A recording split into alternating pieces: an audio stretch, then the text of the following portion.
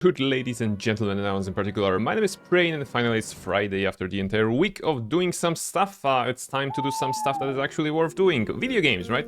So we're gonna play Neverwinter2, of course. So we're gonna make sure to forward the plot a little bit. We're gonna do some side quests, maybe we're gonna get some levels, and maybe we're gonna, I don't know, romance some characters. Probably not, because last time I was kind of feeling like I was third wheeling in my own romance. It wasn't a romance, it was a conversation with an NPC, but the other NPC was, butting in, and I was like, dude, this is my moment, why are you butting in? So, more of that today, I suppose, so we're gonna see how it goes. Welcome Noseja, welcome Dusk, hello guys, how are you doing? Hello, great to have you here, happy Friday to you both. I hope you're doing alright, on this very fine day. Why? Was the work week tough? You have no idea, I mean, I can best describe it as a end of the year fatigue, That's something that I've been noticing amongst myself and colleagues, and probably it's something that's prevalent across many jobs, many workplaces, It's the end of the year, November/December is like you're still doing something, but you're just going on those last fumes pretty much, just those last moments before Christmas, before the season that is actually like a little bit more cheerful maybe, and you don't feel obligated to think at work like all the time, because you have this perspective of Christmas, or a New Year's party, or just some seasonal break, if you're taking that. So it's, I think, just the end of the year fatigue is getting to us. Plus, some random, regular kind of workplace bullshit happening. So yeah, I'm just glad it's the end of the week, and yes, next week I actually have some little vacation. So I'm looking forward to actually recuperating and just gathering strength again. I was gonna start thinking about the Xmas presents. Yes, a little bit. I have put in my calendar, aside from the, regular kind of presents, I'm also participating in a couple of Secret Santas, in different circles of friends, and I was like, okay, I need to think of a Secret Santa for this circle, for this circle, for this circle, With some is more obvious, with some is less obvious. But I figured out, okay, I don't have time for this, for the last couple of days. I was like, okay, I don't have time for this, I'm just gonna put it in the calendar. I put in the calendar for today/tomorrow, kind of. So yeah, I'll be just thinking about that tomorrow, so that I can actually get some progress done, get some progress done on this one. So nice, it is nice, with a couple of friends, with a couple of circles. Actually, okay, with one circle it's the several years in a row we've been doing the Secret Santa for each other. It's just a small circle, it's like 4 people. But with others, we decided to do it this year, and with the other one we also decided to do it this year. The last one is a bit bigger, about 8 people. So yeah, it's a fun activity, right? It's a fun activity, and I think it's just a little bit of something, It's not about buying big presents or something like this. It's just about getting to the spirit of the season a little bit and making someone days brighter, That's what's motivating me to this one, and yeah, I hope that within some circles we agreed to maybe share some hints, publicly, so that people who have randomly chose each other, they can actually get some guidance for the presents. And I know what I'm gonna ask my Secret Santa. I'm gonna ask him or her for something tea related. I'm thinking, because I realized that I'm not out of tea. I still have plenty of tea to just pour in and just have it. But I figure out, sometimes you kind of want to have this like a winter kind of a tea with, I don't know, cinnamon or something, or like a weird tea that you don't usually drink, something surprising. And for the last couple of weeks, I really wanted to go to the nearest shopping mall and be like, okay, it is a quaint little tea shop, and I can get some tea from there. But last couple of weeks, yeah, and I didn't get there, so I'm gonna just outsource this to Santa, so that Santa will bring me some tea that I am too lazy to go by myself, pretty much. So yes, like a set of teas, yes, that would be perfect, that would be perfect. Some special set to make tea. No. Actually, with one group of friends about 3 years ago, I think I got a tea set, as in a little kettle for that and everything that is needed to just to brew some tea. But I just need the ingredients, you know. I just need the actual tea leaves to make tea, and that'll be something like this. Maybe some tea shops will send something like advent calendar with this. Ooh, that'll be good. That'll be good. Actually, speaking of advent calendars, I can actually share something about advent calendars. Hello, Almari, welcome in. We were talking about tea, by the way, and advent calendars apparently right now.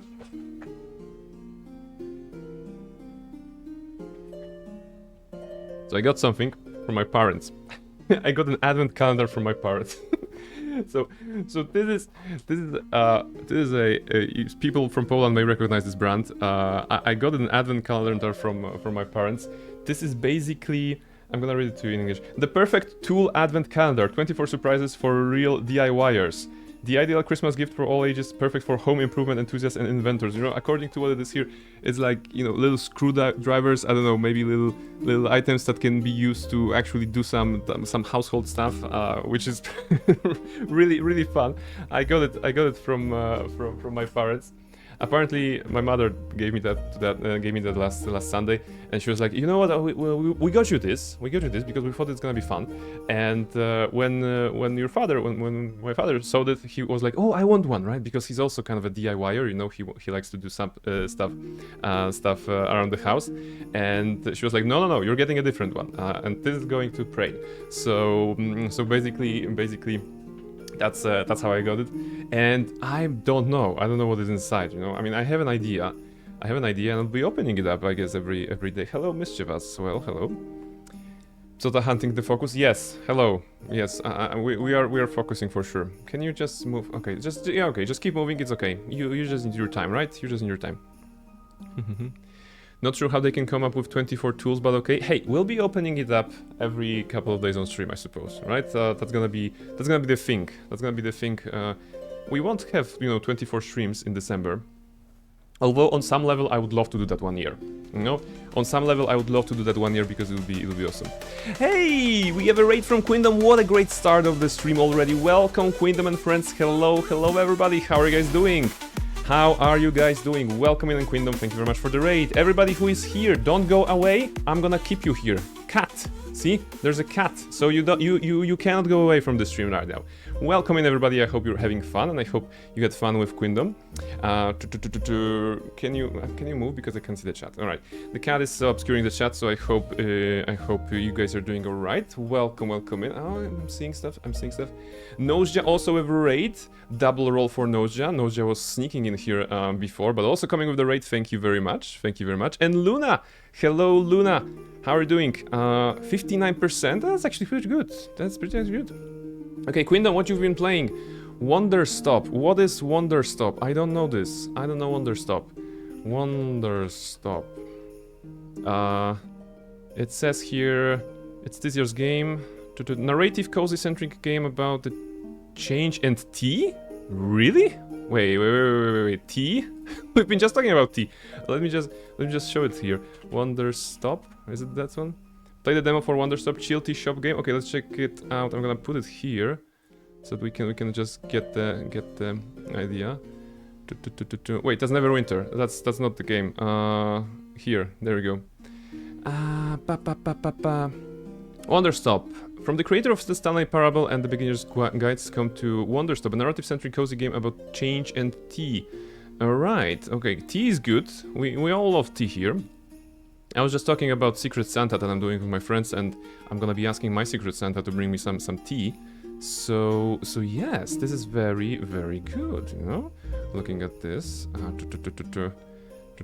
Ooh, brewing tea. Alright. Is this Annapurna? Oh, okay, it's World Collection. And there's a demo. Alright.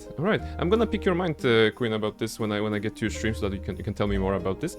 And yes, I hope you guys enjoyed some tea with Quinn. You know, now we can have a tea with Prain, I suppose. I have tea, I have cat. So yeah, that's pretty much all I can offer right now. I wanted to go here. Hey, can I go here? And there we go. There we go on this screen.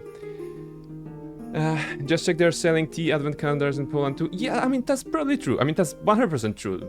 Basically, the advent calendar Well, Advent as a word coming from Latin adventus, I believe, right? This is deeply rooted in Christian traditions, but nowadays I think that the Advent calendars are basically a staple of waiting for Christmas in general, for the Christmas season. And there's everything with little perfumes, with little tools, with teas and Lego, for example.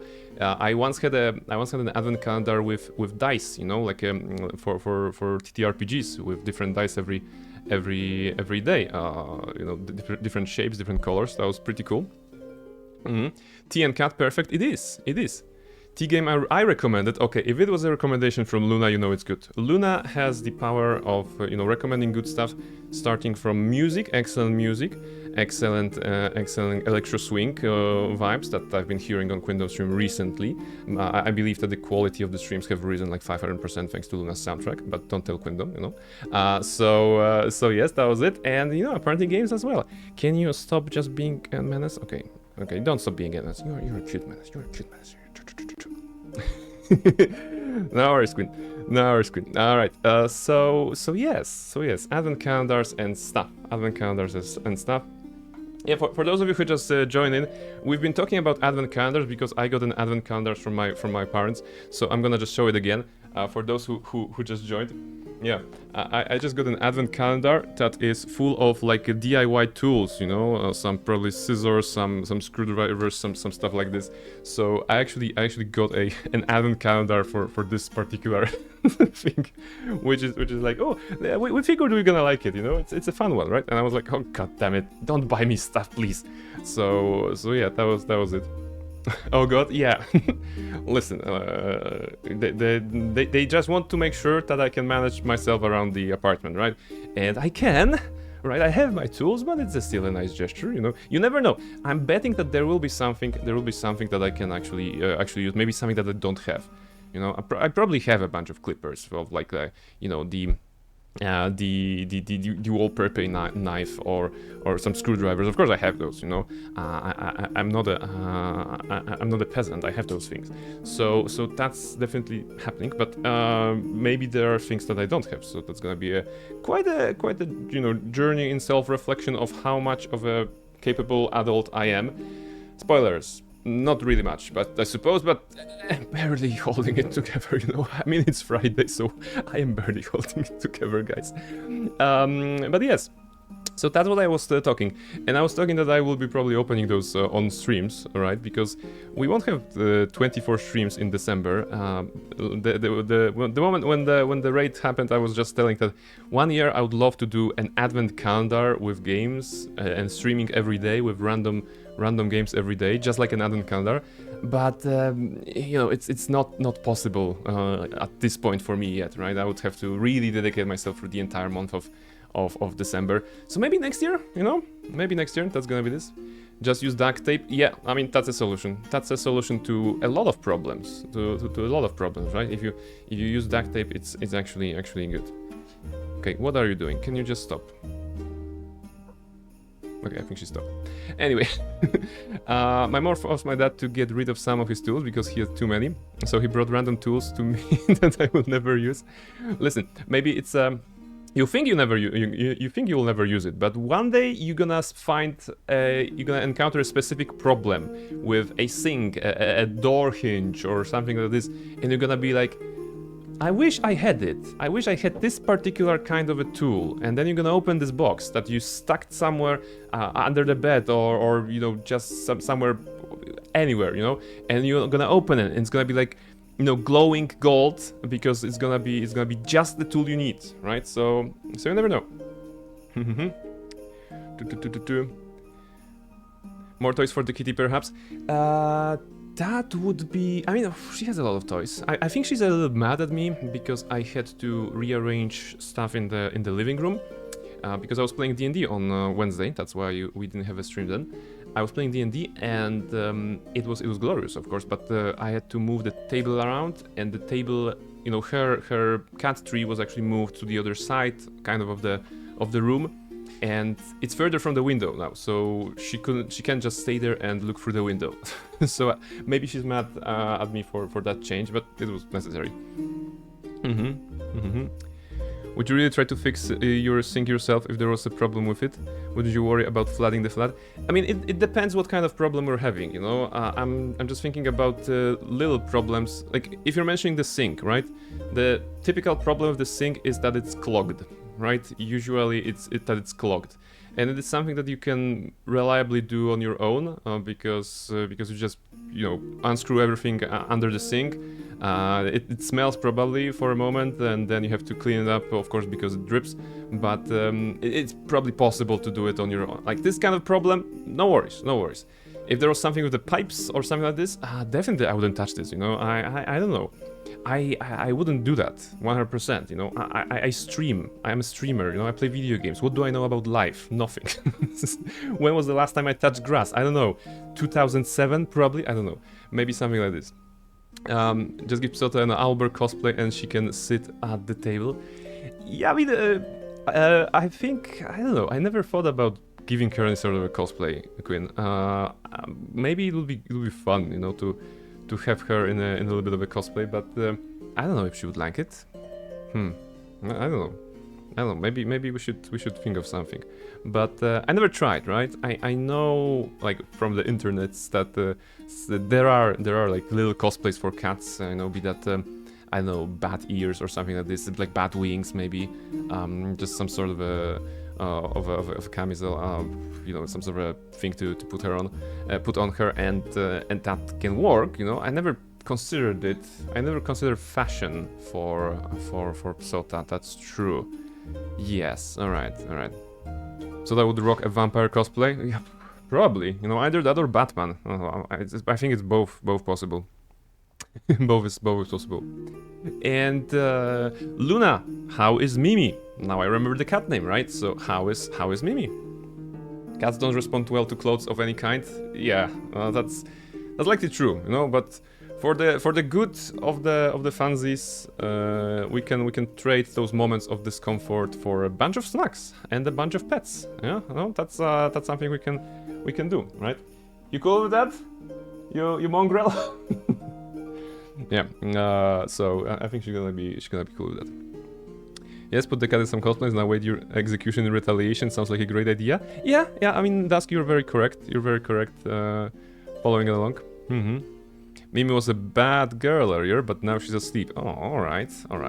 Well, rest assured that she's gonna sleep for an hour and then she's gonna wake up and she's gonna be a good girl, right? Sleep can solve a lot of issues with yourself, with your cat, with everybody, pretty much. You know, sleep, highly recommended. I need some sleep in general. When I was playing D&D, I was building a model of a battle map to like 2 a.m. You know, but it was worth it. The campaign went great, actually. I think can I show you some pictures of that maybe?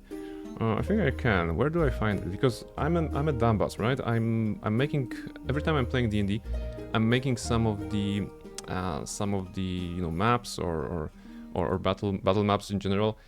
For the purpose of doing combat, but I never take any pictures beforehand, and then I am busy during the game to take pictures, and I'm only relying on like near model to make some pictures while we're playing or something like this. So yes, I think I can show you some things. If I can open a couple of pictures in here, and then don't showcase the entirety of my stuff. Okay, give me a moment, guys. I'm gonna show you some pictures. It's gonna be fun. The pictures will be from your model technically, but yeah, I'm gonna tell you why D&D is fun, right? So, give me a moment. Oh, Mischief is sitting down. That's actually good. There you go, and maybe this one as well. Alright, so I can close this. There you go, I can move this back. Okay, I should have game prepared. Also, I should have started with just chatting, not Neverwinter, but here we are. Anyway, it's gonna be good. Where is stream? There you go. Rizot, hello, welcome, Rizot. I hope you're doing nice and cozy on this Friday. She just did the cat thing of throwing stuff to the ground for absolutely no reason. in the catproof table. That's why I sent you the catproof table.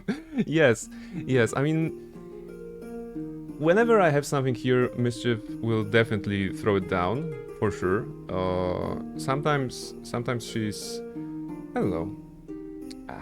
I'm just making a quick map of my apartment, wondering where are the places from which she is most likely to throw stuff down. But yeah, it's only usually here, so probably when she wants to catch my attention or something like this.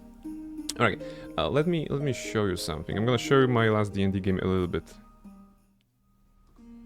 Alright, so we have some pictures. We have some pictures that the near model took, and I can share them with you so that you can see a battle map that we did. I'm gonna show you, yeah. So there's a battle map, as you can see. It was composed of like 6 5x5 tiles. Sorry, not 6. 6x5, 5x5 tiles. And it was the game was taking place in a twilight grove, you know, underground. And there was difficult terrain marked with those rubbers here. Like shrubs or something like this. The dried oranges, because the theme of the Twilight Grove was that there was an evil druid in there. So dried oranges were like trees, you know. It's a top-down view. You have to believe. You have to believe it's a top-down view. So those were some of the trees. And we had, what do you have? You in the corner here you can see some, you know, actually some of those. The good friend snack, the lyophilized raspberries. I put them in circles, and I'm introduced the mechanic of teleportation between those circles across the battle map. But whenever you teleported or the enemy has teleported, I was eating one of the raspberries, so that was a limited research on the map, I suppose. What else do we have? We had some corks from wine, you know, I have plenty of those, so it was a kind of a decoration in here. Yeah, and of course a bunch of characters fighting, you know. This was a moment for near model. She actually climbed on the part of the wall, and you know, there was a dragon ballista, and she loaded the ballista with big ass belts and shoot the bugbear that was on the other side of the map, and that actually saved Nighty's life. You know, her character Servin was fighting with the bugbear, but she aimed true basically. And we were wondering if she's proficient, if she can actually fire from the siege weaponry that the ballista essentially is. And we decided that she can, because this is essentially just a bigger crossbow, and she's proficient with crossbow. So that was the thing. Reshka, welcome in. Hello, Reshka. We're just talking about the advent calendars, D&D cats, and tea. I know that Nighty tanked like a beast. Yes, and she still refuses to actually have a shield on her warrior, on her paladin, because reasons, I suppose, right? So that was near model's Hail Mary shot to actually save Nighty's life. We also had my friend got into Esgal, actually, you know him from the chat. Esgal got into 3D printing, and he brought me barrels. You know, he brought me barrels that I can use in the campaigns, barrels and boxes and other stuff that was included there. So that's a thing that was quite a nice addition to this one. I've heard Nighty doesn't want to give up the halberd. Yes. But the funny thing with Nighty, I mean, one of the funny things with Nighty is that her paladin is really into two-handed weapons, be that a halberd or a lance. You can use a lance one-handed when you're mounted, but she doesn't have a mount yet. So she is into those two-handed weapons. But at some point earlier in the adventure, she was like, "Oh yeah, we're kidnapping this goblin, and I'm gonna attach him to my shield, right?" And I didn't mind that, you know. I was like, "Okay, just bring the goblin as a meat shield on your actual shield." And then, you know, 2 sessions later, she's like realizing, "Wait, guys, I don't have a shield. Okay, so how are you carrying the goblin for the last 2 sessions?" And then we're like, "I don't know, I just did, you know." Praise Takhisis, because she's from Dragonlance. The character is from Dragonlance. The goblin was the shield? Yes, that might have been the case. Eventually the goblin kind of disappeared, maybe orchestrating a theft of a crystal from the staff that the wizard was having, you know. I don't think they still remember that. And I believe they won't be hearing this because today they're playing, you know, Vampire the Masquerade, I think. So yeah, I mean, myself and my friends we're playing a lot of TTRPGs. So barrels were also the part of this, as a nice decoration. You had those roots. On the side here, you can see the ginger root. I'm not sure if I can have a better picture, but this was actually a ginger root that created kind of like a natural bridge between the two places. Oh, this is a cool one. This is a cool one. So I mentioned that the idea of the session was that there was a evil cult, right? An evil druid cult, and the whole shtick of that cult was that they were like planting big flowers, big roses that were, and by big I mean just like enormous roses. Fucking cultist again. Yes, the cultist was the team. So they were planting roses, and those roses were just, you know, subtly enchanting people around and trying to take control over population. You know, it was a thing. And this thing here is actually a DIY. You know, going back to the calendar that my parents got me, I made it. I made it myself. It's actually not that difficult to make a rose out of playing cards. You just need a bunch of hot glue and a bit of patience. So yes, highly recommend it. It's fun. You know, I made basically 2 of those in my life. One was part of a birthday present, and the other one was used to the game session. So yes, that was pretty cool. That's what I struggle with, patience. No, it's okay. You know, just be patient. I mean, what? That? Just be patient. If you like patience, just be patient. You know. They call it the wing shield. I also made both the OS to run without using a shield on my character. Oh yeah, there you go. You can either like 2 shields on 200 weapons. Can't have both. Yes, it is. Always blame the cultists. Yeah, the cultists were the problem. So aside from that, there was at the very end, because the entire setting was very close to the heart of one of the players, who was a druid, right? Because evil druids and a morally great druid on the party side. So of course it ended with some sort of a duel between the druids, and the rest of the party was fighting elsewhere, you know, doing some stuff. So that was like a climactic moment for the actual druid that had to fight. And during the fight, he also may or may not have tapped into his hidden demonic heritage, right? Not that hidden, he's a tiefling, but some sort of power descendant. And while he was usually summoning a very good-looking fire spirit in the shape of a fawn, you know, like a little Bambi mom, this time it actually transformed into a hyena, you know, blackened fur and the flames engulfing this. So yes, some demonic vibes in the end. But they won. Of course, they won, and they destroyed the flower. Actually, it was a shot from the aforementioned ballista as well that destroyed this. There was a flaming sphere that the wizard and the party wizard actually conjured, so the bolts were on fire, and they destroyed this particular one. I was so proud of them of actually figuring it out that it was possible. What else is here? This is the fight between the 2 druids, and this I've already shown you. So yes, there was a bugbear that they killed kind of a session earlier, but I decided, through the magic of narrative and some bullshit I conjured out of my ass, I decided that he's coming back, right? And they had like a second fight with him. And actually, the Knighty's character, Servin, the paladin, was tanking him pretty hard. And yeah, this is the moment when Knighty was actually tanking. So there were also kobolds, there were goblins, the bugbears, whole bunch of them, a lot of fun stuff, you know. So yeah.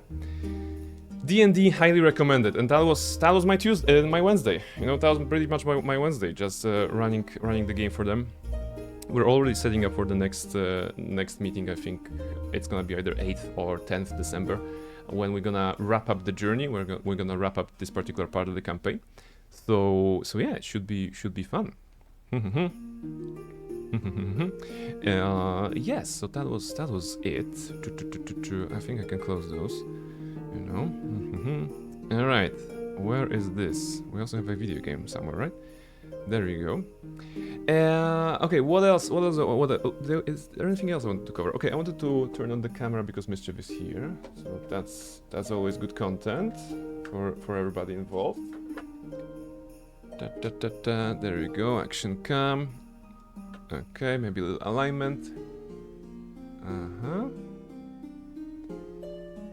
Alrighty.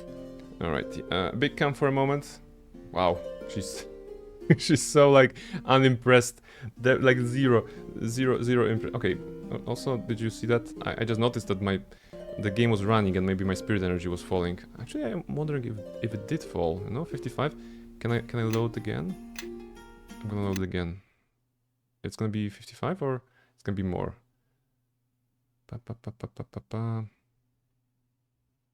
Because I loaded the game the moment the stream started, like 30 minutes ago. Yeah, 68. See, the spirit energy here, it's 68. When I just you know, put it on the big screen after the yapping segment, it was 55. So nothing like just having your character die out of the, you know, spirit energy deprival while you are yapping. This will be accurate. You moved my cat tree? Yes, I did. And because of the workload this week and because of my general laziness? No, I can't say that I'm super lazy. It's just there was a lot of work this week, so I figure out I'm gonna just, you know, clean around and move the cat house back 3 again to the wall on tomorrow basically. So yes. Sota, you're talking to me? You're talking to me? Yes. She's like, are you talking to me? All right, guys. Ooh, collecting some feathers as I can see. There you go. Collecting some feathers, guys. Who got the golden one today? Who was the first here? Can I just go back and see? Who was the first? Nosejaw was first. Okay, Nosejaw was first tonight. Congratulations. And yes. Oh, Esgal is here. Esgal, I was just talking about you. Esgal, a huge shout out to Esgal because Esgal brought the barrels. You know, Esgal is the barrel master. He 3D printed the barrels that we used in the latest D&D game, so it wouldn't be the same without those barrels. Really? Yes, really. Yes, I was talking about the D&D. You know, about our session on Wednesday, and about the props that you brought us, and about all the stuff that we did. So that was it.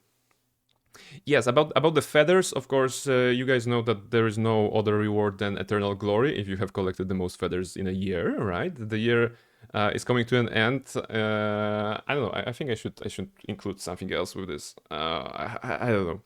A picture with mischief, I suppose, for the biggest you know, feather enjoyer, I suppose. Like a sign. Oh, signed picture of Sota. I don't know. I'm just making things up. So maybe something like this. But yeah. For those of you who joined the channel more recently, no worries. On January 1st, we're gonna reset the count, and you're gonna be able to click those thingies. You know, to click those thingies again. I also think I'm liking the things that, for example, Selena have and Quindo have, like a daily drink or a daily croissant. Those are very, very cute things. I started with the feathers, right? But those are not very edible, so maybe we should get some snacks on board, right? Or something like this. I will lose my feathers. No. The count that is displaying when you are redeeming things, right? When you are redeeming things, it just shows this table, right? And this will be reset to 0. But the message that the bot is showing, you know, it's the lifetime total, right? So if it's saying, for example, right now you have a 110, it's gonna continue to grow, but on the overlay from January, it's gonna be like a new ranking, so that we can see some stuff. So yeah, no feathers will be lost, and that's good, I suppose. That's good. Thank you very much for everybody who is actually finding the button and clicking that. Is always nice to see that the people are out there reacting, you know, a little bit. I know there isn't like a huge payout out of clicking that, but hey, it's a virtual thing to click, and we love to click things when they are virtual, of course. Why do I know that, and why do I say that with certainty? Because the clicker games are a thing, right? So clicking stuff is in our nature right now. Although maybe nowadays a bit more of tapping, you know, because of the development of mobile phones and how people are consuming media right now, maybe tapping rather than clicking. It's free to click, so I click. Exactly, it is the mentality. You know, it costs you nothing to click. Need to collect. Yes, the inner need to collect stuff. Ooh, collection. Okay, how about that? How about we get a randomized thing like let's say there are 10 colors of a feather, and not all of them are of the same rarity. And upon redeeming the feather, or something, the equivalent of, you get one of the collection, and you cannot get, no wait, and then you try to, just like gacha, right?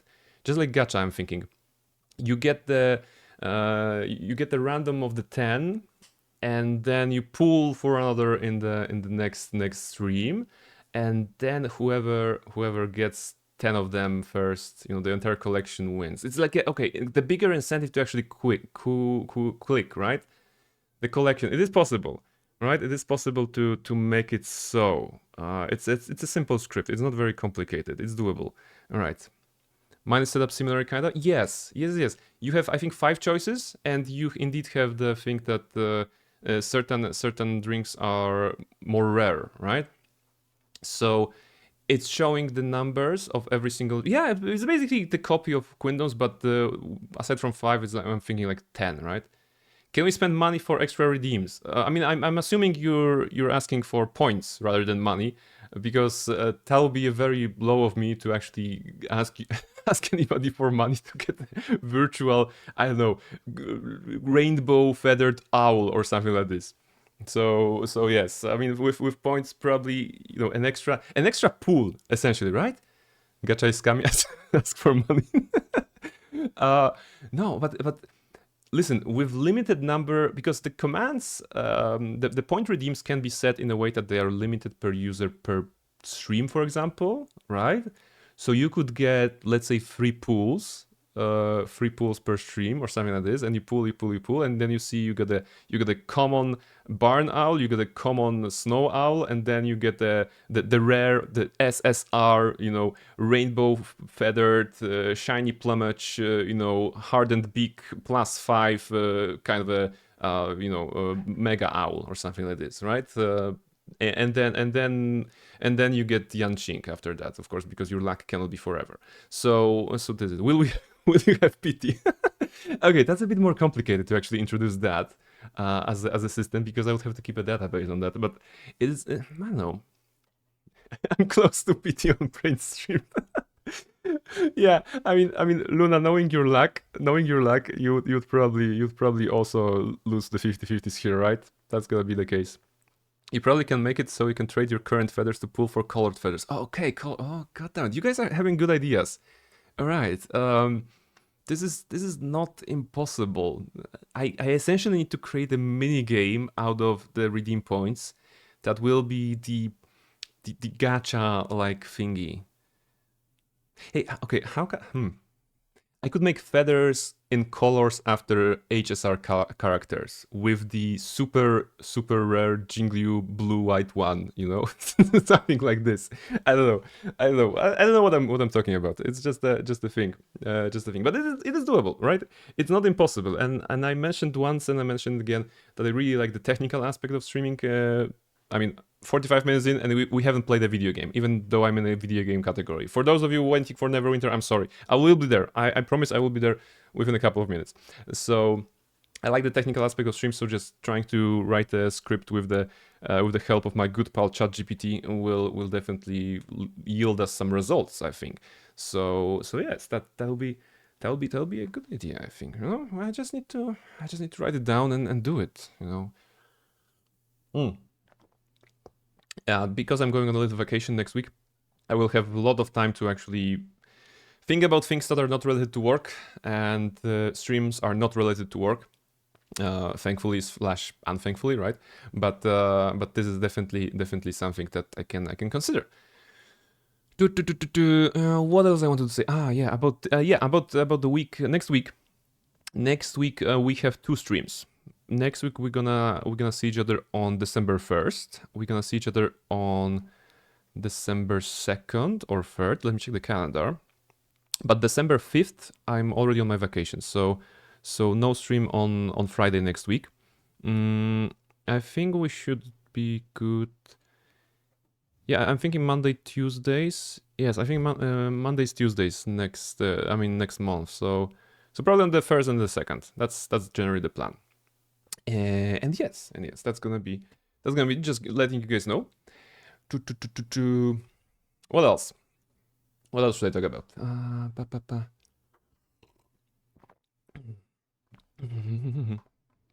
I was thinking about D&D again. I'm basically, to give you some insight, the campaign we're running is going across multiple planes of existence, and the first one we did was Greyhawk, so that's the original D&D 3rd edition setting. And the next one can be either Dragonlance, can be either something in the Astral Sea, or can be Feywild. I'm thinking the group will decide where they want to go. If you don't know those settings, well, Dragonlance is just a not that kind of like heroic fantasy with a little problems with dragons, I suppose, and stuff like this. The Feywild is the whimsical Alice in the Wonderland kind of a fey creatures like fairies, unicorns, and stuff like this, and also things trying to steal your name because you haven't been careful enough. And the last one, the Astral Sea, is basically pirates in space, starships in space. But it has dragons. Yeah, I mean, and lances, dragon lance, so it has to have dragons and lances. I'm not very well versed in the dragon lance setting myself, so I'm gonna have to. I'm gonna actually have to listen to something, watch something or read something about Dragonlance, because I want to present the best kind of a adventure for Nighty. I'm not sure where the group will go. I'm thinking they're leaning into Astral Sea from what I heard. So that there may be a pirate kind of a segment for the D&D game. I'm thinking about this, and that should be interesting, right? I'm imagining the adventure set across multiple ports. They can have a ship. Wait, Esgal is still here, because Esgal is part of this campaign. I shouldn't be talking too much. Okay, Esgal is here. I shouldn't be talking too much. I shouldn't be talking too much about my ideas. I still, I don't know. Would you guys be interested with me yapping about D&D stuff, on the design level when I'm creating adventures or stuff like this, or just reporting for what happened? Would that be interesting for you? I love D&D, right? You guys know that I love D&D, and I'm playing D&D regularly, and I didn't find a way yet to play D&D with Twitch with you guys on some level or something like this. But I'm always happy to yap about it, right? And would actually help me do some design stuff, right? Hearing you yap is interesting already. Thank you very much, Quinn. Thank you very much. I have no idea about it, but it looked nice from the pictures. Yeah, I mean, listen, Luna, this is the tabletop role-playing games, right? So like a board games, but with acting, or more like improvisation, improv, which is often improv comedy, pretty much. That's depending on the group you play with, of course. But the idea is that, of course, the players sit down to a table and they enact some scenarios. There is a game master that is leading the game. They're presenting them with the environment, with the setting, with the situation, and then the players tell them what they want to do, and then the game master tells them to actually roll the dice or check the skill or use the spell or something like this. They can also decide what to do. So this is something that basically goes like this. You walk through the forest, you see a goblin. What do you do, right? And the one player will be like, I attacked the goblin. I tried to talk to a goblin. I kidnapped the goblin, right?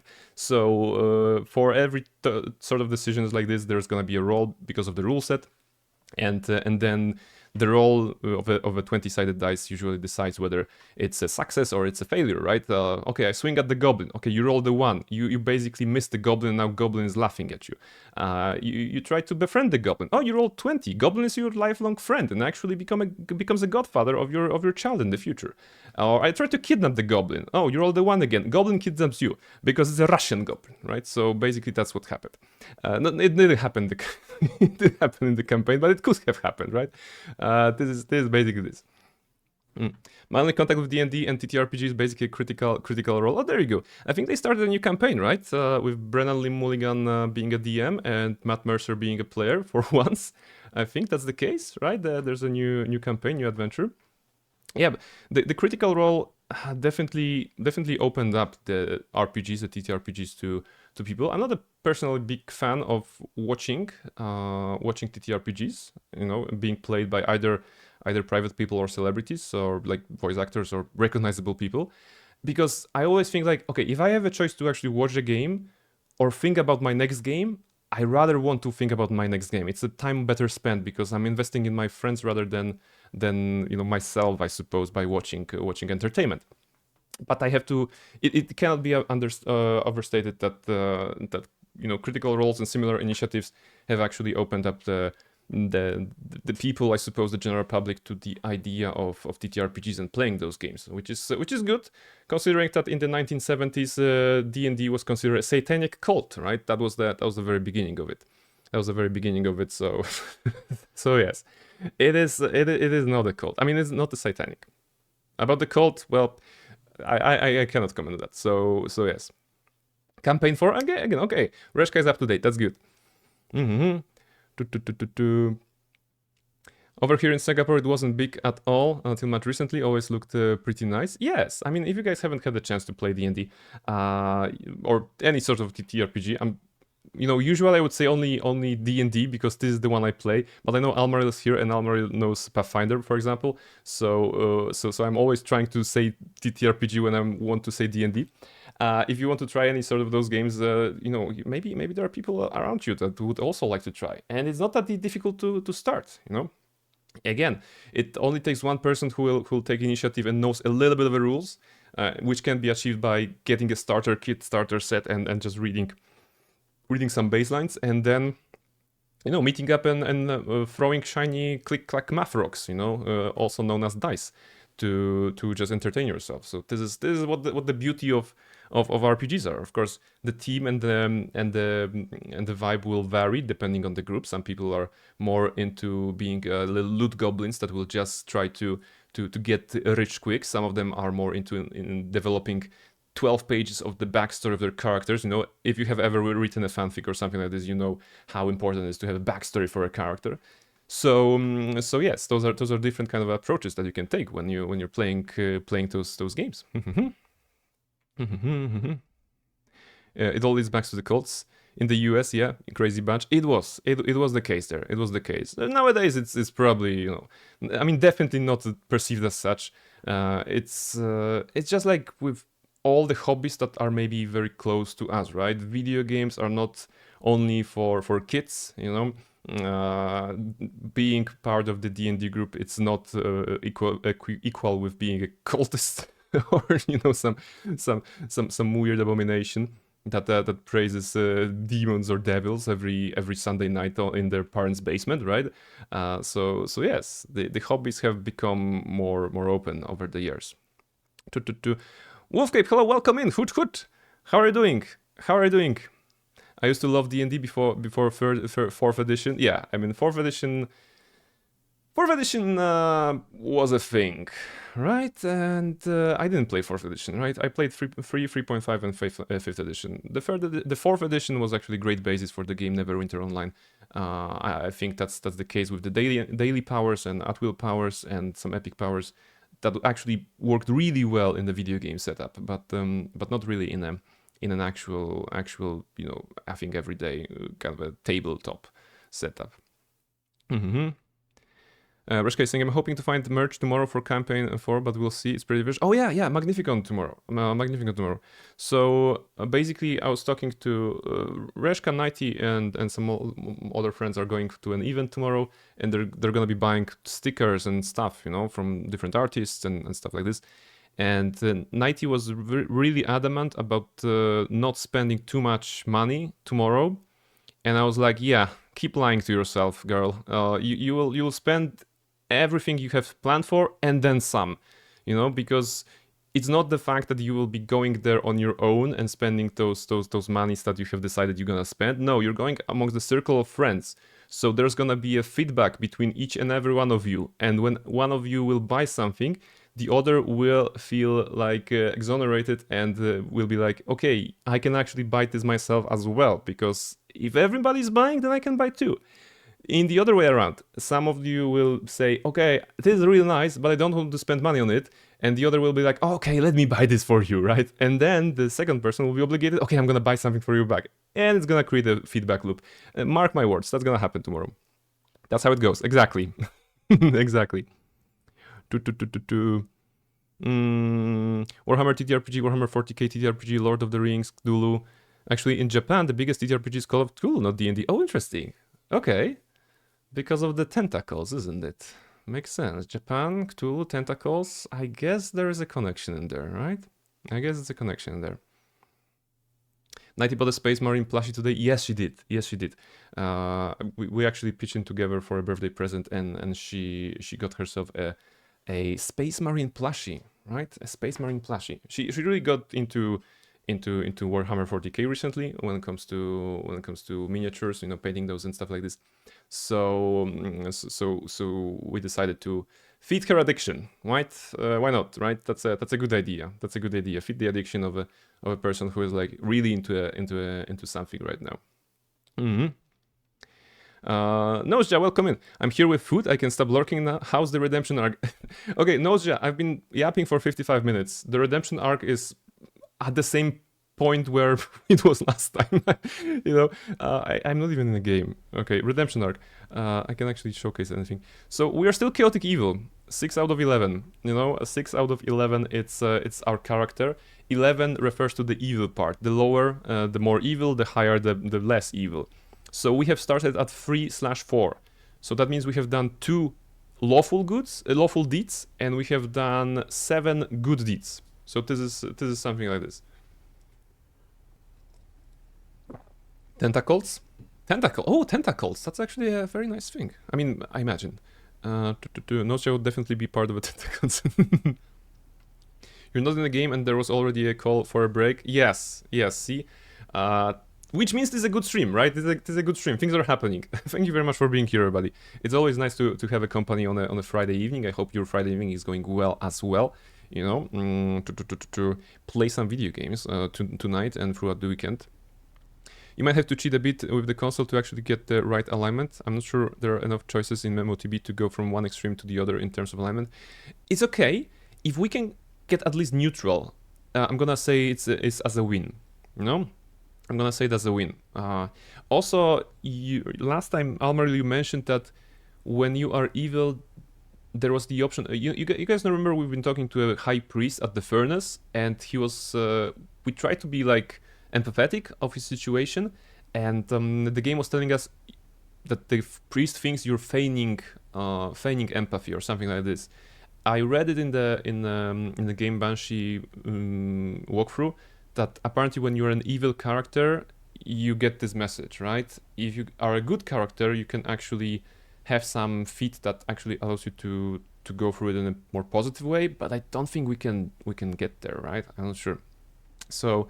So yes, I'm not sure if I don't think I need to go there and eat him right now, because the Death God's Vault seems like a location to which we can return later. So maybe I will be able to actually get this situation handled a different way if I do all the side content first. You know, that's what I'm imagining right now. It can be a thing. Nourish, thank you very much. Okay, so what do we have today? We have tea. We have tea, and we have those lyophilized strawberries, no, raspberries. That once again, they have been part of my D&D adventure, and they have been magical teleportation circles across the battle map.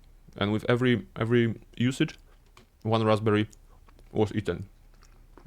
And I was like, okay, if you don't like them, I can eat them, no problem, because the taste is very sour, and not everybody likes that. And on one teleportation, when Near Model's character was teleporting through that ring, I was reaching out to just grab the raspberry of the battle map, and she was like, nope. She snacked the one and ate it herself, and I was like, okay, so I don't need to eat this one. You're gonna take over of this. And yes, going back to the redemption arc, we did something. You know, we got some friends. We got some friends. We have Safia, who is a bald red wizard, just like us. We have Gun, yes. Gun of Dreams, who is an absolute Rizzler and has a funny hat. We have a lady that is an angel, and we have a bear that is a bear. You know, pretty much that's the case here when it comes to the party members. We have used the console to actually extend the party limit to 5. Normally at this point of the game and throughout the expansion you only have 4 characters, but we have 5 because we're so badasses. Because I couldn't... this is basically the entire crew that you can recruit in the game. There's one character, but is mutually exclusive with Oku, with the big bear here. So pretty much we have the entire party, entire roster with us. True rogue, yes, that was a true roguish approach from your model. Yes. And yes, okay. All right, I think that's it. There was a call for a break. Should I take a break? Okay, I don't know. You know what? Actually, I may need the break because throughout all this yapping, I basically drank all my tea. So, yeah, I think that concludes the yapping segment, and we can actually play the game. So I hope you're gonna stick around. If no, then by all means, you know, go get some drink yourself and eat something and play some video games. I wish you all the best, and I'm gonna be back in a couple of minutes with fresh tea, with a plan. Do I have a plan for this one? Maybe? I don't know. Okay, I wasn't thinking a lot about Neverwinter in the last couple of days. I think the plan is to go to some the Sunken City, right? That was a plan.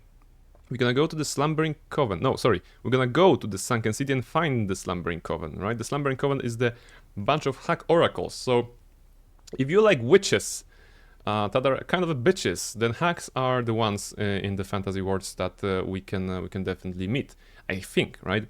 And one of them may be related to Gan, you know, the sexy, edgy, dreamy boy Rizzler who is with us. So that's gonna be the case. We're gonna meet maybe somebody related to his quests. All right, Yes. short break to get myself tea, and I'll be right back, guys, for some Neverwinter Nights 2.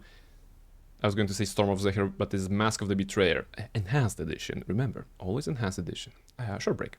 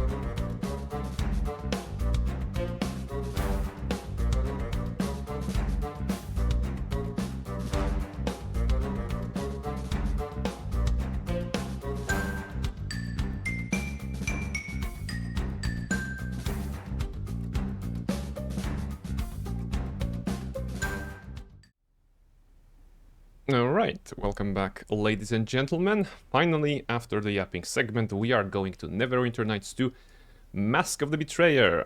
We have seen some masks, maybe, we have seen some betrayers, did we? Maybe? And, well, altogether, it's gonna be a fantastic adventure ahead. The game is really nice in the terms of plot, you know. The base game is a bit of a base game, but this one is definitely introducing some new good stuff. Why is not Barnabella first in the party? That's weird. Is Safia the main character now? Because how did it happen? How did it happen that Barnabella? Is it possible? Yes. Around? Wait. Usually the main character was at the top, right? Why is Barnabella here? Was it like this on the loads, or did I change something? Am I getting sidelined again?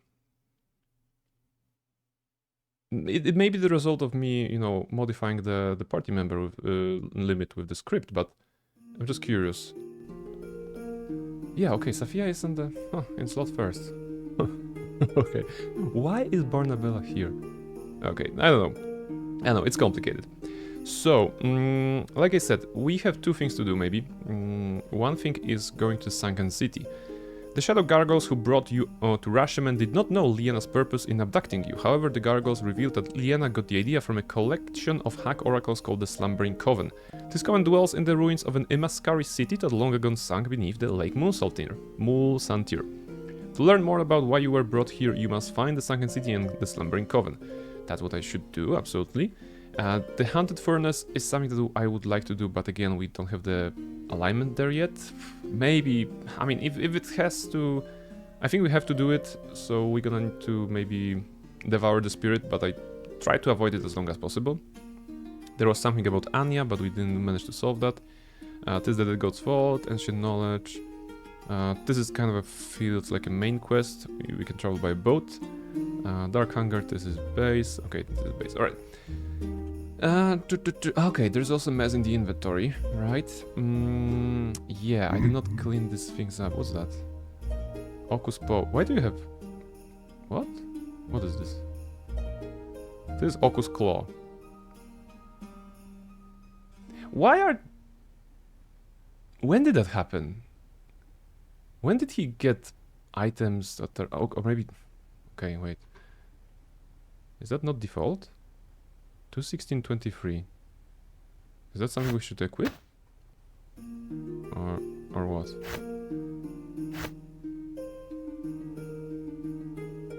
Okay, now that's creepy because it's technically an item that is not being equipped here, right? Or anywhere. But the game still has it. What did we do with the game? Okay. I don't know. We have a bear paw. Can it be used by anybody else? Indeed. No. You don't have proficiency. Okay, what about someone who actually has proficiency? Yes. You? No, you neither. Okay. Yes. I'm not sure why Oku has those, but he has. Indeed. Alright, let's sort the equipment a little bit. And do those weigh anything? 0, alright, they don't. But the crafting stuff should go to you anyway. There's plenty of that. Oku can't use a lot of items, but we established that he has a big load that he can take, so this is good. Is anybody encumbered? Not really. I ask you to follow me right? now. You have a bunch of stuff. Wait. Is that the Malorite Totem? Is Malorite Totem the same picture as Ocus Claw? Ocus Paw? Yeah, it is. Alright. What is going on with this game? Yes? Anyway, it's enhanced, right? So, not a problem. Let's go. Let's go somewhere. Wait. What's with the spells? Okay, again, I didn't do any spell stuff, right? Or maybe I did. Hey, I'm actually... Have you talked to Oku? Oh, I have not, right? We talked to everybody last stream, and we didn't talk to Oku. Yes, we talked to all our party members aside from Oku, so let's learn Oku's first. Oku's stuff first, and then we can move on. Thank you for the reminder, Almariel. We underestimated your might. A whole host of angry spirits were no match for your wrath. While I will honor my oath to help you, Do not forget that other spirits may resent you for the pain you caused them. So, what we learned about Oku is that we learned that in order to gain his respect, we should treat him as a Krogan, right? So angry and warrior-like, right? So, in here, I apologize for whatever harm I might have caused in your kin. I don't think that's the right answer straight away, right? Because it's like... I think my wrath is terrible, you'd do well to remember the fact. Whatever the pain I caused was only self-defense. I mean, Oku is like, no, you should be a hunter, not a prey, right? So I'm actually gonna go with this one. It feels like evil, but I think he will respect that, I'm guessing? Let's see. My wrath is terrible, you'd do well to remember that fact. Are you threatening me, little one? Okay. Okay, so that was actually lost influence. Should I have said okay with him? I don't know. Oku is a minefield for influence. I'm sorry, Oku, I did not mean to offend you. Let's try this. Because intimidate here is you exist only because I allow it. This is too strong. This is too strong, I think. Apologizing is too weak, again. Maybe it is logic. Twice now you've shown me nothing but aggression, Oku. How do I know you won't turn on me? That's actually questioning his loyalty. And that's bad for a Krogan to hear, right? So I'm gonna actually apologize here. Let's see. I'm sorry, Oku, I did not mean to offend you. Do you always apologize when faced with a harsh word and short temper? Save your politeness for the two-legged. I cannot win here. I'm trying to apply some logic, and I have lost influence twice with him. Maybe I should have pressed on, right? I should have pressed on. Okay. Okay, we're gonna solve this. I have some questions for you. Yes? Let's see. You're struggling with Oku a little bit. It's good thing that I am not considering romancing Oku, so that's actually okay with me. What sort of creature are you exactly? I am a god of bears. What is there not to understand? Why, just little one. You smell of distant lands. No doubt the spirits of Rashomon are a puzzle to you. Okay, so now he has a sense of humor, but like 5 times ago he didn't. In life, I was a bear of flesh and bone. In death, my bond with the land has called me back.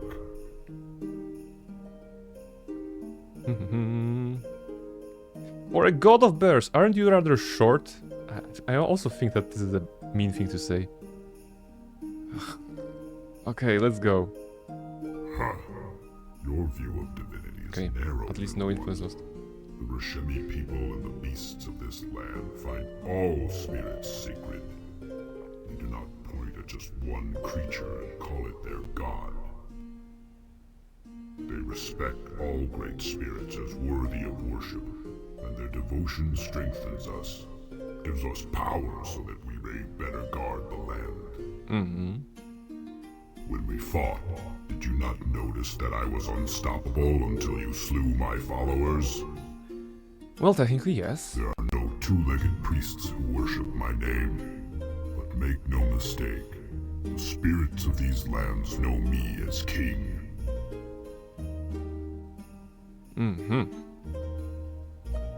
I didn't realize bears lived on in the afterlife. Not exactly, little one. I am not an undead beast, nor a restless soul of my dead self. I am an echo of what once was, sown from the energy of the land.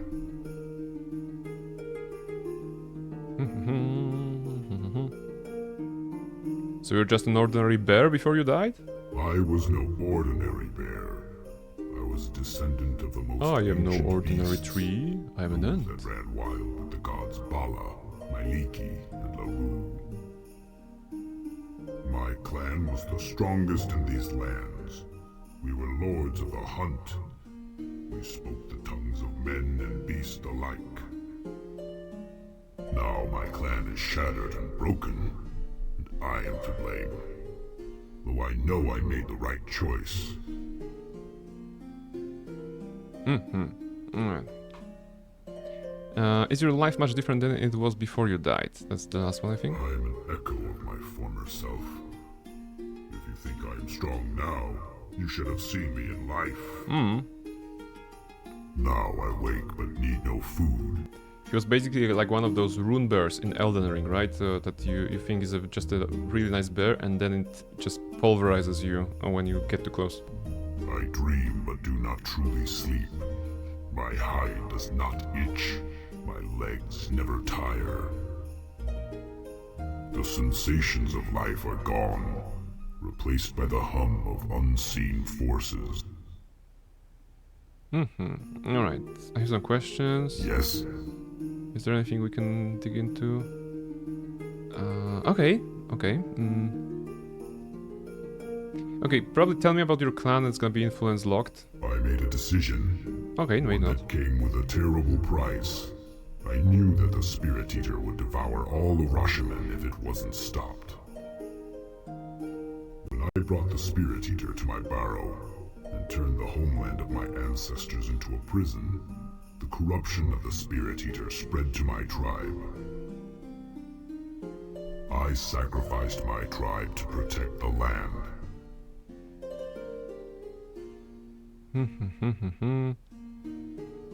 Okay, this feels like a alignment decision, right?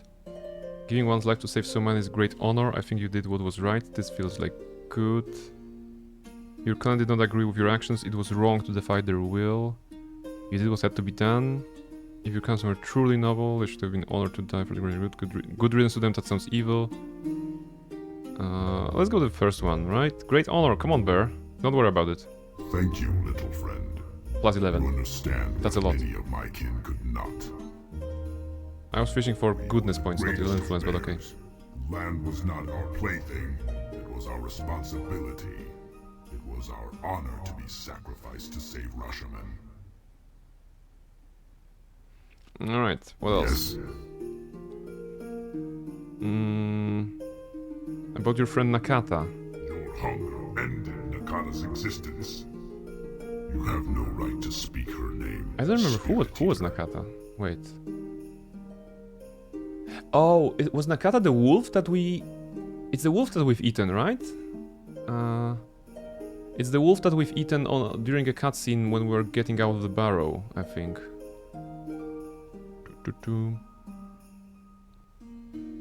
I wanted to apologize for her death. It's not my fault she was too weak. If we're going to work together, you need to drop your grudge. I'm over it, you should be too. I don't know. He's like very angry with this one. I guess I apologize. Because it seems like personal for him, so even if he wants us to be tough, it still feels personal. I wanted to apologize. Yeah, because your hunger ended Nakata's existence. You have no right to speak her name, Spirit Eater. I want to apologize for her death. But the last time we apologized, he was angry at us. Okay, do I learn after my mistakes? Probably not. I wanted to apologize for her death. Apologize. Your words will Okay, break her no back. influence change.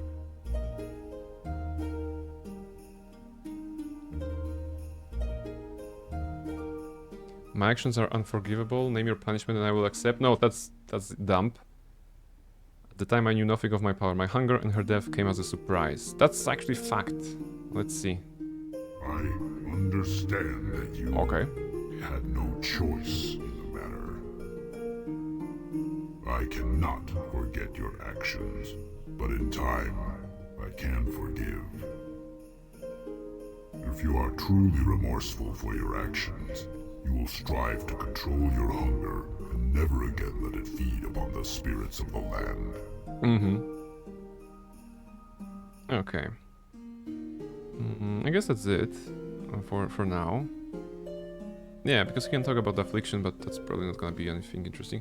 What I really like is how the influence system is implemented in here, in this game, because during dialogue you actually see the results of your actions. Oh, we got 1 point good, 1 point lawful, that's nice. Another point good with Oku. Yeah, so we are what, 6-13 now? 7-12, 7-12, that's good, alright. So we're getting somewhere. Because, for example, in KOTOR, right, when you're talking to Kreia, most notably, but other characters as well, you can also gain influence or lose influence over them, but it is never clear what is your influence level, because Yes. it's not not presented as a stat in a game, and during dialogue you only can get the, well, from the responses you can learn whether they liked your response or not. Again, with Kreia probably she didn't, but in here you actually can check it out. And the fact that you're getting this in dialogue, it's a very good, because the player gets instant feedback, right? The player gets an instant feedback after having chosen an option, and then they can learn from it. They can learn from the vibe that they have chosen, that is a good vibe for this particular character, or a vibe that is leading nowhere. So good implementation on To this. me, my allies, Very, very I simple shall system, lead. I would say. Indeed. Yes. We have supportive in here, we have Yes. neutral in here, we Yes. have devoted in here, and neutral in here. So yeah, Yes. she is devoted Yes. and she's supportive. That's good enough for me. That's good enough for me. All right. I think we can go somewhere, but we could also... Indeed. We need to replenish our spirit energy, right? And we can only do that with Suppress.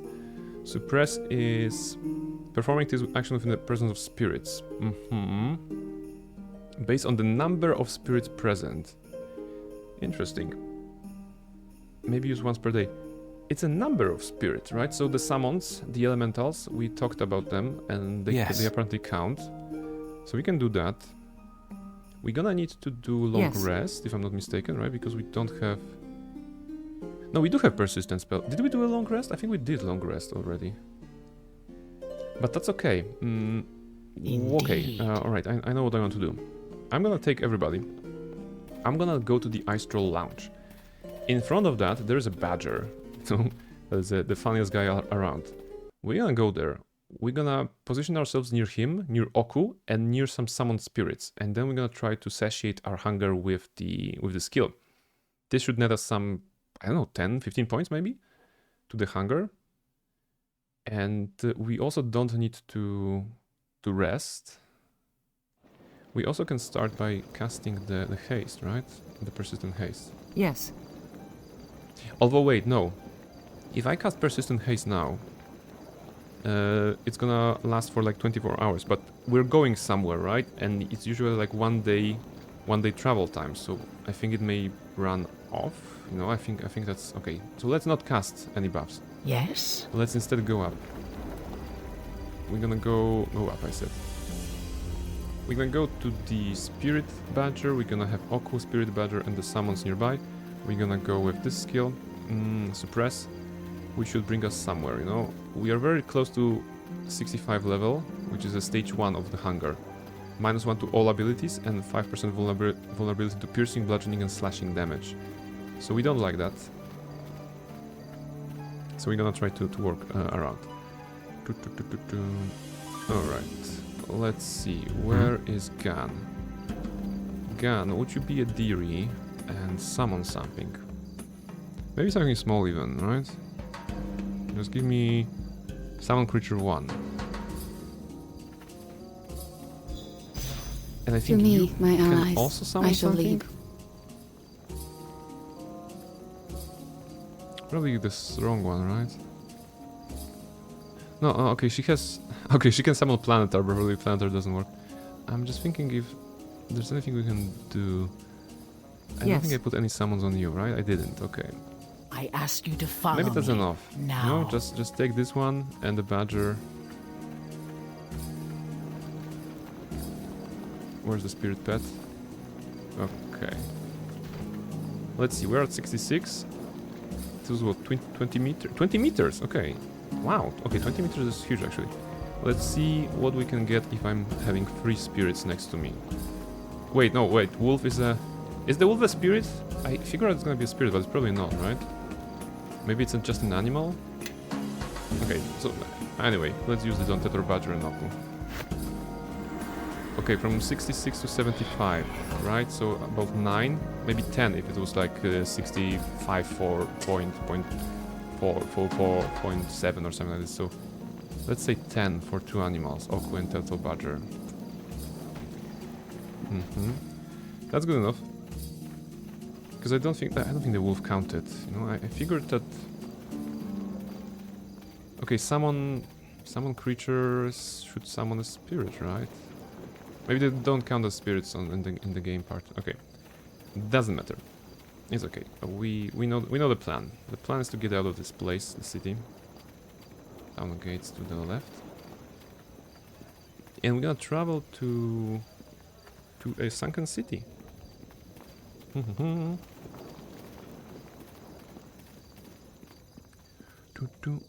Go out. Ooh, I could have cast it outside. Maybe outside there's more than one spirit. I have to check. Are there more spirits in here? There was definitely a couple roaming the fields. Like here-ish, somewhere. Yeah, like this one. This one is more shiny than the badger. Maybe he's worth more points. Also, can we talk to him? Now that he's not the enemy? Probably not, but just checking.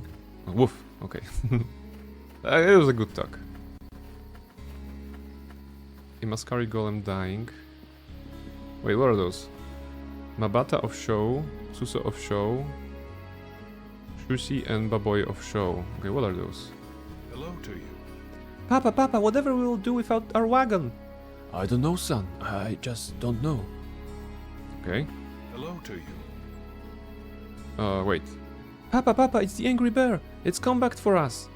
Oh, wrathful hidden bear spirit, I respectfully request that you return to the hereafter and cause this humble family of Show no further grief. I did not intend. No, demon bear, please shut your carnivore's maw and find some other prey. But I... Ah, no, bear spirit, don't eat us. Bah, there is no use talking to these superstitious folk. Perhaps you should return to speak them without me. Oh, we cannot continue here if Oku is in the party. Okay, that's counterintuitive. I mean, it makes sense, but I'm not wasting time just getting Oku in and out, and I don't want to bother with the console. So screw you, family. What was that? Shu family.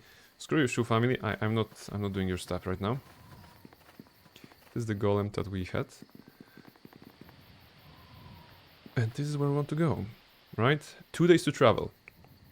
Destination Sunken City. This was once the site of a grand Imaskari city whose name has been lost to time. Through the ruins are all but swallowed beneath the turbulent... No, sorry, though the ruins are all but swallowed beneath the turbulent waves of Lake Mulsantir, it is rumored that they are home to the slumbering coven and the seat of the power for all the hags of Rashomon. Travel. Let's go there. Let's see what awaits us in this particular location. You think you hear screams and evil laughter coming from across the waves, but you are unsure if it is just your imagination. Ha ha ha. Evil laughter. Alright. Oh, Phantomy. It's a long day. Welcome to the middle of nowhere, stranger. If you've come for the fishing, you'll be sorely disappointed. I haven't come for the fishing. Just as well. You will not catch fish in these waters. They don't even come out until nighttime. Lore. Phantomy. That is no Russian name. It is derived from the language of genie kind, and it means false-faced. Does it not? Wow. Hey, your name means a liar, basically. Are you cool guy? Influence gained Safia. Okay, Safia is gonna be in love with us. Look, 93 influence. Because we know lore. Influence. How did you know that? I would never have remembered. Yeah, I mean, she's like totally into us. I mean, she was the first character, so of course easy to gain influence with because of the time frame. But also the lore option, the spellcraft options that are so native for Barnabella, they like really impress her. She's like, oh my goodness, she's good. You know? The sister energy is here. Ah, perhaps I should have chosen a cleverer name, but my little jest amused me. You are correct, this is not my true nature. I am in truth a Deo. A Deo genie. I thought as much. Why did you say something? Oh, influence failure? Oh, influence failure. Oh, interesting. So there can be an influence failure or influence success within the dialogues in the open world like that as well. That's a new thing, right? It didn't happen in a like a boxed dialogue before, I think. So that's okay. Are such things important to you? And I felt exposing his disguise too soon would not help our forward's progress. I have no interest in deceiving you. When visiting more primitive worlds such as this, I typically adopt a form that will not alarm the indigenous inhabitants. I respect your privacy, so long as your deception is harmless. Influence lost Safia. Oh, okay. A harmless deception, quite the contradiction. Oh, come on, Safia. You're a red wizard. What's... I mean... Okay, harmless deception. It's okay. We have something in common. We both are outsiders, sleeping in the backyard of the slumbering coven, but the doors are not opened by day. I must go. This is not any place for the ignorant to linger after night falls. If you remain here, feel free to examine this fishing gear for anything relevant to what you are looking for. Farewell. I trust we'll meet again, in some form or another. Alright. I love that the guy entered the place the moment we entered. I talked to him, and then he left. So Barnabella does not have magnetic personality, I guess. Quite the contrary. Okay, Safia. This place was once a major Imaskari city. There may be lots of history here, assuming the hags haven't pillaged and defaced everything. We should look for a way to reach those intact buildings right off the shore. What is this? Look, the tentacle! Wait, multiple tentacles coming from the... Is that a tentacle even? What is this? Sort of a sea monster? This place reeks of evil and rot. I can smell rotting and corruption in the air. And it isn't you, Spirit Eater. It is a stench of bloated corpses and twisted spirits. There is a city here, perhaps beneath the ebb and flow of the waves. Perhaps the fall of the night shall grant us a bridge. Do I fear what it will bring us? We will not be the only petitioners at this gate. Are you alright? You sound uneasy. Influence failure. My tone and intent are seldom the same. Come, the city of Hax awaits. But it is no matter, I am fine. By blade and spell, I shall back you. Do you know how to get in? I have only seen this place in dreams, so I am almost as much a stranger to its waters and its ingress as you. But something tells me that nightfall will come with its own clues. Let's go ahead. Yeah, basically like 5 times it was already said that we should wait for till nightfall. That's good. Gamer, hello, welcome in. How are you doing? Welcome in. Welcome to this Neverwinter Nights 2 stream in which we're trying to, you know, make our evil necromancer good for a change. Wait, okay, beetles are attacking. Get off me! Okay. At this point I should actually cast some spells. Who got 150? What was the 150? Planetar. Okay, oh yes. Okay, Safia, no Safia. Kalian summoned a Planetar to fight like 5 people. That's what you get. That's what you get for NPCs being in the party. Disintegration? Disintegration on a beetle? Really?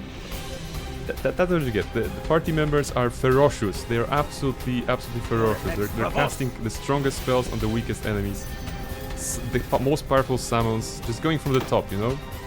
Sometimes you go from the bottom of the spell list, just trying to do some, you know, some magic missiles first, some flame rays or something like this. But no, they are like super into attack. Long time no see, how are you doing? Doing well. It's a nice Friday after the entirety of the work week, so pretty much this, and yeah, doing good. Just I'm grateful for the weekend, you know, man. It's just like this, just ready to chill, pretty much. So I hope it's the same to you, you know. You're gonna play some games, you're gonna eat something nice, you know, have some time for yourself. That's what weekends are for, right?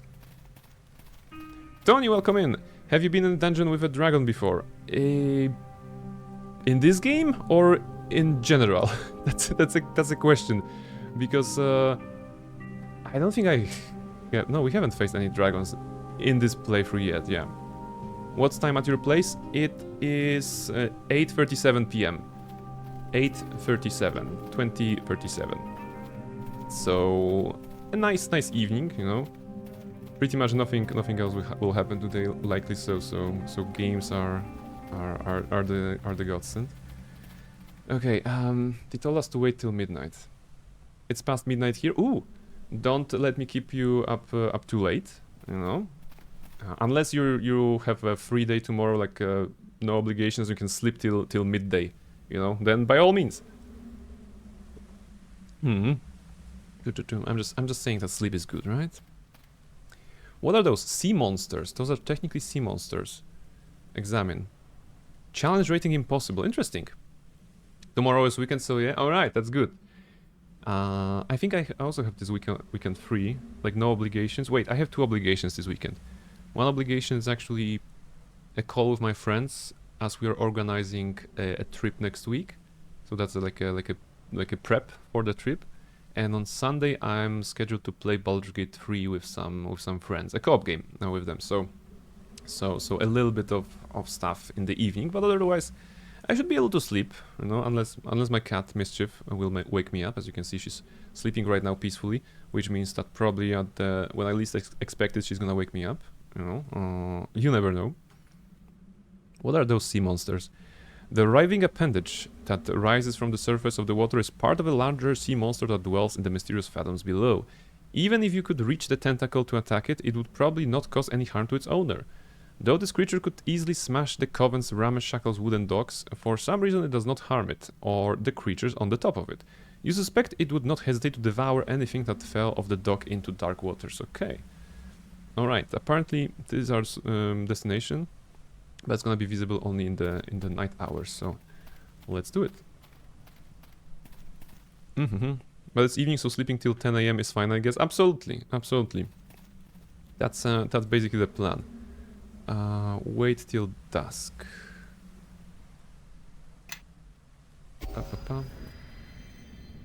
Alright.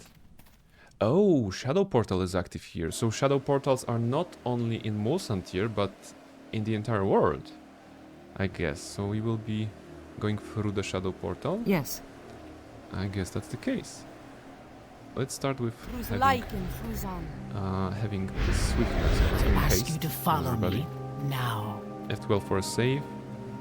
Thank you for the lurkies. I'll be here for a couple of hours still. Like we established it is Friday, so we have time. Alright, enter portal. I guess it's gonna be the shadow version of this beach.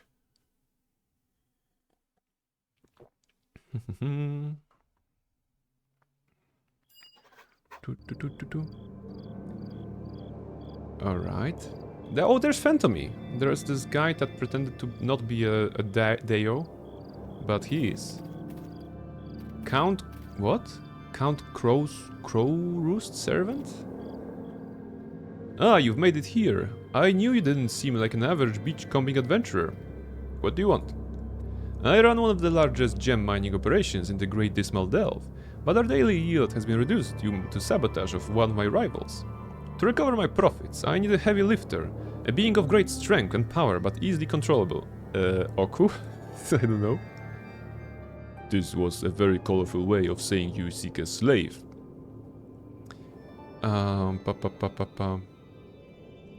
I do not tolerate slavery. Okay, Oku is okay with that. Naturally. Nor do I, wretched spirit. I should liberate your head from your shoulders and free you of your foolish belief.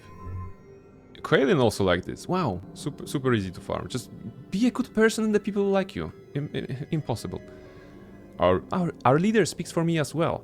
Indeed, you are not wise to talk of such things in my presence, Deo. Please, slavery is a distasteful descriptor and not appropriate in this case.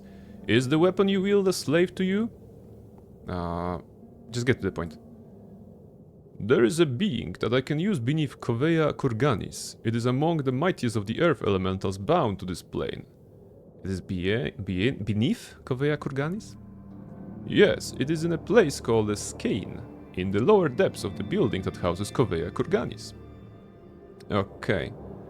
Why is there an earth elemental in the Skane? I don't know what function it would serve, but the ancient race of mortals that bound the earth elemental to this place are long dead.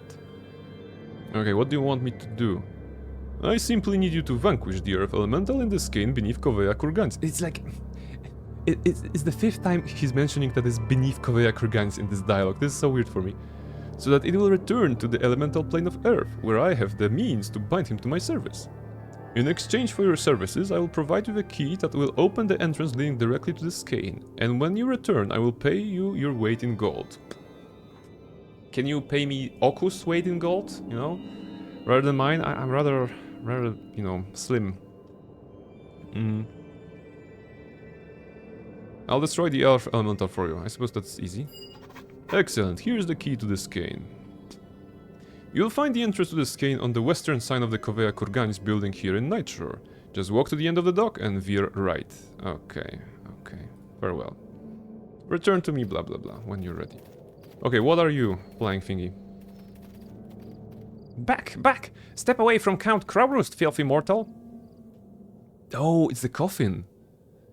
Count Kraurus is in the coffin? This is no mere coffin, mortal. It was carved out solid ashenwood pine from a tree containing the essence of a genius loci. It was enchanted by the Count himself and is quite impenetrable, and its lock can only be opened from within the coffin. That's a dumb lock. I think Kaji could open this lock. His tiny hands can reach where human hands can't. What? You still linger here? Like stink over a bog. Be gone! Okay. What are we going to do about it? I need not do anything. Your lowly presence will disturb the Count's slumber, and he will awaken, angry and thirsty for your blood. But who is Count Kraurust? You truly do not know? Then it is best that you remain ignorant. For your own sake, back away from the Count. Alright. This is where we do a quick save, and we actually not back away from the coffin. Kaji, this little guy, who is now called Mary, because despite having an in-universe name as Safia's own construct, and being named Kaji at the first time, the Enhanced Edition does not respect the naming convention of the familiars, and is rolling a random one each time you summon them. So Mary, formerly known as Kaji, will try to open that, right?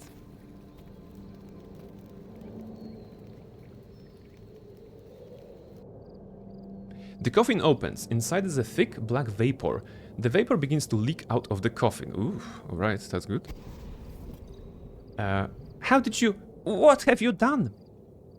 Who disturbs my rest? Uh-oh. XP granted for disturbing a vampire's rest. Okay. Count Kraurus. Examine. Oh, challenge rating overpowering. Interesting. Avast. Are they resist all damage? That's okay. I think I'm not sure if it's hit, but... Okay, wait. Near death. Massacred. Absolutely massacred. Do I get... Yeah, I get this. Shadow Master Kukri! We're getting a Kukri! Oh! Those of you who know the lore of the channel know that why I'm excited about the Kukri. Anybody else? No. Wow, oh my goodness, what is this? Dexterity plus 5, enhancement plus 4, AC plus 2d6? Wow! The enhancement is doing 2d6 while the base damage is 1d4. That's actually interesting. But nobody from our party will ever use that. So it's pointless, but hey, it's a loot. It's an item. So that was a quick fight with 1200 XP. Not bad. We killed a vampire. Today was a good day. Now, let's see here. Omaga. Floating corpse, wait. This corpse is floating in the water. You can't reach it from here. Okay. Omaga? Wait. You must come here, now. What do you want? I see that weak gear you are wearing. For even stepping outside your home so poorly equipped, you must either be very brave or very stupid. Are you calling me stupid?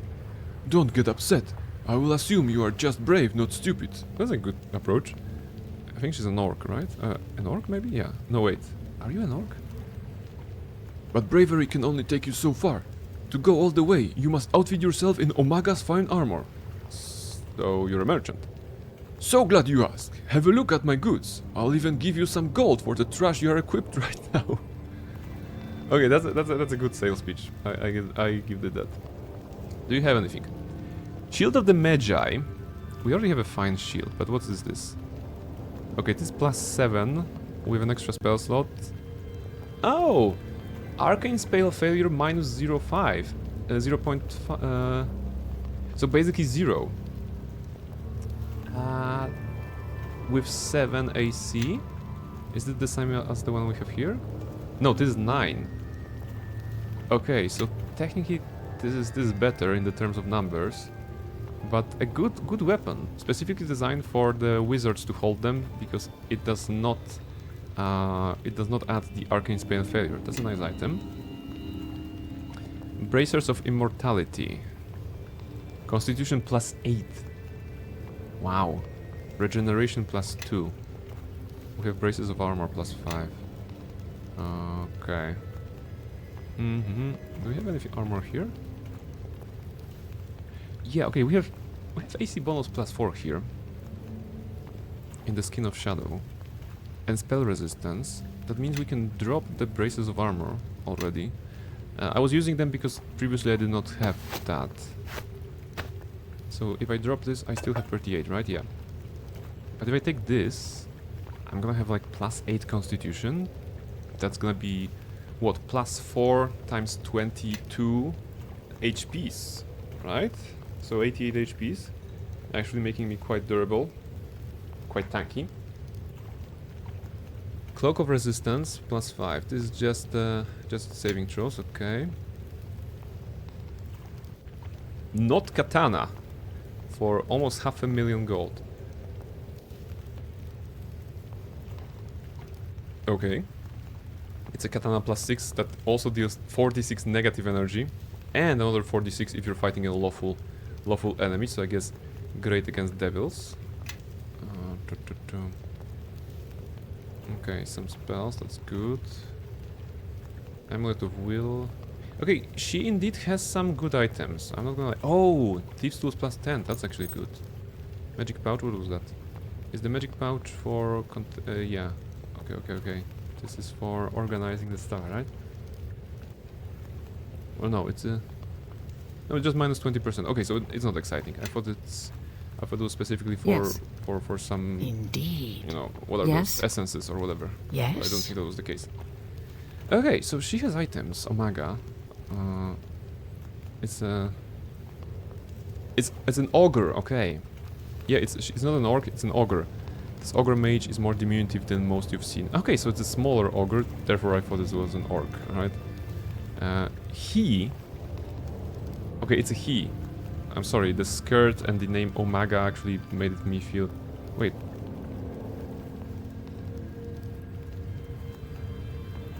Is the he? Okay, I guess it's a he, but from the dialogue it felt like a she. I don't know. Maybe I just like the idea of the ogre / orc, you know, lady saleswoman actually. Anyway, Genasi Prince. Leave me be, petitioner. Never before in my life have I been more incensed. Diplomacy, maybe I can help. What? A sympathetic ear exists in this forsaken place? Fine, I will tell you my tale. Here is what happened. My entourage and I were within Covea Kurganis, in the 4th place to see the Slumbering Coven. No sooner did I attain my place in line than the Slumbering Coven decided to stop giving audiences, so I waited, with the patience that only royalty can master.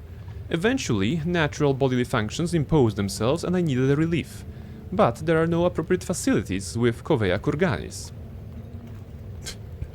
Number 3. Haha, you had to defecate.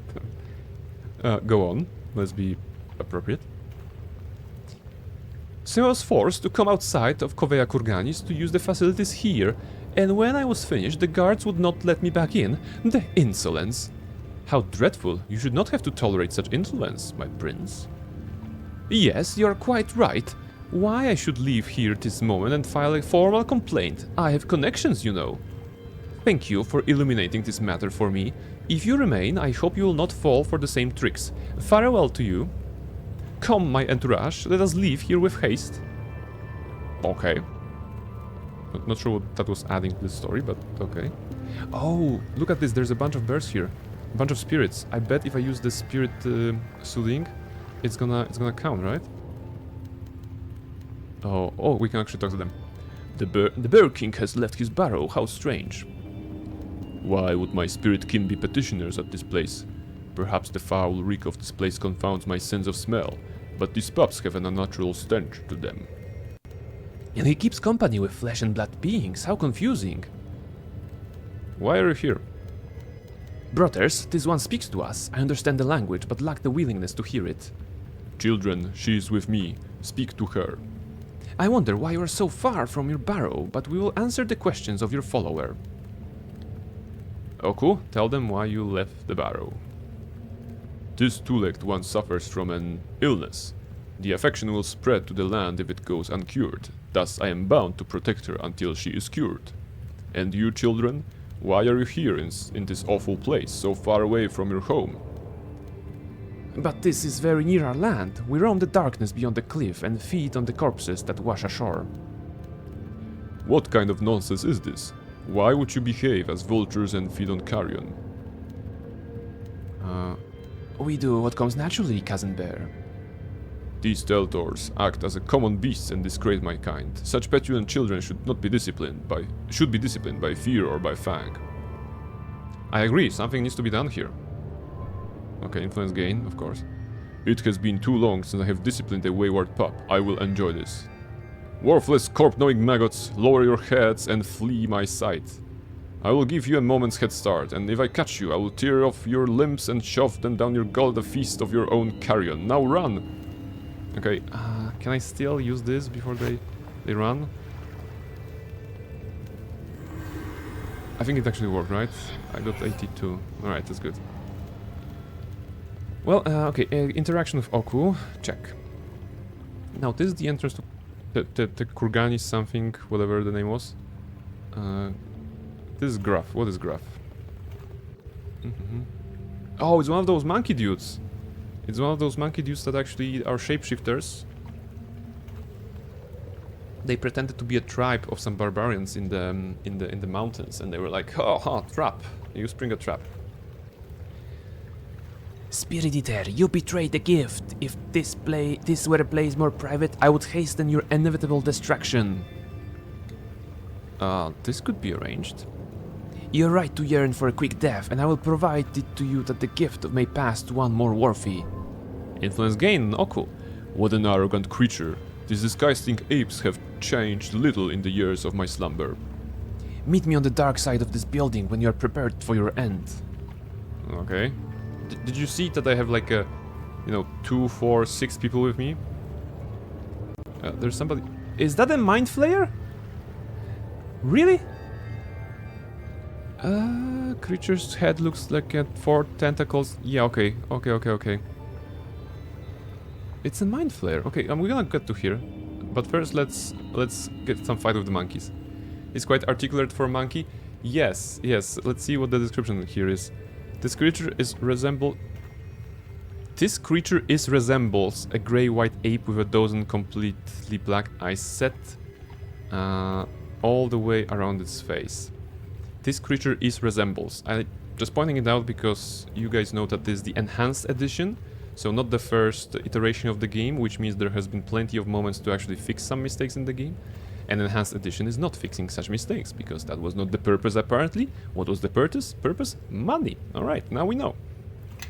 Not actually enhancing the experience. There we go. Alright, Gruff. Spirit Eater, we will devour you, and perhaps one of us will be blessed with your gift. Or you will die in the combat. I'm just gonna step back and chill. Party members, whatever.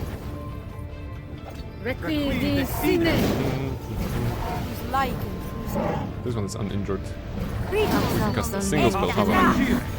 There we go, 156 damage. Sophia, why are you dying? Somebody heal Sophia. Thank you, alright. Kaelin the Dove casts heal. Kaelin actually heals Sophia. Thank you. Alright.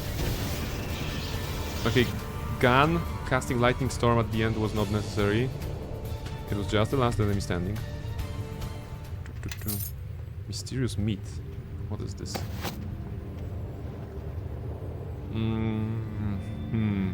Only an Utraki would find this appetizing. So now we have meat of a monkey meat, I suppose. Oh, sorry, Utraki. Utraki? Wait, was that an autosave? Server saving game. Yeah, it was an autosave, apparently before I entered here. Oh, yeah, I used the key, so I should go there. This is where the Earth Genie Dao pointed out us to be. But what about the good Bukka? It's a Mind Flayer. Look at this Mind Flayer, my goodness.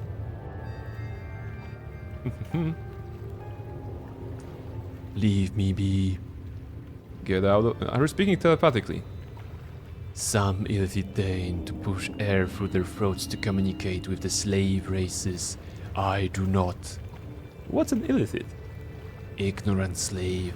You should be toiling deep in the mine rather than toiling me with this conversation. I am illithid. I thought you were a mind flayer. Ah, and I thought you were a slave, and you place yourself within a different species, yes? Mind flayer is what slaves call us. Illithid is what we are. Why are you here? I wait for a pharaoh illithid. He is within. I've heard the Covenant isn't seeing anyone. I am patient.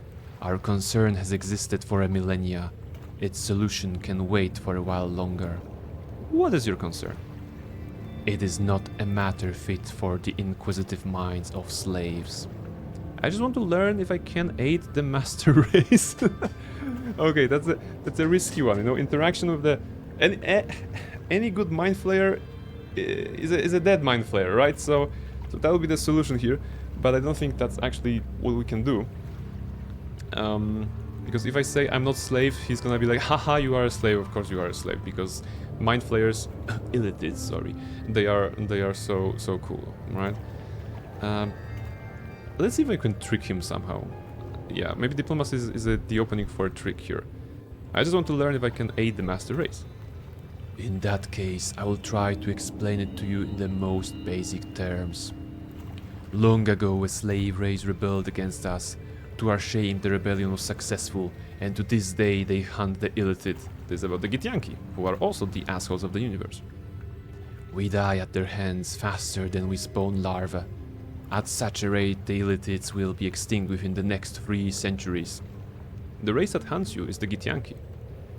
I am surprised you know of the Githyanki. They hunted me as well, I prevailed. This is actually factual, right? This is from the base game, where the Githyanki were actually chasing the main character. Did you steal one of their precious silver swords? If so, you would not be bothering me. The Githyanki are relentless. Yeah, it was the silver sword of Gith. I would almost believe you were it not so absurd. Very amusing slave. Okay, good conversation. We don't need to lie here, but yeah. Communicating with a slave is a novelty, but not one I will repeat. Bother me no further. Hey, how about we bother him again? Leave me be. Okay. I get it. You don't want to be bothered. Okay, we are hasted. Because we're going into some dungeon location, I guess, I'm gonna cast some defenses. You know, on all the characters that we have. Indeed. I don't think we need... What do we need? Improved mage armor does what? Stack Stack of anything? anything? 39. Okay, it gives us +1 in this setup. That's good. Breeding, corpse-loving, inbred scum. Burst endurance on herself because she needs more HPs. This is what? Fox's scanning on Barnabella. Just to make sure the intelligence is high up. Those are some offensive ones. Barnabella, Yes. Summon, and Undead Dude. Do you have those? Create Undead. You don't have Create Greater Undead? Okay, we can also do Mass Burst Endurance here. Yes. And anything short range here? No, those are. Okay, nothing interesting. Yes. F12. For a species on the brink of extinction, he's rather pretentious. I wouldn't be looking to help again. Yes. I mean, this is the power and the vice, you know, of the mind flayers. Wait, did he disappear? Oh, he actually went away. That's interesting. Anyway, it's something of both the strength suit and the weakness of them. You know, their pride. They think that they are the masters of the universe. They may think that, and they think that they are the smartest. But what is good to be the smartest if someone is just swinging a sword at you and you can't overpower them with your mind or you know, your sweet words? The sword to the head is a sword to the head. So this is why they fell. You know, they didn't expect the Githyanki to rebel. Actually, the Gith at this point to rebel. Shadow portal. Enter. Enter portal. Nothing like opening a door and seeing a shadow portal. Illitids are arrogant assholes. The only good Illitid is a dead Illitid. Exactly. Exactly. Okay, where are we? Excuse me, can you move, please? Thank you. Okay, hopefully there won't be any traps along the way. Also, it's very dark here. Can I have some light, please? Dabra. Like the heavy said in Team Fortress 2, some think they can outsmart me. Maybe, maybe. I've yet to see anyone outsmart Bullet. That's true. That's actually very factual. Exiled Hackspawn. Very difficult? Yeah, you guys take care of this. I'm just here for the vibes, you know? The party members are doing everything. Who's shouting like that? Can we just chill? I'm just here for the vibes, for the story, for talking to people. And they are here to do damage on those. I will, you know, step in important fights, but you know, it's actually maybe a good idea to not participate in fights as Barnabella, because they will be using all their spells on every single encounter, whatever they can, which means that by the end of the dungeon, when there's somebody to defeat, actually, they're out of the most powerful spells. You know, they have already used a couple of them. Yes. So Barnabella will be the only trump card that we're gonna have towards the very end of any location. Okay, it's a fresh corpse. It's alright. Ghoul Couch, no dreams, no nightmares, and the laughter. Did you hear that? Yeah, what was that? Huh. Probably a hag, right?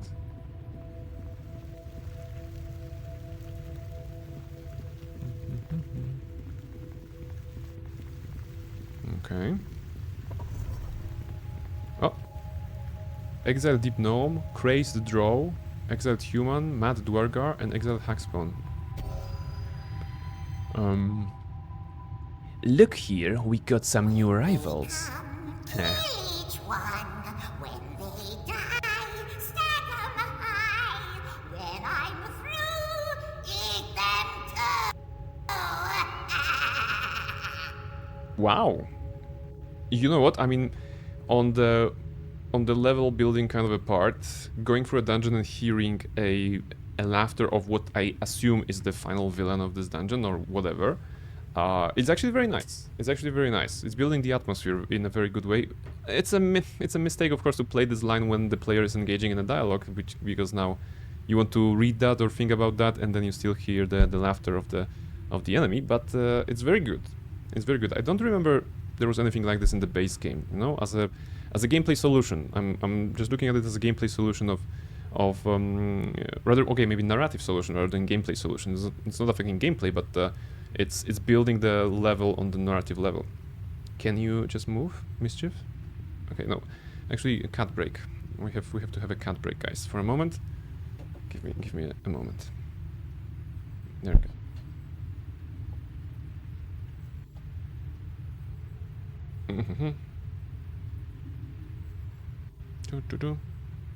74, there you go. 74, 75. An old-timey song. Nourish, thank you very much. Perfect time to actually grab a drink, you know, as I'm petting the cat. Pat, pat, pat, pat, pat, pat, pat, pat, pat. Oh. Okay. See, you went to sleep and now you're up and now you're chilling. Now you're chilling. Okay, I stopped petting you. It's okay? Can I drink?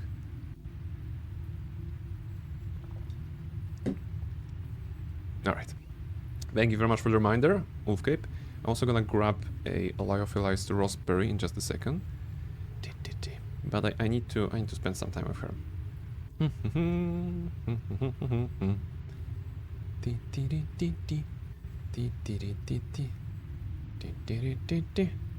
Aha. Alright, is it good? Yeah, alright, that's apparently enough. That's apparently enough. Thank you very much for this episode. Let's grab ourselves a snack as well. We still have a bunch of those.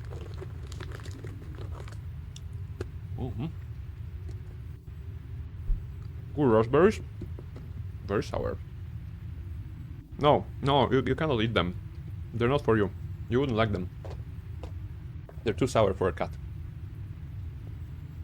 Alright. Do you want to play again? Do you want to play Neverwinter? Can you even play video games? I should teach you to play video games. No? We could play co-op. I could play co-op with you. No? There we go. Can you move? Because I don't see dialogue. Okay. She's in front of the dialogue window. I cannot read. Wait, can I move the dialogue window? Oh, I can. Okay, hey, that's easy. Alright. Looks like they got nice gear. Let's get them. Hey, why do we have to attack everyone that Blighted Mistress sends here? Yeah, we don't have many left since the last time Gulkash came to feed. We should be welcoming newcomers, not murdering them. Yes, a warm greeting would be much nicer than murder. But also Gun is casting Creeping Doom already. On whom?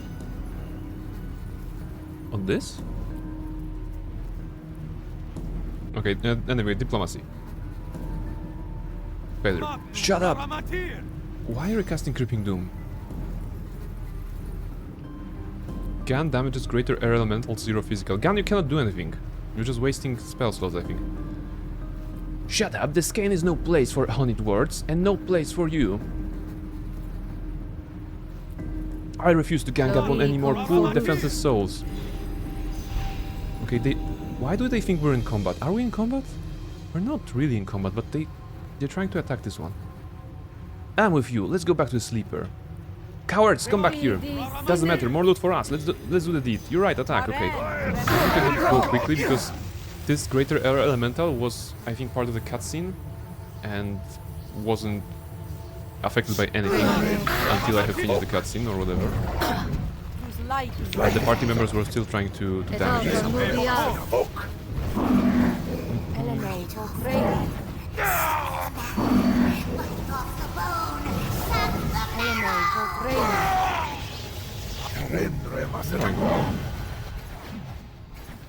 I am weighted down too Did they heavily, I knocked fear. prone Oku? Glowing powder. This is a strange powdery substance dropped from an air elemental before it disappeared. It seems to shimmer with energy. I doubt that powder offends your nose as it does mine, but I would be wary of it. How strange. I have never seen an air elemental before, a guano such as this. This powder is extracted from air elementals and acts as a rather effective energy catalyst. We have no suitable container for this specimen, so let's just leave it be. Oh, interesting. So this is an item that we can pick up. That cackling is driving me mad. That's a type. That's an interesting thing. Okay, let's put some stuff at Oku's. There are more air elementals in here.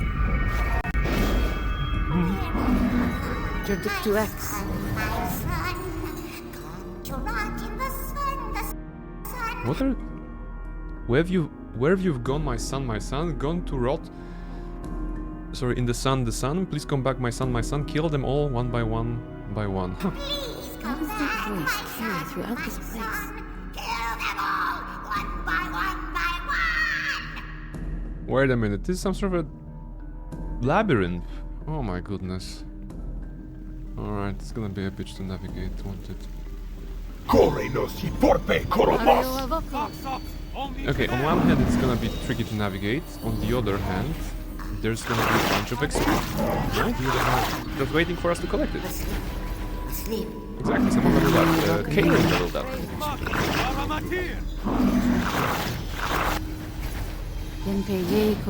Probably this location is like, you know, a dangerous place, so we cannot rest here. We cannot rest here, but yeah, okay, let's keep gathering stuff. Oh, my I ask you to follow me now. Your flesh stuck in my teeth, my love. If only I could find the source of that voice. I'd unleash a silencing cantrip on When it. I belch, I still smell your sweet perfume, my love. Wait, what's that? Oh, fire elementals. Oops. Okay, you guys have fun. I'm gonna try to find more enemies. How about that? They seem to be spawning at various locations. What is going on here? Magnum Rara Matir. Maverick Fire Elemental.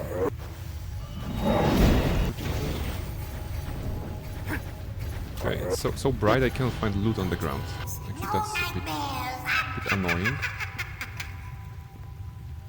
You're Perhaps Oh, the scheme I don't know. We have no How choice. embarrassing. They must be eliminated. Alright, some sort of a summoning circle here. Corpse. I am weighted down With too some heavy heavily, armor. I fear. Just change shirt. Oku will carry, no worries. These artifacts are resonating with arcane powers of binding and control. The energy is fading now. I think some repairs may be in order. Okay. Empty Masquerade Globe. Acquired Oh, we have something that is empty, so maybe now we can actually pick up the... We can pick up the air elemental essences, no? That would be my interpretation. Not to the remains, where was it? Yeah, it's fine. Yeah, those guys they keep like patrolling the place, right? Ah, here you are. Glowing powder.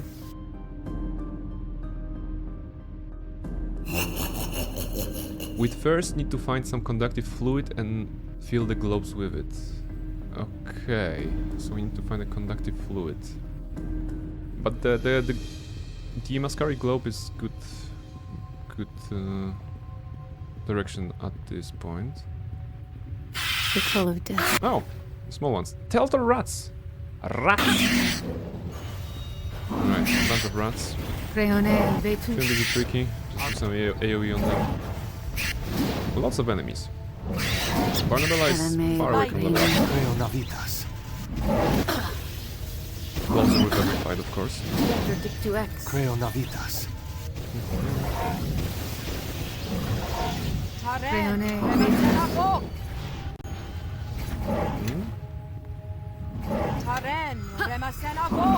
Abio Novo. Bite off the bone, suck the marrow. Bite off the bone, suck the marrow. Suck the marrow. Primed Earth Elemental. Oh, that's the one that they wanted us. The Deo wanted us the to largest living kill. chunk of rock I have ever seen. Yep. I hope we do not intend to antagonize it. Of course, I intend to antagonize it.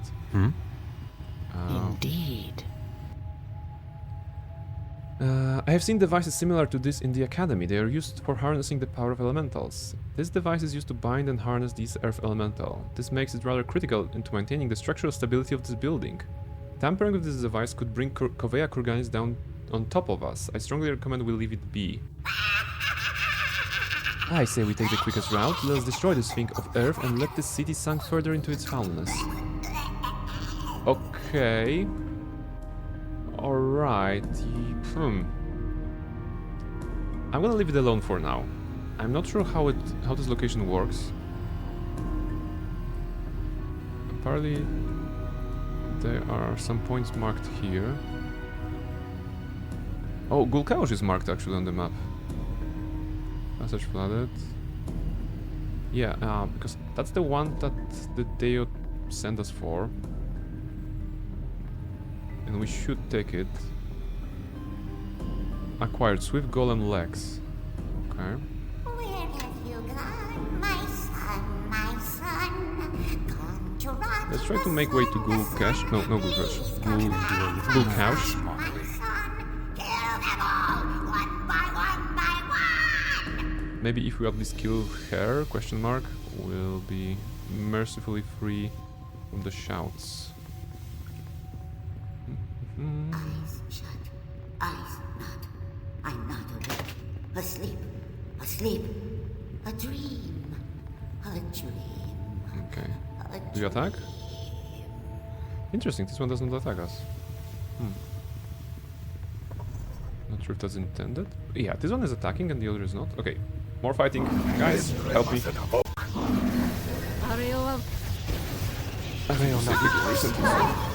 No worries. Surge energy source found. Wait, so maybe those... Are those elementals only attacking?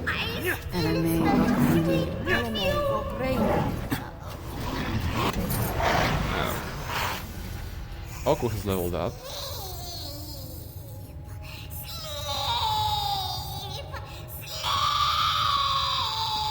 Wow. The VA really put it all. Oh, wait. The Mascari globe is responding to the fresh blood of this corpse. You should harvest it. Don't worry, it is not as vile as it sounds. Simply touch the globe to its corpse. Alright. The globe begins to fill with blood. Excellent. This content with the globe still needs to be mixed with an energy catalyst. Does it mean that we can now use the powder, or... Where's the nearest source of powder? When they come, kill each one. When No. they die, stack 'em high.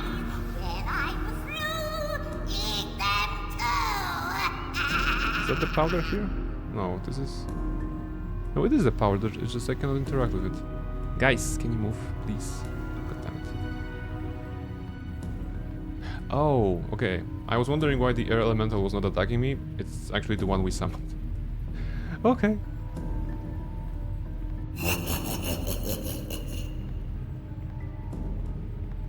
This is locked. Let's see if it's openable. Also, Mischief is back. Whoops. Not here. Ah, there you go. Oh, that's mine, never mind. Exactly. My reaction exactly. Okay, a specific key is required, so we are not entering this place. Let's keep exploring. Suck the marrow. Bite off the bone. Suck the marrow.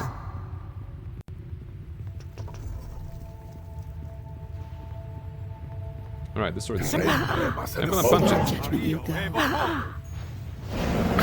I think I'm doing 0 damage myself. The party members are helping.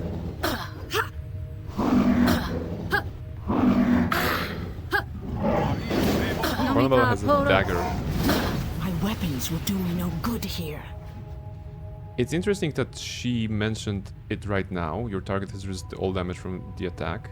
Because that implies it was the first time she actually had a chance to do damage. Therefore, every single swing that she did for the last, I don't know, 12 seconds was a must have been a miss.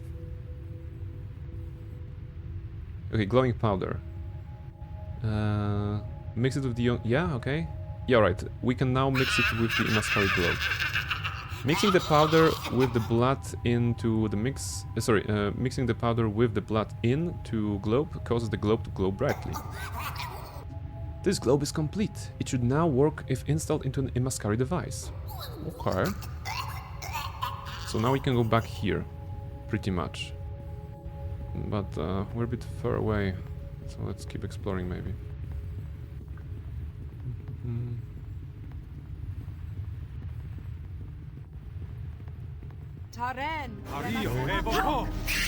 There are some rats. Don't care about them.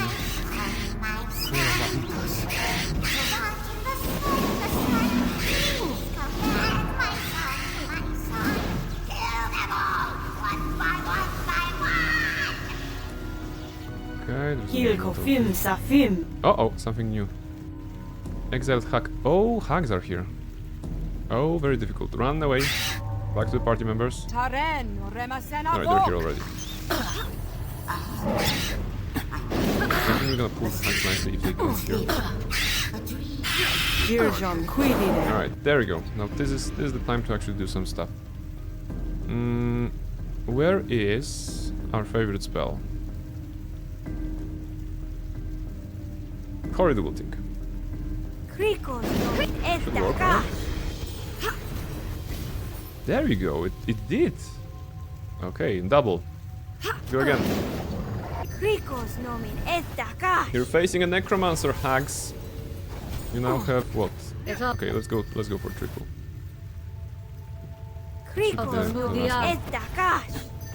Alright. Ah, they still have HPs. And one of them is Did I not? Was that the last one? Wait.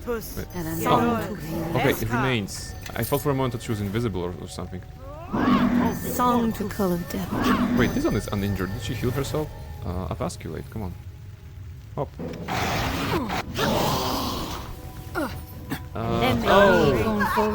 Welcome to the third edition, where spellcasting gives attacks of opportunity. Wait, is she like protected by something? Yeah,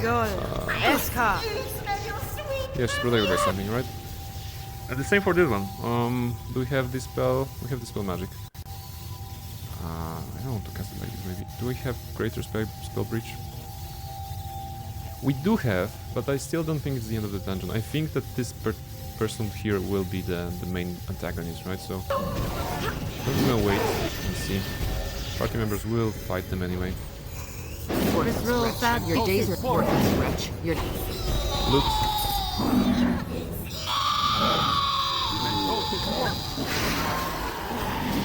Is she crying out slave or something?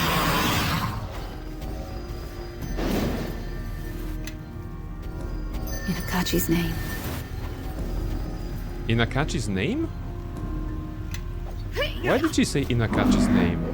Akachi's name. Akachi was the betrayer.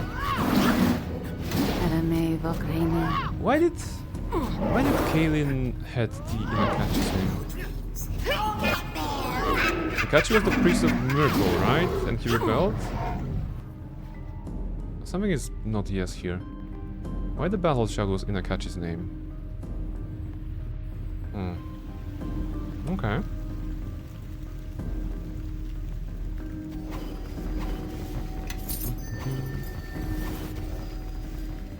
This paralyzing fog or something?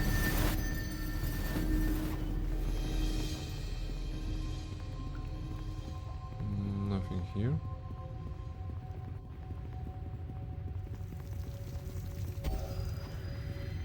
A circle. Some corpses. They come, kill each one. When they die, stack 'em high. When I'm Nothing here. through, eat them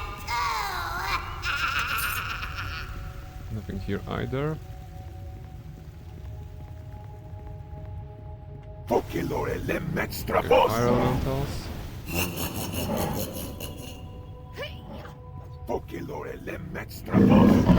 Oh, panthers. Alright. See? Good. More targets. More targets. Greater air elementals chilling here, refusing to go to combat apparently. Kaelin is stacking 3 fire elementals. Hoffman is stacking, actually no, Sexapia? No, Gan is stacking 3 panthers. Very loud.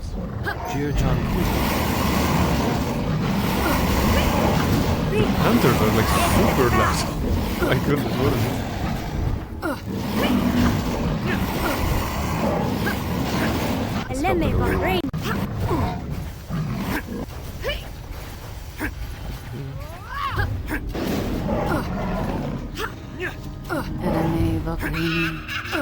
Barnabella will be leveling up soon. This location is really like for XP, I think.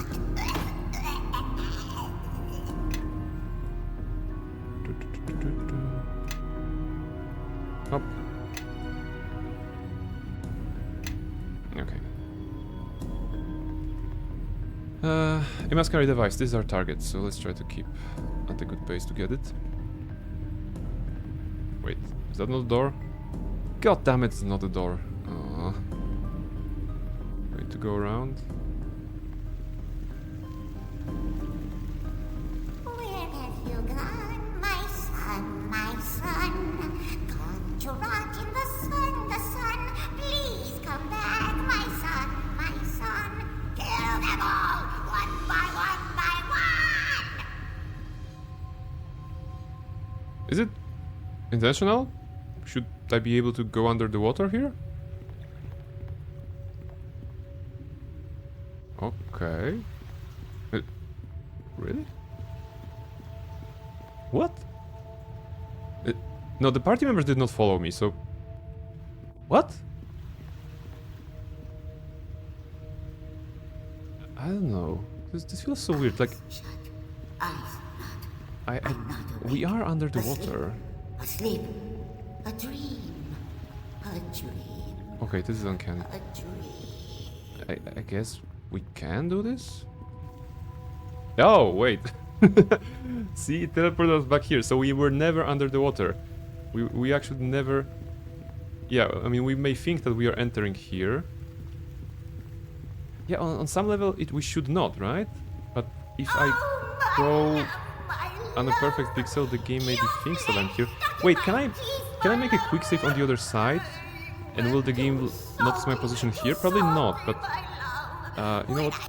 I'm not gonna make a quick save just in case, but save the game. The scan, okay. And load the game. The scan.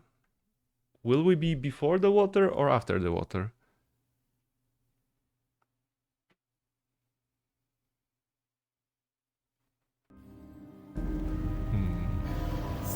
Before. Alright, so the game only makes us believe that we can enter under the water. But we cannot, in fact. Which is a really enhanced experience for me. You know, just being able to not go under the water. Same thing here, right? We can explore, in fact. But, wait a minute. So we cannot enter here.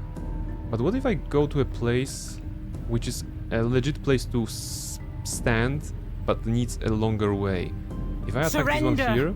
or prepare to meet okay, I'm still not here. Alright. So why? Why does it exist? It is marked on the map as the passage flooded. Oh, okay, I understand now. Okay, I understand now. So at some point in this dungeon we will deflat those places. And then we'll be able to cross across those things. But the game already allows us to move into certain spaces as if they weren't flooded, right? So it is a bug. It is a bug that we are encountering here, I believe.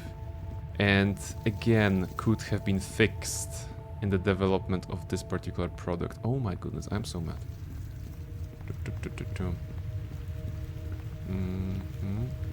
So now we're going back somewhere. Wait, did I loot the big corpse? What is this? No, it's not unlootable. No nightmares. And to be honest, I don't even care about the fighting. Because if I need to go back all the way here, it's gonna take me some time.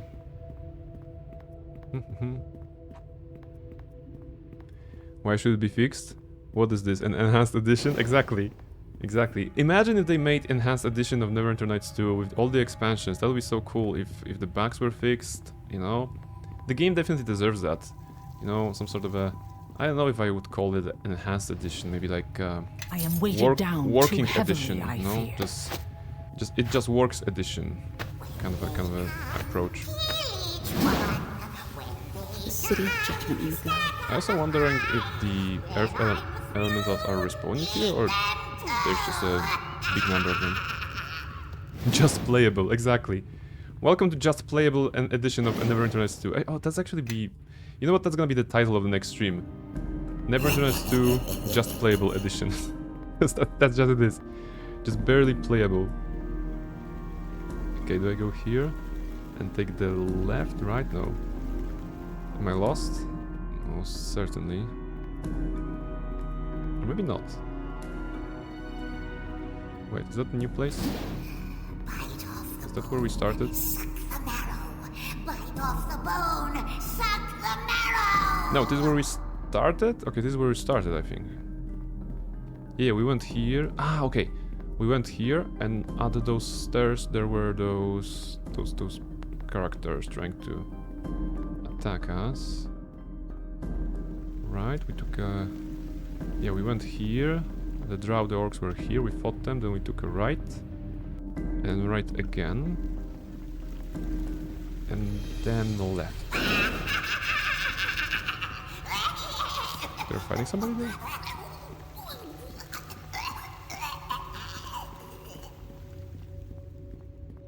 Alright, I think we must carry the device. Wait, don't tell me we're gonna need the lever from here. Oh shit. I didn't take the lever from the earth elemental room. I believe this device was used to harness an air elemental. In fact, the air elemental we encountered nearby was probably once bound to this machine. The globe up top needs to be replenished if this device is to work again. I'd imagine fresh blood catalyzed with the essence of an air elemental would generate the magical resonance needed. Okay, we have this. We stepped over several... Yeah, we have this. The device appears to be missing its lever. We need that too. We need to move. Okay, Where have you gone? we can take the lever? My son. The lever is inserted. Okay, insert globe. Rot in the sun. Please come back, my son. A lever is inserted. Take the lever. One by one. Examine the device to discover how to repair it. The device appears to be designed to lure and draw power from an element. Okay. Okay, several pieces are needed. Use the lever. The device powers on. So, it was working or it wasn't working again? It says like... It says use the lever, but I'm positive we did not take the lever from the other room. Did we loot a lever at some point and it just automatically inserted it here? Okay, I don't know. Good work. I was about to fall into hibernation just watching you toy with that contraption. Oh cool, shut up. It took like 12 seconds. Safia +6. It's fascinating seeing this device come to life after so long. I'd forgotten. The makers of this place bound spirit to do their bidding. I suppose I should waste no pity on this creature of air. In all these years, it made no effort to escape. Okay. So this guy... No, come back. Come back here. Why are you running? Why are you running? I thought the air elemental would come to this place, right? Oh, look! Powering the device has unlocked a hidden compartment containing some essences we can use for crafting. Okay, I don't need that! Is it... Did we make progress in this dungeon? This is so confusing. I think the air elemental should go there, but it didn't. This device is completely repaired. Okay. Yeah, look. This guy is coming here, right? Let's make space for him. Come on, guys. This one should go there, right? Go. Go. Go. Go. Okay.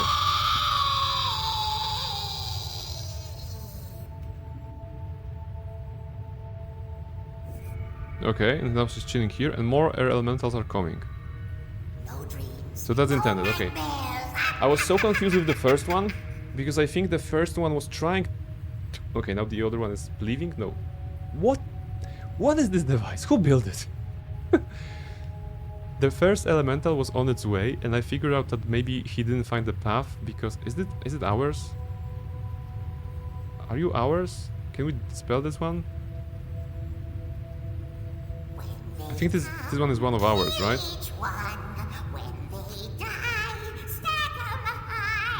This is super annoying, you know, seeing a party member summon the same kind of elemental that your other that the enemy in the dungeon has. It's like so confusing because the behavior is weird. Alright, we still haven't found a way to get to Gukash. Maybe here? Is there like a... You discovered the device that when working may help drain the water from the lower levels on the skin to allow you to access the exit from the skin. Okay, but... Yeah, okay, that makes sense, but which device was that? A Mascari device? Oh, there's one on the other side? Oh, I didn't go there actually. Yeah, I think I went there and didn't go to the device.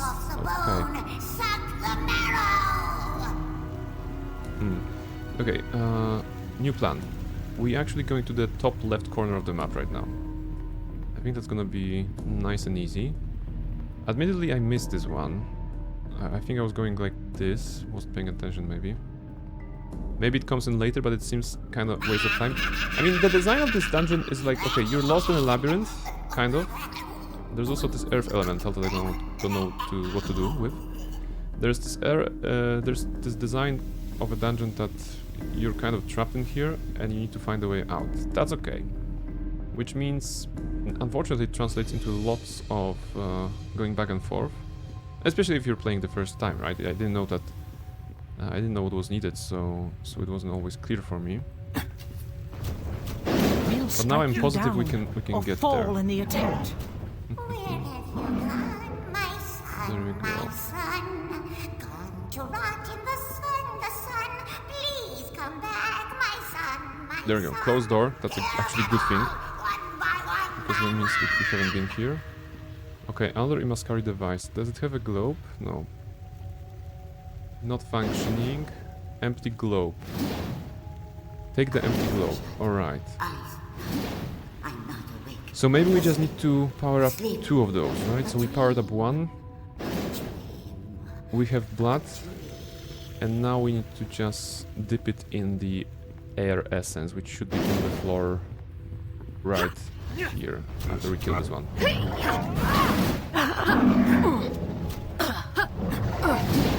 So a bit of backtracking in this dungeon, of course. Bonaparte. Okay, mix, continue, good. We now have the one with blood and the air essence. When I belch, I still smell your sweet perfume.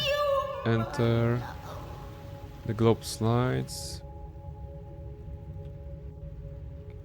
Wait, the device control panel has a... This device is not functioning, but it doesn't appear broken. We can either take the globe or put the globe in. Okay. Interesting. Do you need the lever? I mean, visually inspecting this suggests there's no lever in here. Oh, I know, wait. So maybe after powering this one up, I can take the lever from there. You need the lever now, exactly. Exactly, so the lever was either here or there. Okay, well, we're going back. We're going back. Fortunately, we are under the effect of haste, so not a big problem. It's a bit of backtracking. And also, you know, assuming I know the way, which I almost certainly don't. No, it's okay. It's okay. We can do it. It's a short trip.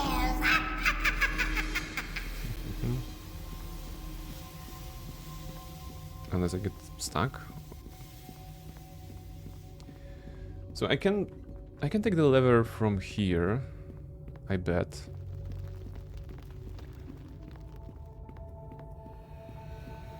Yeah, like visually inspecting this one suggests that the lever is here, so give me the lever.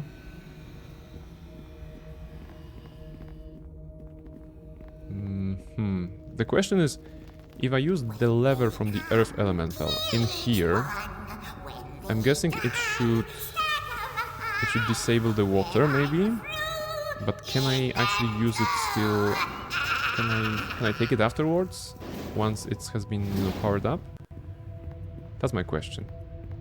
Because otherwise we have 2 levers and 3 places that are useful for levers. Oh, look! The Pokemon fight. Our great air elemental against their greater air elemental.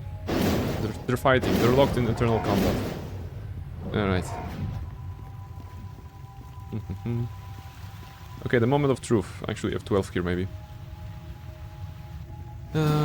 Insert lever. Okay. Can I now pull the lever? There you go. Pull the lever, Kronk! The device powers on. I think these elementals were used to vent the water from this building. If we could restore all of them, the waters may recede. I am impressed. That was well done. Such devices are beyond my understanding, though my sister Susa would no doubt enjoy them if she was here. Okay, so we powered up the second one. What happens if I take the lever? Can I take the lever? Okay, hidden compartment, I don't care. No, once taken you can't take the lever. Oh, okay. But I fixed... How many Imaskari devices are there? I think there are 2 of them, right? This one and this one here, right? Everything else is a flooded passage. So... What? Stairs up to Kovea Kurganis? Oh! Oh, actually, we can leave from this place. Does it mean that the water passages are now open? Because if so, that will open some new exploration paths for us.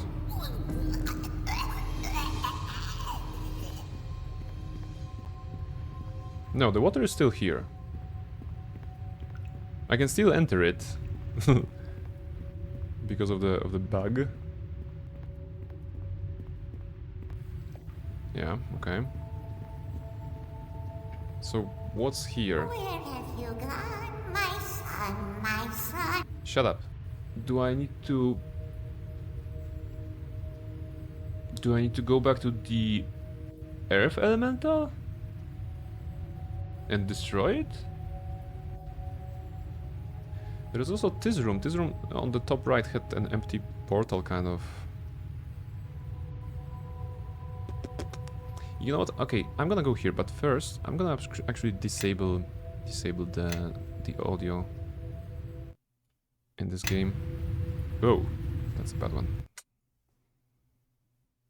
Okay, because I don't want to hear any sort of laughing.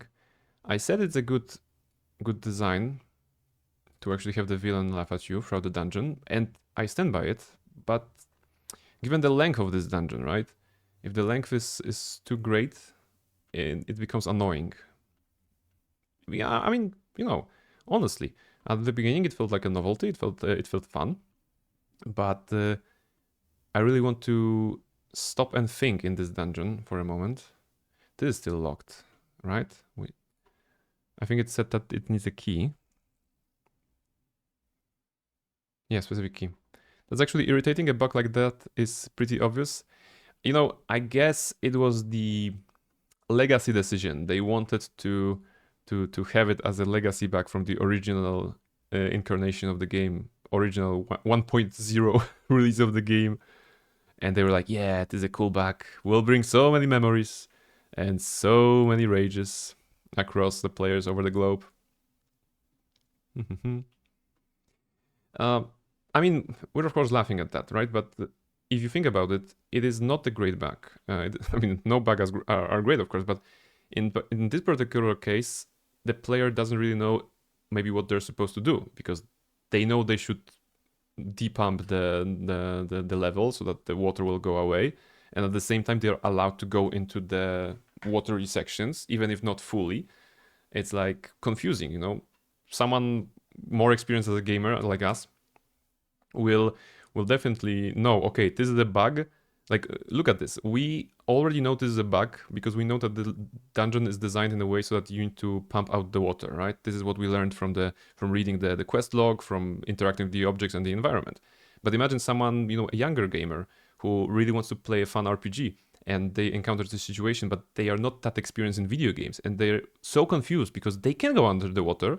They don't question why their character is breathing under the water, because they're the hero of the story, so maybe they can hold their breath so long. And then they are weirded out because the character is teleported back the moment they try to do something on the other side of the flooded section. And that's that brings frustration, you know? That brings frustration to a potential young gamer. All right. Let's try to awake this guy. Destroy the device. And now Prime Earth Elemental. Challenge rating impossible. Sure. Sure, buddy. Avasculate. Let's go. Did it work? Wait, Sophia is going down. Okay, he is powerful, right? Sophia died and Barnabella was moved to the top of the party screen for whatever reason. That's really interesting. Alright, what else do we have? Do we have some disintegrations? Yes, we have maximized disintegration. 240, let's go. Once again. Sophia dying again. Okay, another maximized disintegration. I think Oku is tanking.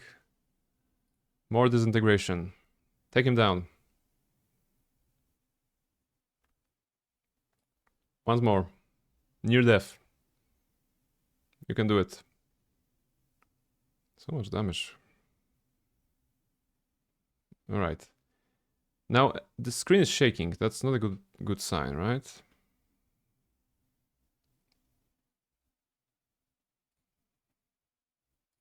We've gotten a ring of Uterate Generals. Okay. With such a fight, it should be strong, right?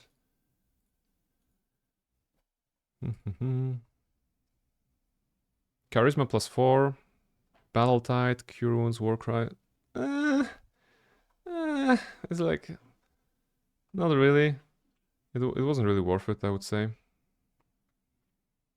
So what we have achieved is that the screen will be shaking. I think that's it, right? Okay. But the water is still here, despite us having cleared the... Wait. Rubble? Oh, wait. So... interesting. So, after killing the elemental, the rubble has appeared across some sections, and now we cannot cross. Passage blocked by rubble. There may be more of those passages. So maybe it wasn't a good idea to fight this one right now. Okay, but what do they want me to do? Like, I powered up 2 devices. There's still this portal on the top right. If I don't find an answer in the top right, then I don't know. I'm gonna have to look up some sort of a guide for walkthrough. Oh, this rubble is now blocked. Okay, so we can't even go back there. Huh. If I'm not misremembering it, the elemental was preventing this dungeon from caving in. That's very true. That's very accurate. And me, being me, I decided that I don't mind a little cave in, but now I see that it was a mistake because it severely cuts my ability to just you know, explore. So I'm gonna go back before that fight. Maybe you're supposed to fight it after you have deflooded the dungeon. That would be my guess. So let's not fight him. Let's go away. And we're gonna check this top right corner of the map, which should be pretty easy to reach. We have fixed... Wait, 2. The sleeper? What is the sleeper? I haven't interacted with this. What is this? Is it under the water? Wait. We have some sections that we still haven't visited, despite doing quite a thorough exploration.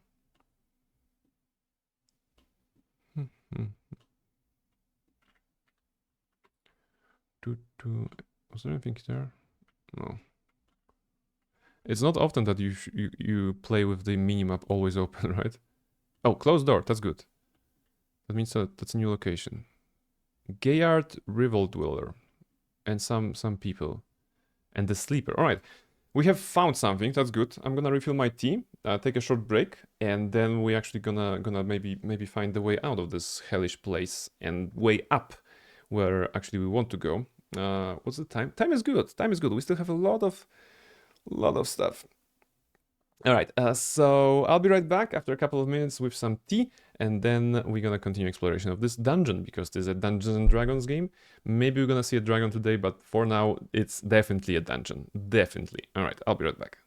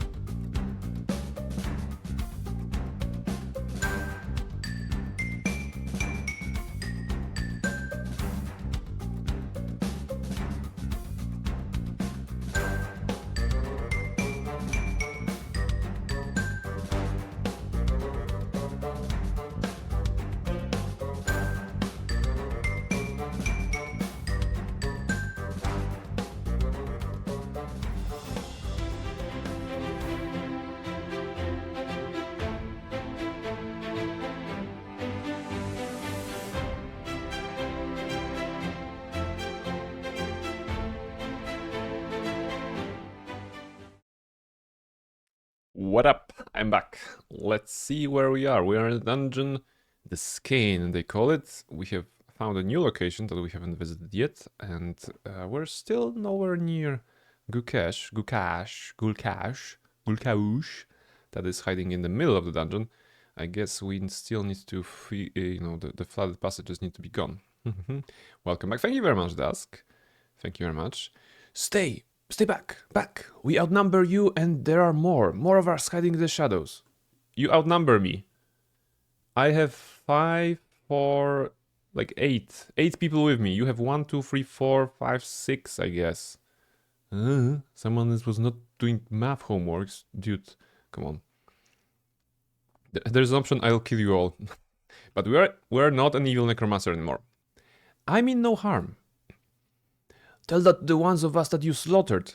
They attacked me. They attacked you? I don't believe. It is true. I was there, Gayard. That Hackspawn went crazy. I told you he was cracking. Yeah, those brutes got what they deserved, if you ask me. I suppose I can accept that. I'm sorry you were attacked. Some folks been here too long. They get desperate, and more than a little crazy. I'll do my best to answer your questions. Don't know much though, not much at all. Okay, I don't really want to talk to you. You don't seem like a person in charge. Who is the sleeper? The sleeper guides us. I have followed her since she first arrived. She was sent here by mistress like the rest, but she is different. Okay. So basically, I don't care about you. Farewell. Alright. If you're free to wander around our camp and talk to our folks, but I'll be watching you all the same. No offense. Yeah, none taken. 1, 2, 3, 4. Yeah, you outnumber me. There we go. Okay, the sleeper. Moderate. This elderly half-drow woman. Wow. Okay. Interesting. Hello? Careful. The woman who sits there within the trance, she's more than she appears. She walks the dreaming.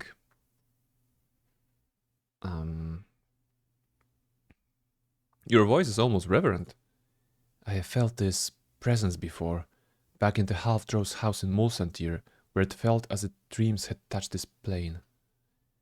I believe that that place was home of this woman, Sklia Avolov. Oh, is that the grandma? Right? She radiates the same power. She doesn't seem all here. You are correct, and I do not think I could travel into her dream alone and survive without an anchor of some sort. Her mind, her dreams are like a whirlpool. Without someone to brace me, or I bracing someone else, I would be lost. The sleeper sits here quiet and unresponsive. Slay the sleeper or leave her be. Leave her be, you know? I guess Gan would be pretty mad at this. The sleeper. You're not quite sure what to make of her. Okay. There's some those dudes here. Okay, tell me about the sleeper actually. Sleeper. So the sleeper is asleep? Yes, she sleeps always, but her mind is more awake than any of us. How is she different? When most are exiled here, they arrive terrified and untrusting, and without guidance they turn crazy real fast. When the sleeper arrived, she was still vulnerable and peaceful, and so we carried her here to protect her, and then she began speaking of profound things and guiding us. Okay. How does she guide you? She guides us with her profound wisdom. She does not speak often, but when she does, oh, the things she speaks of, she's special, different from us. What does she speak of? She speaks of death and of life, of lessons learned and wisdom lost. She's cryptic and makes you search for the meaning of her words. But there is meaning, such meaning. I'm ashamed to say that when I first heard the sleeper, I thought she was babbling nonsense, but I learned. I learned that if you listen to the sleeper with an open heart and mind, you will learn how to survive in this Skein. She will make you different like she is. Okay, you guys are a bunch of crazies. But I guess you can, I don't know, it's okay. Actually, there was a dialogue line about Gulkaush. When I arrived, one of the exiles mentioned Gulkaush. Shh, don't say that name. The mad hag will hear us and she'll come and she'll kill us all. That's just silly. Saying Gulkaush will not bring her here. You said it again. Oh gods, I can hear it coming closer. Be silent now, I say. Okay. I'm sorry to upset you. I won't say that name again. Alright, it's fine. Her cackling is receding. We're safe now. Tell me about the mad hack. Yeah, okay, she's been longer here. We've lost many. Okay, that's where I can find her. Tell me. I will slay the hack. Tell me where she is. Yeah, okay, nobody can do that. Be safe. Okay, you're useless. That's the most useless NPC ever. Like, he made no contribution to anything. Alright. I know why I missed them, right? Because this is where I fought the hacks. Oh, we can actually see Gulkaush from here. Rating impossible? Fantastic. This is what I wanted to see. Impossible? We specialize in the impossible, right, guys? We actually do.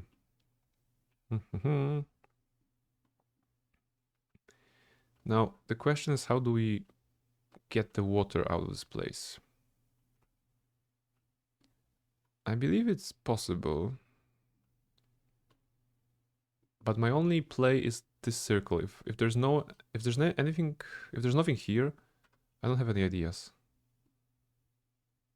No. We went here. And as far as... Oh, there's a third Imascari device, of course. I didn't notice that. Okay, there's 3 of them. Okay.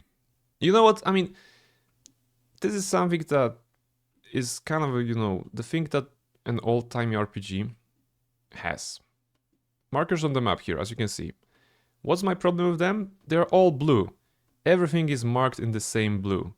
And unless you spend a moment to actually hover over every single object, which maybe I should have done, I will not learn that there are 3 Imascari devices in this dungeon. And I have fixed 2, right? So I was like, okay, I'm on a good way, but nobody told me there are 3. In fact, I would even welcome if there was a mention here that, I know, Safia casually mentioning, oh, there should be 2 more devices, there should be 1 more device. Oh, this is the last device, we fixed it. How do I get there even? Do I go from here?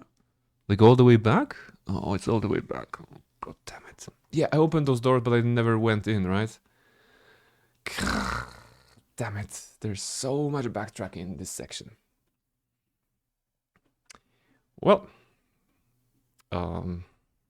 So, what's new with you guys? I'm gonna spend the next 5 minutes walking around, so let me know if something came up. Let me know if you played any video games. Just anything, because I'm gonna die before I get there. It's actually going all the way around. It's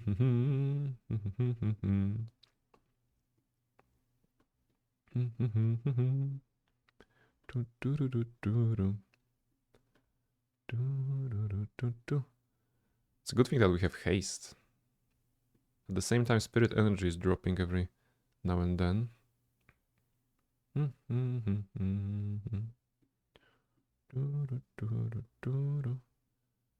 Alright, let's go here.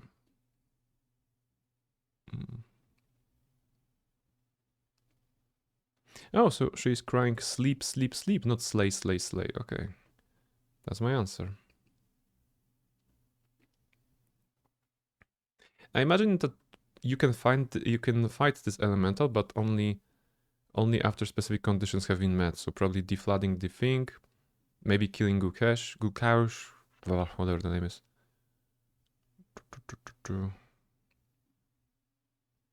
Alright. Almost there. Almost there. And then we'll be able to actually continue the story.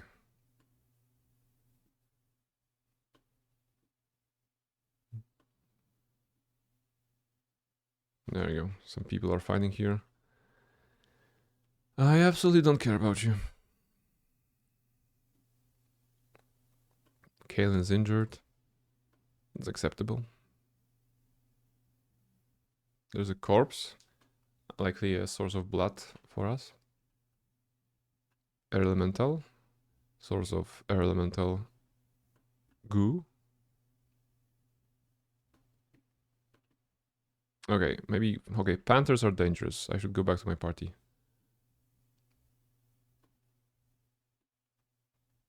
You know what? We're gonna do 12. F12 and load. That's gonna teleport everybody to us, and we're gonna be in combat next to each other, I think.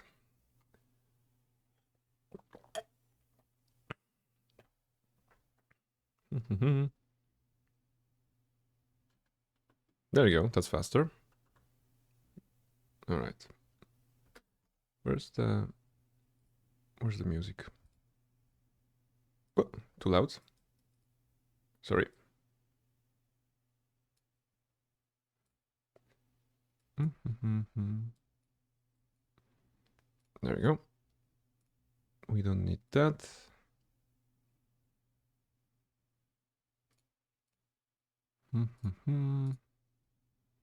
There you go. Keep fighting. So, pretty much everybody has leveled up, aside from Barnabella, right? Ah, so close. What, 3,000? Is it? 2,000. Okay.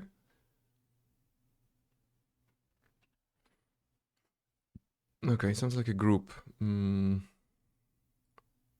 Horrid wilting. Party members too, I don't care. There you go. Okay, Safi almost died because of that, but... I think I might have killed our healer. My wounds hinder me. I don't care. You guys solve the situation. Teltor Panther injured. Okay. Flame Arrow. Should do a lot of damage, right? Look at the numbers go. That was a lot of damage.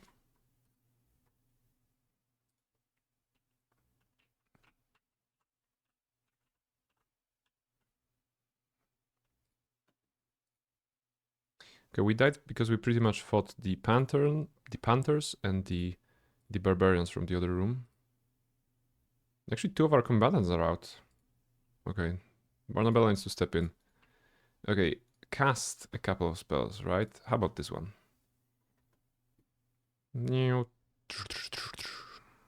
Wait, only 3? Why was only 3 fire triggers? I don't know. I swear, next video game I'm playing a like a warrior, like zero magic. I think I need to feel some, you know, swords or hammers, basically melee. You know, bonk. Going back to the bonk. I think it's thematic, right? Because we technically started playing Elden Ring in January this year, right? I think that was the case. So the bonk actually started. The need for bonk actually started around the same time. So it must have started November, December 2023.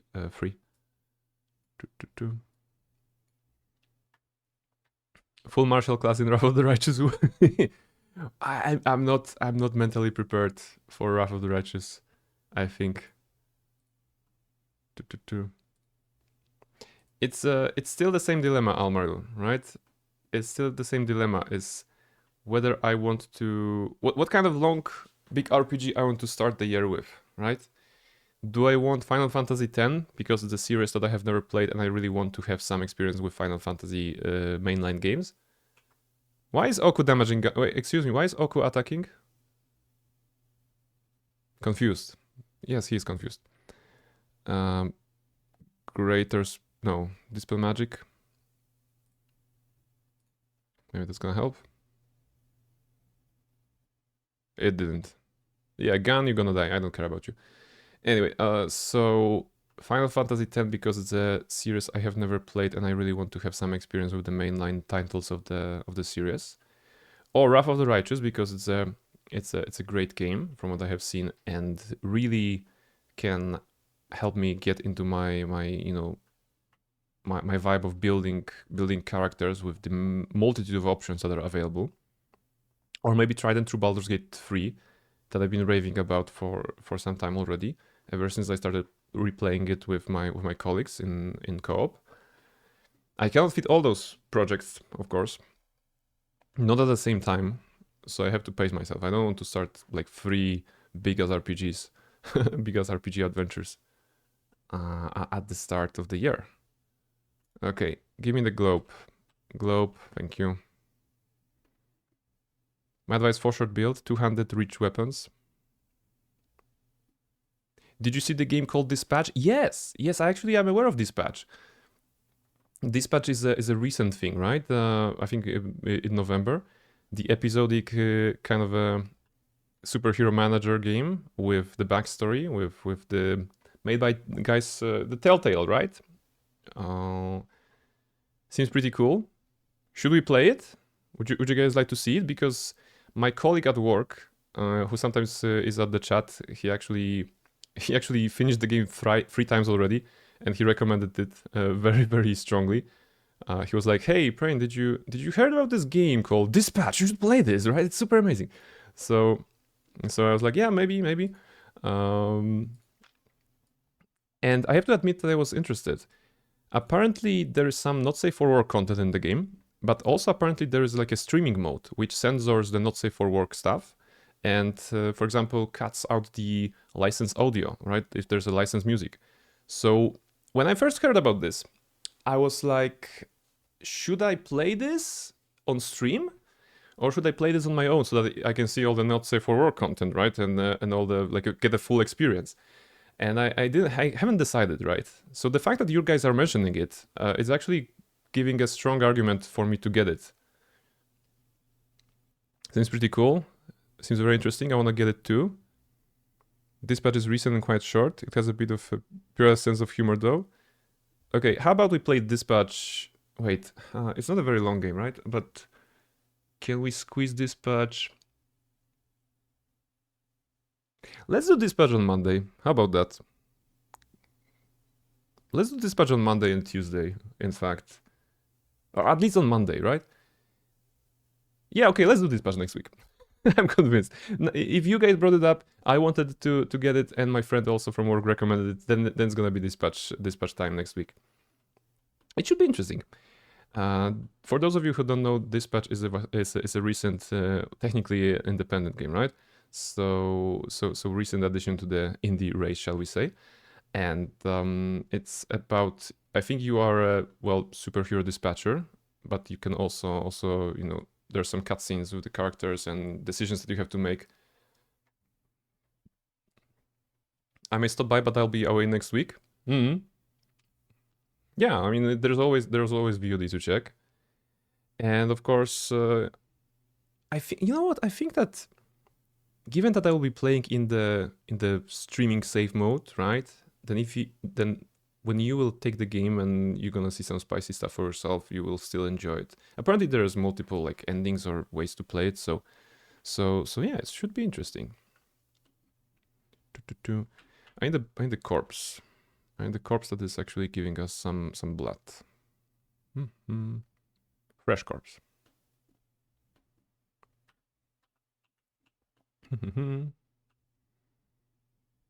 Yeah, it must carry globe of blood, and now we need to find this glowing powder. Hop.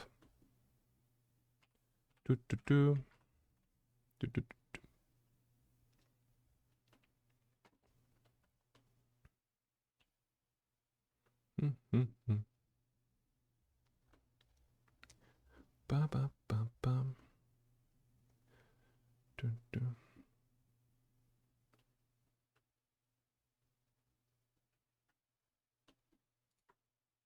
All right, insert globe. Wait.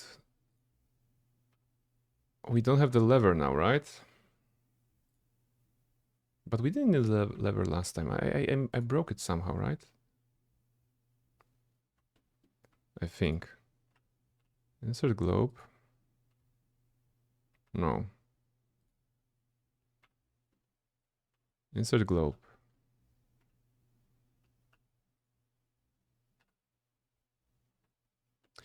Wait, so... Wait, when do you want to play it? I was thinking Monday next week. You know? Just like that. Or Tuesday next week. What works for you? Because next week I'm gonna only play, stream on Monday and Tuesday. So if any of those days is better, just let me know, guys. I think we need the lever again, right? I'm gonna visit this room. Maybe I can get a lever from this room, actually. Because there... I think there was a... Was there an extra lever there? Let's see.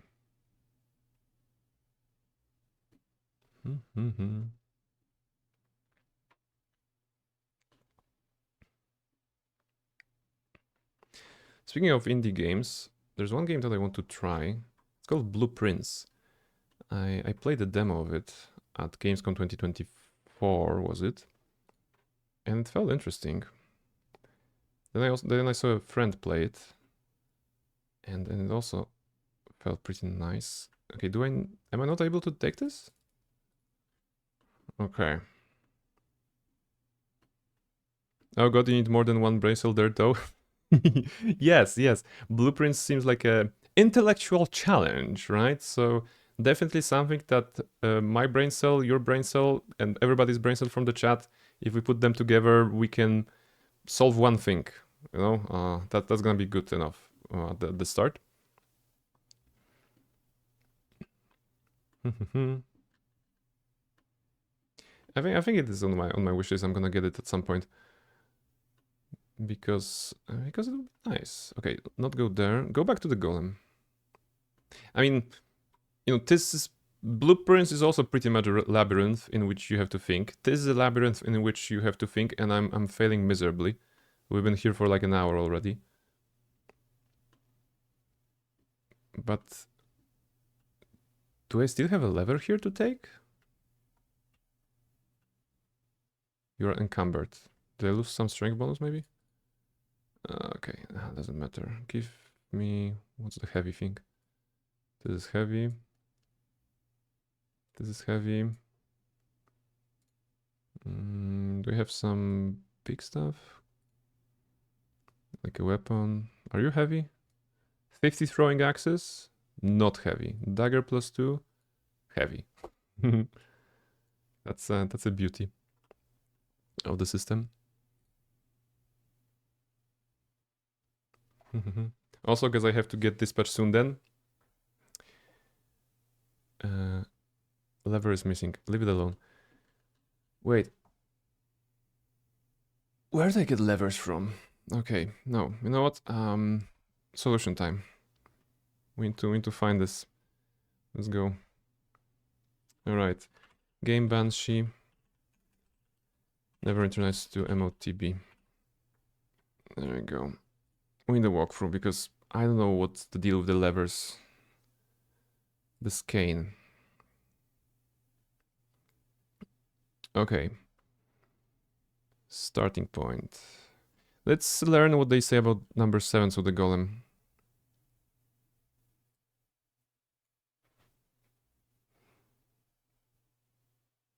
I mean, I'm wondering, Luna, actually, about dispatch because since the topic came out, I want to jump into it, which would mean the next stream, which would mean Monday or Tuesday. At the same time, I know 2 streams is probably not enough to play the entirety of the game. The game is short, but I don't think it's on one stream. Wait. Dispatch, how long to beat? How long is it? Oh no, actually it's 8.5 hours main story, so that translates to about 10 to 11 hours of stream time.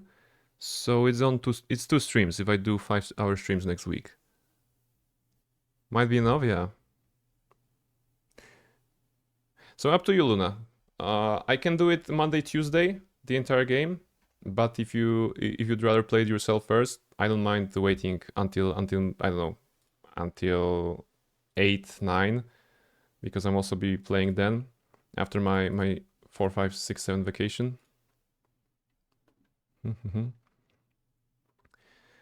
You might want to skip killing the elemental, or at least until yeah, okay. The collapse.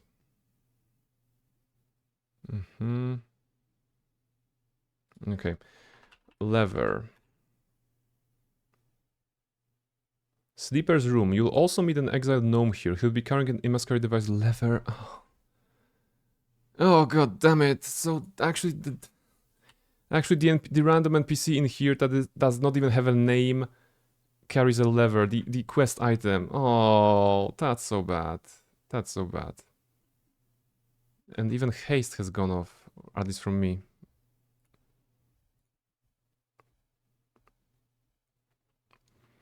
Play whenever you want. I was thinking about getting it anyway, so might as well get it and play it on the weekend. Luckily it's not that long. Alright, then it's decided. That's decided.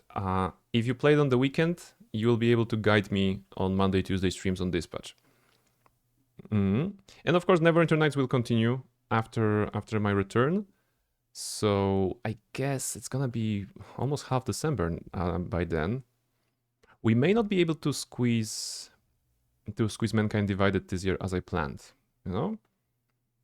Because we have what do we have? We have Persona 3 Redeem from InQ, so that's gonna be one Persona 3 stream, I suppose. I want to play Fable The Lost Chapters in December so that I can get some, you know, some of my childhood back. Okay, younger years, not childhood maybe. And probably Nighty also is cooking something for the Redeems because she always is cooking something for the Redeems. So I think we're gonna move, we're gonna move the second part of the Barrel Saga on the of Mankind Divided. That is on January. Yeah, that's gonna be the plan. Yeah, I mean, Exile Deep Gnome. Apparently you have the quest item. I'm waiting to hear the sleeper speak. No, they told me that you have a quest item. Shit, what is here? Oh, Exiled Null actually has the... Your weapon just looks like a lever I need. There's a chance they may have changed that in the... Okay, he is holding... No, that does... Okay, he is holding something that looks like a lever, of course, so... How often do you zoom in the character to characters in a game that is basically played like this? Okay. No, mine. Is there anything you want to exchange in that lever? I saw Duergar with axe, sharp and shine. You bring axe, I give clap. Here's the weapon you wanted. I don't care. Okay, now we have the lever. My goodness. And now, with that lever, we can go back here. To where Oku is. Oh, wait. To where Oku is? Look at this. If I F12 here as Oku, and then load the game, will it teleport us to Oku? Please tell me that's the case. Please tell me the game is working like this.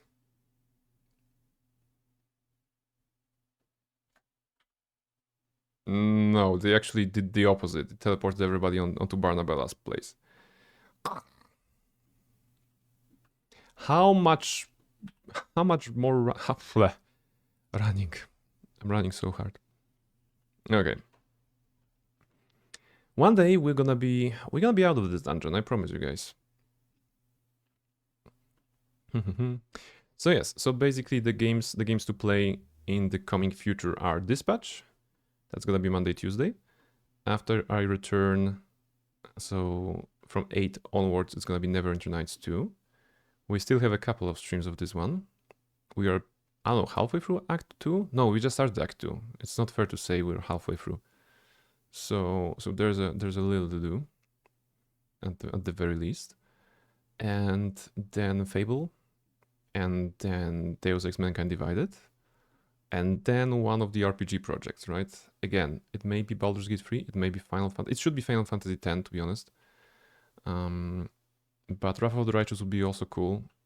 And Baldur's Gate 3, it all depends if I get my fix by playing with my colleagues from work. If I don't, then I will need more, then I will probably stream Baldur's Gate 3 with some wacky challenge. The New Year's Eve stream for Jingliu is also planned. So yeah, that's a lot.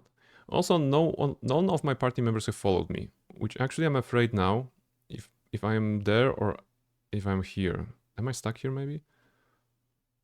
Because if I interact with this and it teleports me back, I'm gonna close the game, I promise.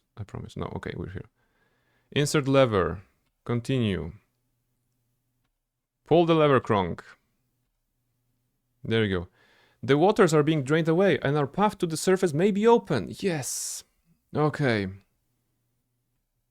And Fendon's wish has been updated. Wait. Fenton's wish? You opted not to destroy the earth elemental. Fenton will not be pleased. Okay, I don't care.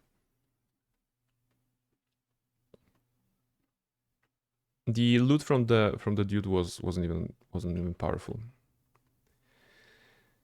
Okay, so now there is no water here. So we can walk around. Let's try the most obvious one and going towards Gulkash. What are those? Malignant water elemental? Oh my goodness. Why are you here? Oku is tanking. Are you tanking, Oku? Where is everybody? Party members, to me. F12. And load up. I actually think this is a legit way to teleport the party around. Because we all know that in the games like this, party members like to get stuck on corners, on textures, or whatever.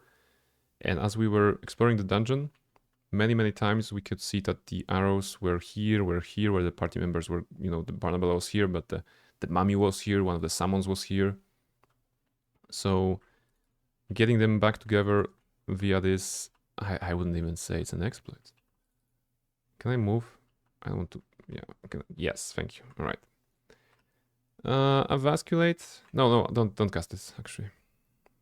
Actually, don't cast anything because we'll need you on the Gukesh fight.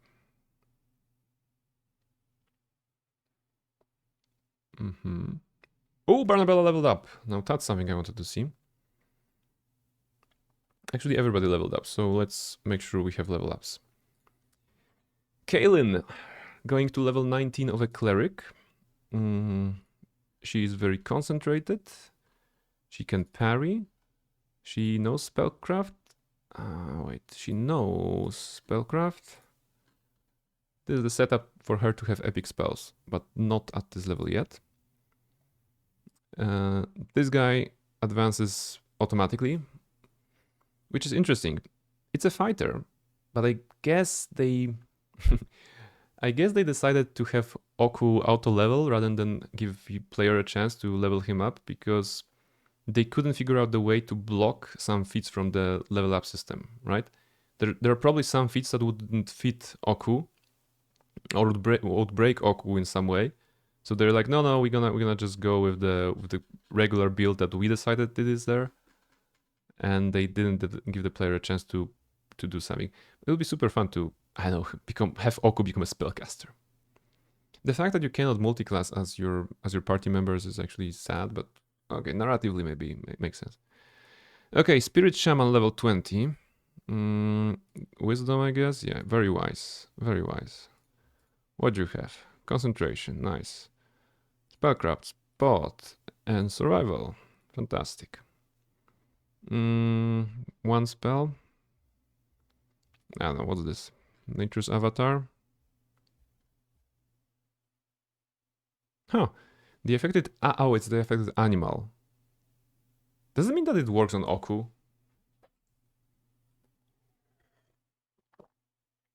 No, it says you give to your animal ally. Okay. I mean, I don't know. Probably not. Probably not. It's a druid spell, so likely to the animal companion. And Oku is the Fae. You know, so probably doesn't work on Oku. But plus 10 to attack will be... I mean, Oku already hits everything, so it doesn't matter. Is there anything fun here? Earthquake. Take Earthquake. And what else? Aura Vitality. Ooh. That's cool. Wait, more spells? Okay. Mask Your Wounds. Why not? I mean, you're no longer a healer in this party, but sure, take it. Okay. Safia going to level 21. Oh, is that time for Safia to get an epic feat? Let's see. Go lore, spellcraft, and keep doing that, I guess. There you go. All right, Safia. Epic spell. Okay, she can do Vampiric Feast as well. Doesn't fit her that much, but Mass Foul is a transmutation spell, right? Yes, it is, and she's a transmuter. This spell transforms all hostile creatures of medium size or smaller in the area into chickens. Targets are allowed the fortitude save to negate the effects. The transformation is permanent. Wow. Okay. I mean, gonna be good if she can transmute somebody relevant into a chicken.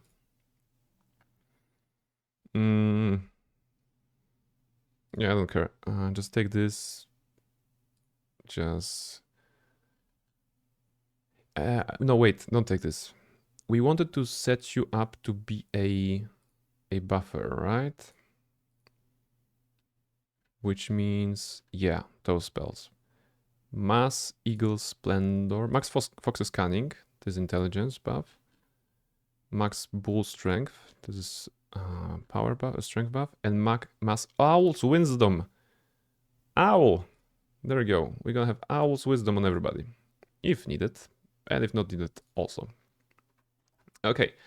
Barnabella goes to level 24 right now, I think. As an Arcane Scholar of Candlekeep. Should I get it, though? We have gotten to improved maximize... Is she 7 in this? Wait. What is her level? Oh, she's 8 already. Okay, so now she's gonna go 9. Going to 10 is improved quicken spell. That's not that important.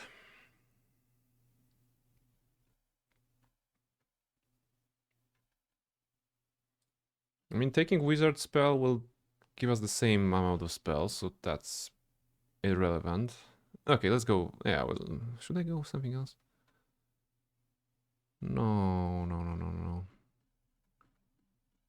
Yeah, okay. Neverwinter 9. Yeah, sure. Sure, Barnabella becoming a knight, a lord, and everything.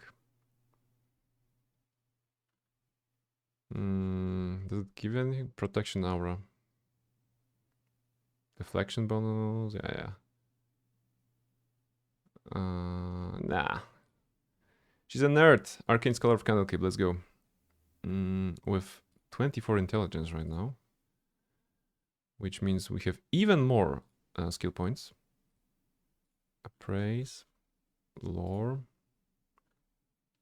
Spellcraft. And the remaining goes into open lock. Alright. What do you want to have, Barnabella?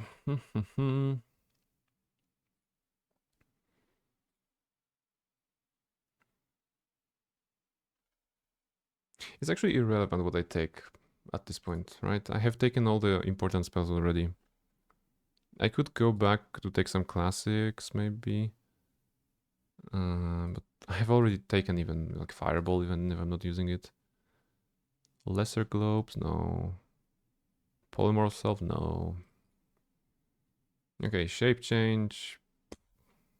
Mass Charm Monster. I will never use that, but might as well grab it.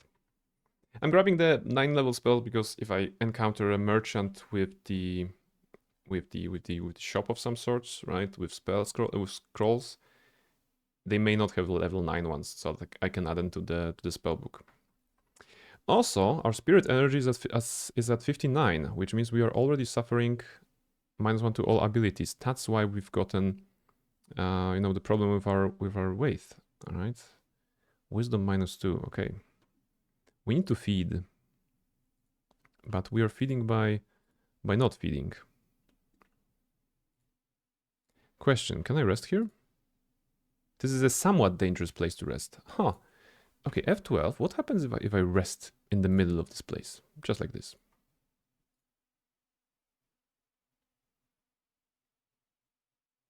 Okay, nothing bad happened.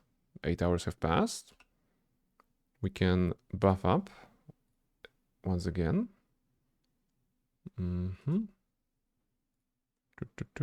Cast it on self. Persistent haste.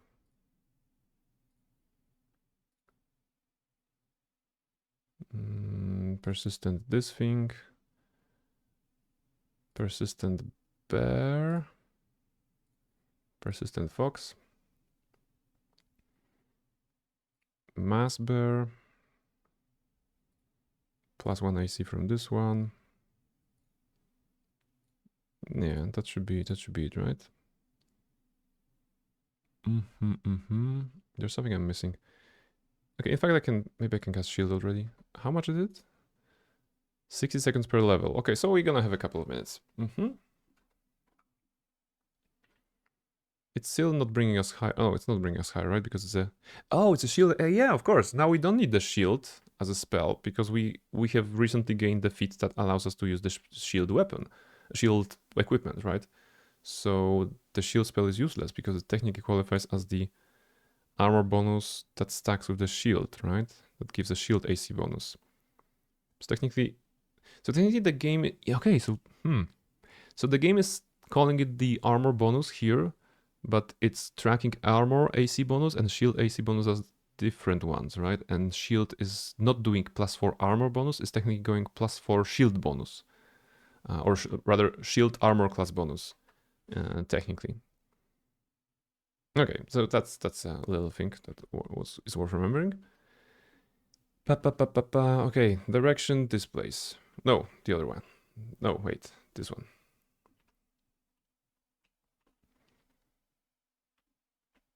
We should be able to get out of this place somewhere. Or not. Oh. How do I go to Gukash? Gukash. Is that this way? Water Elemental. Come on, guys. Destroy this one. Why are you standing here?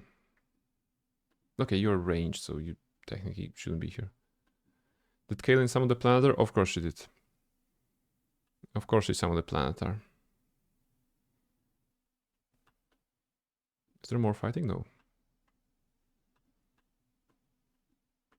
47 spirit energy. This is not great. What is even less great is that I still don't know the path to Gukash. I think it was from where? From here maybe? Passage sealed. Stairs up. Okay, so actually finding a way is not that easy in this dungeon. I guess we need to go back, right?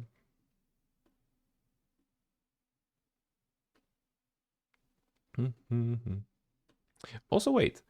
Are the air elementals still drawn to Imaskari devices?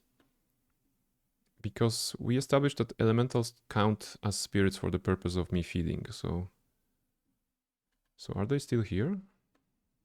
Okay, there's one of them. Now, that's good enough. I'm gonna try to use it. 47. Is Oku here? There you go. Maybe Gun can summon somebody. Wait. Elder Elemental? No, we don't need Elder. Try to get me huge Elemental, sure. Okay, Gun can summon this. And now from 47, I can go to... Come on, go self. To 58. 47 to 58, so plus 11? Between Oku, this one, and that? That's not a lot. Plus it's already gone. Okay, I need to find a better way to manage this.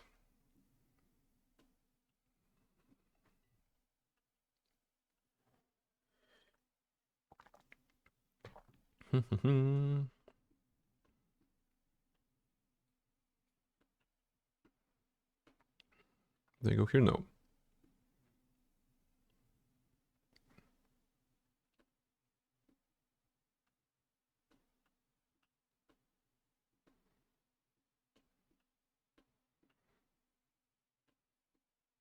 Okay, this is a new path. Probably is the right one, right?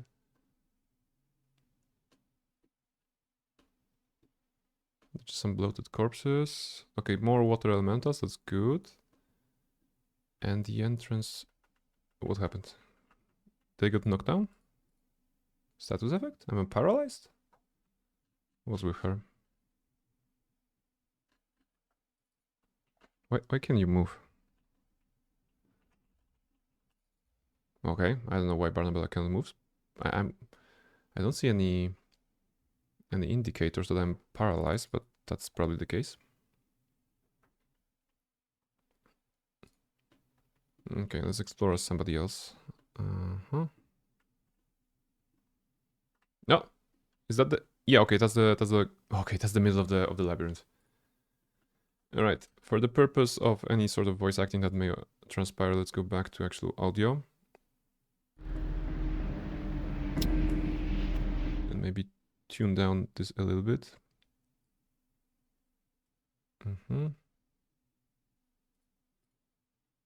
Click, click, click.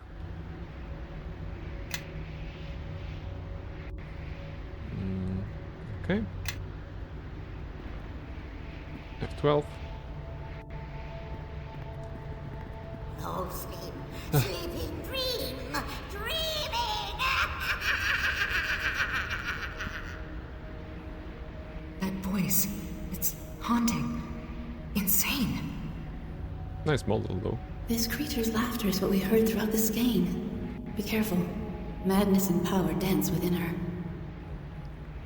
So this is the source of that wretched squawking. I'll tear out her throat and silence her for good. Just ask.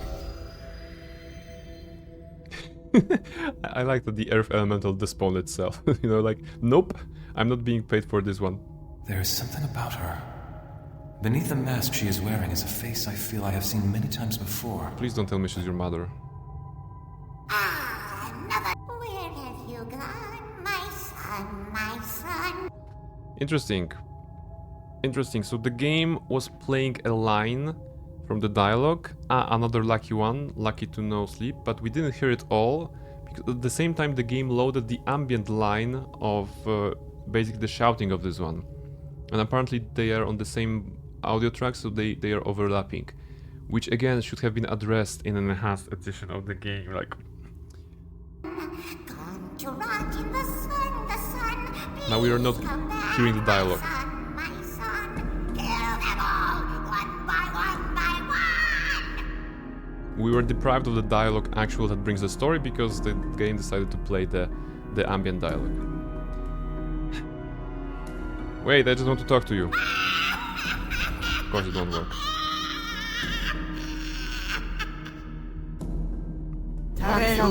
She's crazy. And challenge impossible. Okay, let's see about that. Now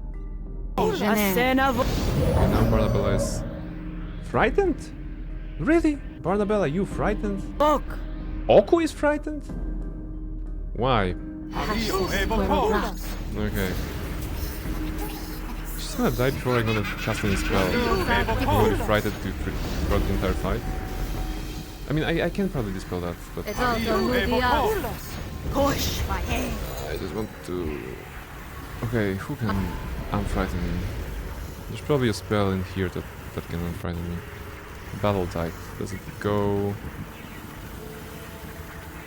No. I mean, unless I'm doing the saving throw. Restoration? Some sort of a restoration? Say living...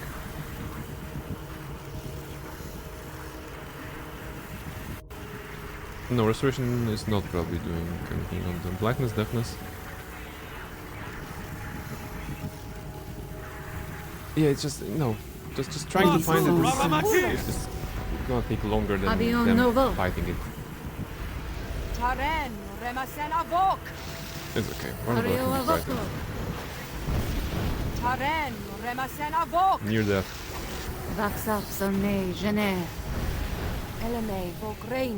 There you go. Oh, it's still frightened. Actually, Gan is also frightened. How is okay? Safia is frightened. Kaelin. Enemies. Okay, you're the only one. Kaelin, it is the sunbeam time. Why are you even doing anything? Come on. They're falling upon us. What, 9 damage? The color. There you go. There you go. No, did she teleport? No, wait. Why is Safia attacking Goku? What are you guys doing? Yes. I can Barnabella accomplish is this afraid. task. Shall we indulge They're ourselves? fighting each other. For the crusade. For the crusade, she said. She played Wrath of the Righteous. Luna, thank you very much. Thank you very much for keeping me sane and well fed throughout this dungeon, which has been way too long. Why are you fighting? She's gonna use all the spells. Because she's frightened? No, she's kind of mind controlled. Why is she mind controlled?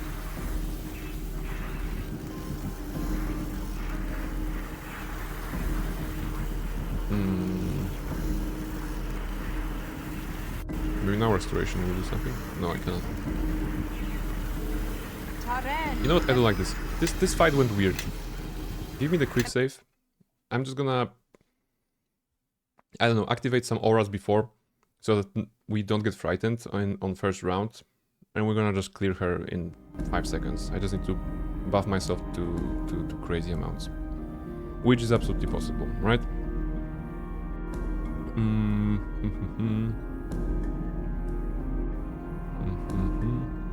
Great on that.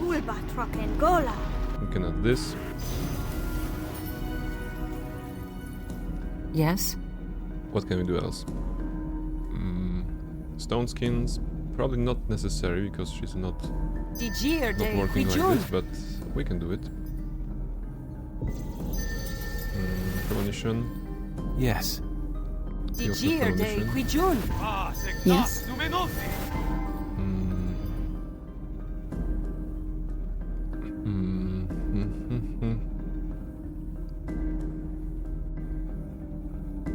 Battle tide. why not?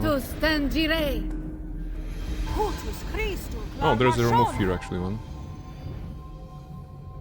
Divine favor on Oku. Oh no, it's self, right? Yeah, sorry, it's self. But bless on all. My son. Flori con Forus. Magic circle against evil. Jerdictuex. Divine power is self or yeah, self. Tareo Avoco.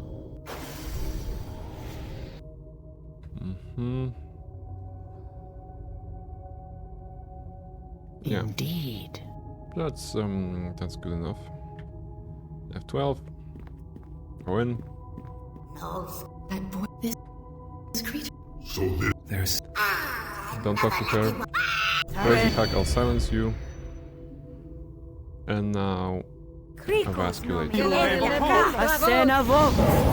There we go, 263 in the first round from Barnabella. Maximize integration. There we go. Dead in 2 rounds. Gulkash has possessed Safia. Ah, so that's what happened there. So that wasn't clear. So the possession happened, and now I guess what? For the crusade. Dispel? Greater spell breach? It feels like or spirit eating. The problem is that if she possesses Safia now, Safia will be doing all the spells. Okay. Wait, is it about killing Safia? We can rest her, right? Afterwards.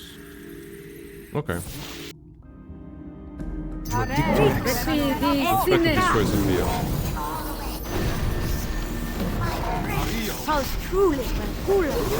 Okay, Safia, you're down.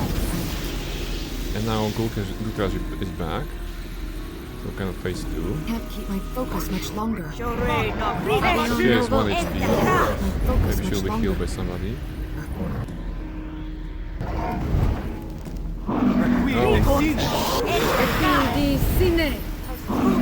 Vasculate. Near death. Oh, she wants to talk now. Okay. Enough. This blood of mine you've spilled has loosened insanity's grip on me. No, you're not getting away from this. I don't care. Do not wish to die, though it would bring an end to the punishment I've endured for my crimes. My crimes!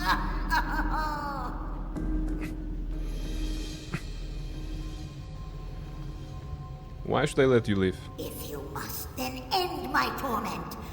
first. But first a request. Find my son if he yet lives. Find him and tell him of his mother. My son, Ganayev. Of course, she's Gun's mother. You. Called it. You are my mother.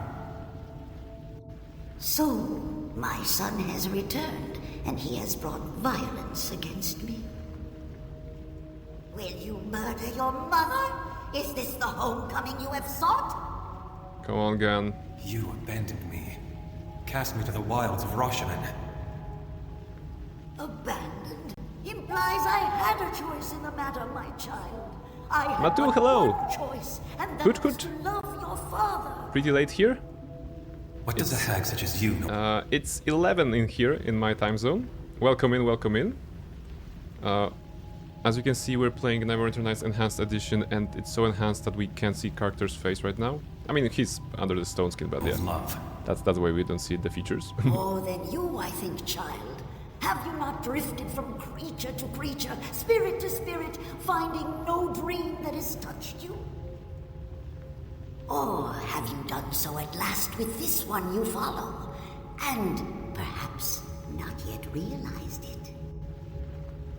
You know what I speak of is true, Ganayev, Gan of Dreams, spirit of Roshaman. Do not waste much short time we have together with protests and accusations. Yeah, but like it's almost 4 hours from start. Was it? Is it 4 hours? Oh, it is 4 hours. Yeah, you're right. You're right. No worries. You actually came in the right moment. For the past like an hour and a half, we've been following this dungeon, which was pretty much a labyrinth, and it involved a lot of backtracking, you know, going back and forth. And only now we found the middle of the dungeon where this hag was just laughing at us all the time, and now we fought her, and now there's a dialogue. So, yeah, no worries, no worries. You didn't lose much. And there's still more to come. You speak as if your words are truth, but you know nothing of me, of my life. I know you have dreamed of the city beneath the waves, and your travels have circled it all your life, until now, until the time has come to destroy it. It was ordained we speak this one last time, my dear Gan. It is the one hope that has cradled me in this prison. You are a creature of lies, spawned from lies. Mm-hmm. Come on. And you, my beautiful child, are far more terrible. To be spawned from the love of a hag. By such things are cities and nations laid to ruins. Do you wish to see the proof of my claims? No, just die already. Come on. Up to you, Gun, actually, but yeah. She had her chance long ago. Oh, influence I care failure. nothing for what she has to say. My answer is that we end this now. Fantastic. Just what I I will not fight you. Do what you must. You were fighting us so strongly. I'll just kill you. I mean, if it gives me evil points, then okay, but it's just no point of leaving the hag alive. Okay, it didn't give me any evil stuff. That's good. You have gained the Dream Haunting ability. Dream Haunting enables you to enter the dreams of anyone who is sleeping. If you have companions in your party who also have the ability to haunt dreams, they will join you in the dreamscape. Oh, so now we can solve the Anya's thing. The farmer's daughter. She was described as the one who is dreaming, kind of, right? I think. So we have a new She attacked skill. us, yet she was lucid in her last moments. That may have been the only chance I had to speak to her. Don't worry, Gun. You know, we can influence. That was a hack. It's okay to kill. Absolutely, absolutely. Did she give it no loot? Really? I mean, okay. Narratively, she was in a prison here, so she couldn't have any possessions. We got Hack's Eye though.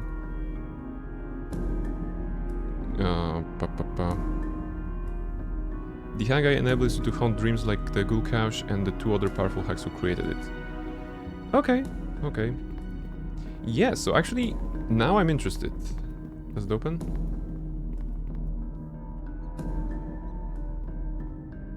Specific keys required. Really?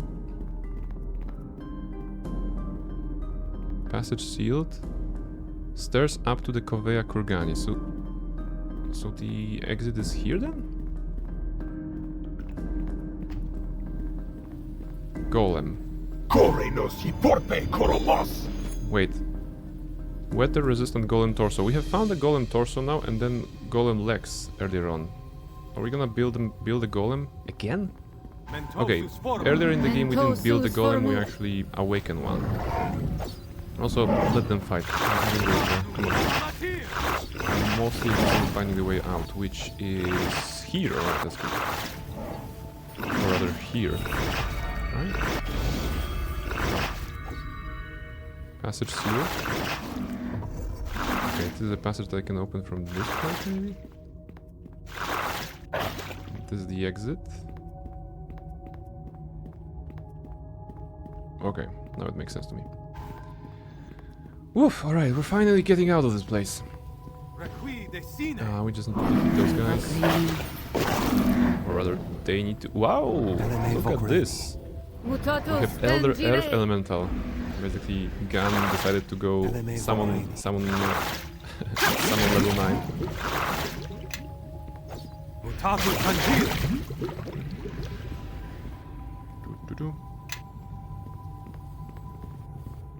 There we go. Alright, let's go up. Finally. That was a very long dungeon. Okay. Autosave happens. That's good. Oh, this location is smaller. You can already see. Trap triggered? Okay, we don't care about traps. We face tank every trap. What are those? Who are you? Mistress. Overpowering. Fantastic. Emasculate? I fear my spell has failed. No, the spell failed. Can you cast it? I think she did cast it.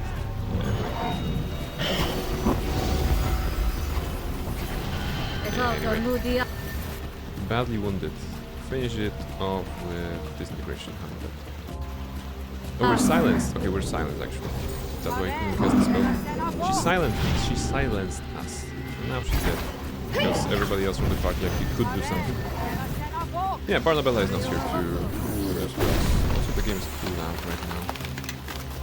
I can barely hear myself.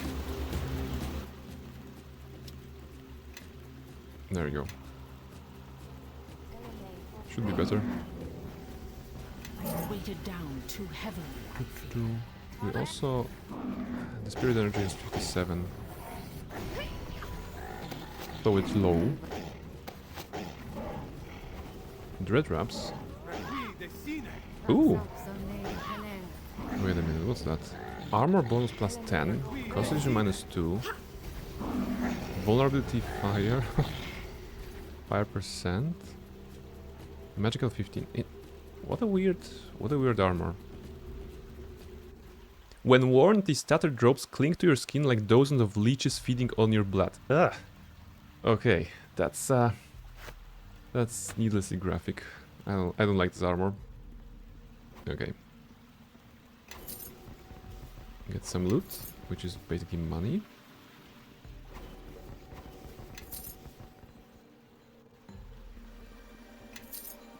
Alright, what is this location? There are a lot of corpses. Slumbering... Oh, wait, it's the Slumbering Coven. And the Mind Flayer is here. And Human Wizard is here. Okay.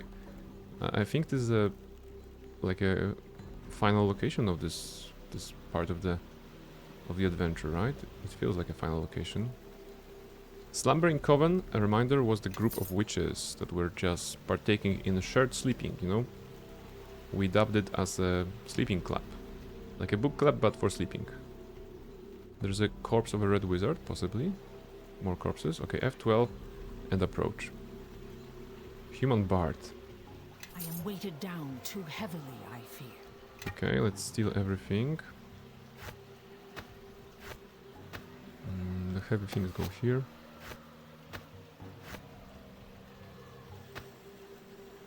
Mind Flayer. Can we talk? These hags are creatures of dreams and deceit. No. Okay. Corpses. Okay, we have looted everything.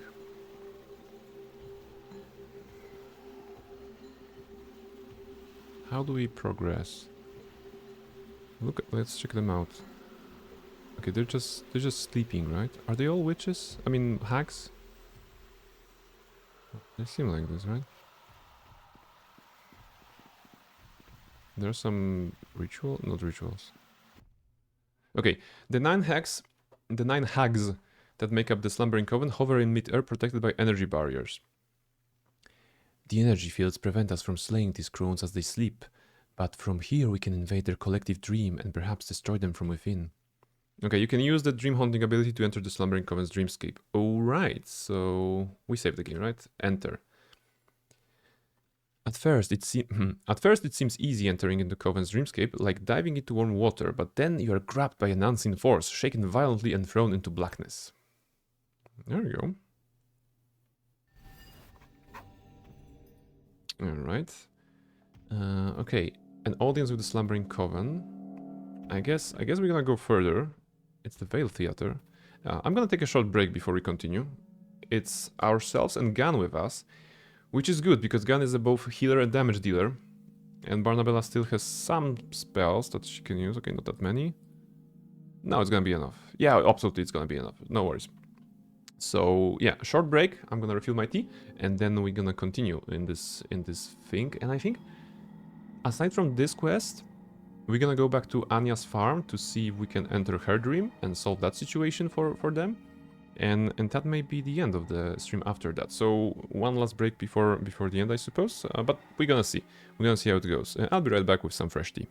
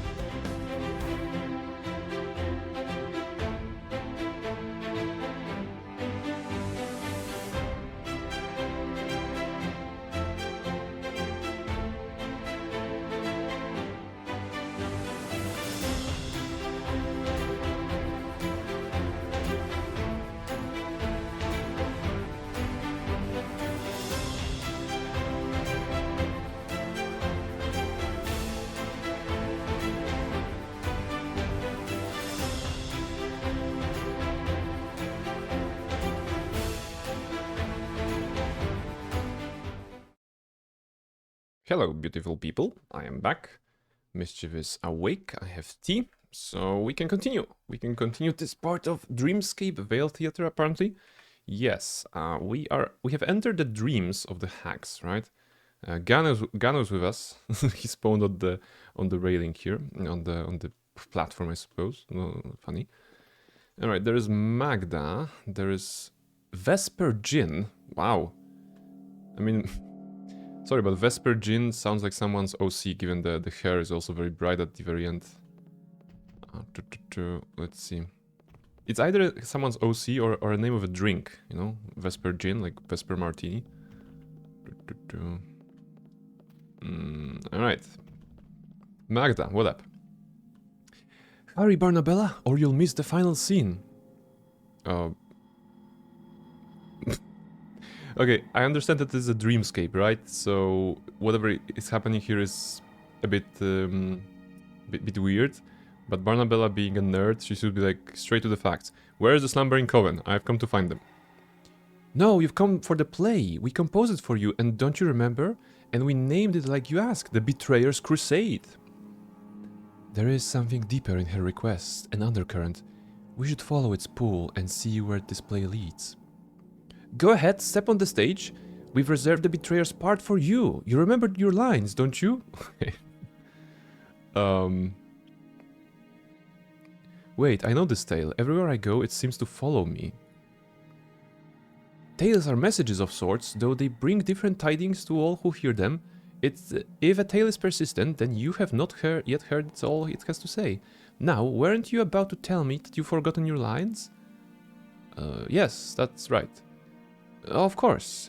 The forgetting's in the script, too. Oh, okay, okay, we're following Elio's script right now. I'll set the stage and you can make up your lines as you go along. The crusade has failed, the betrayer's army is crushed, and he must give his final commands to his lieutenants. The dark god Myrkul is close at your heels. You must make these orders count. They shall be your legacy, perhaps all that ever shall remain of you. Alright, I'll play along, and maybe this dream will start making some sense. Influence gain Gan. Ah, you have a dreamwalker's heart. You swim with the current, not fight them. Yeah, of course, I mean... We know this scenario, right? In order to continue, even if it wasn't a video game, it would actually be my instinct to actually pretend that I know. No, wait. How do I put it? In this situation, the character has entered the dream, and there are two choices: either to try to stay super rational and logical, and be like, "Dude, I'm in a dream. I have come to do a quest. Give me quest," right? Or they can be like, "Alright, I'm in a dream, so I should follow along. I should go with the flow. I should roleplay alongside the rule set of this particular dream." That would come natural to me, I think, if I was in this situation, like Barnabella. Not a dream, a play, or perhaps there's little difference. No matter, get up on the stage, hurry. The audience is getting restless. Alright, what about Vesper Jin? Who are you? Okay, up the stage. Everyone's waiting. You know what? Quick save. I don't want to... I want to look good as my, you know, at the roll. Okay, what is here? There's some dudes on here. Some bald dude, okay. And we are watched by demons. Wait, this is the Deo, the Jinn. This is a fire giant. Huh. This is what? A Skrit? No. It's like a fox. And that would be... Wasn't that the guy from the base game that we met like twice? Okay, let's see. I am Zohab, of white wings and golden brow, born in the radiance of Celestia. For mercy and for justice, I swore to bring down the wall. I am Ramak, the old, the dead. Thrice have I glimpsed godhood, and thrice has that prize been snatched from me. For the knowledge I was promised, I swore to bring down the wall. And I am Seryu, the vast and the glorious, who soared the desert skies, blue upon blue. For the debt I owe to you, betrayer, I swore to bring down the wall. The god of the dead draws near, and our battle is lost. What would you have of your generals? Okay. There's only one that makes sense. Stand and fight. The crusade may have failed, but we won't be taken alive. What? This isn't in the script. You're right. This isn't how it goes at all. Okay. Forget my last order. We flee and finish this battle another day. No, wrong again. I told everyone you knew this part, but you've made a fool of me. Boo, boo. We want our money back. The actress doesn't even know her part. Something is wrong with this dream. It is not coming from you, but...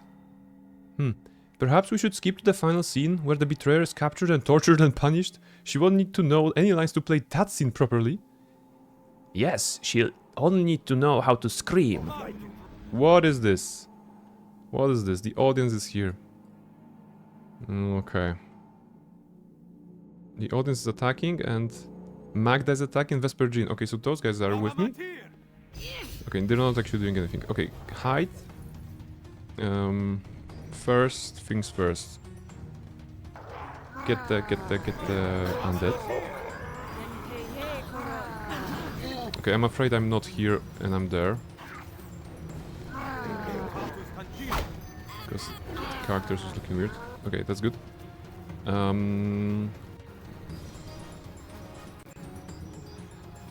Give me those. Oh, I hate this targeting system. Cancel. Alright. Gun's gonna get hit. But that's acceptable. He should heal himself. We have no choice. They must be eliminated. Did you cast it, Barnabella? No, why are you... Okay, see, that's the problem. The character was always there for the part of for part of this combat. Okay.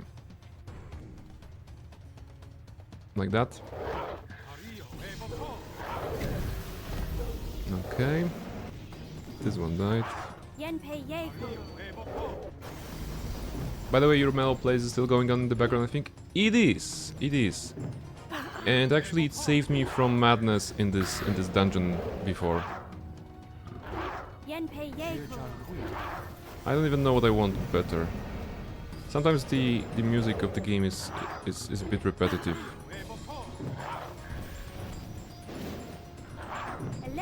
I shouldn't be overlapping those, if I'm being honest. But I'm too lazy to do anything about this right now. Come on. Just kill the audience.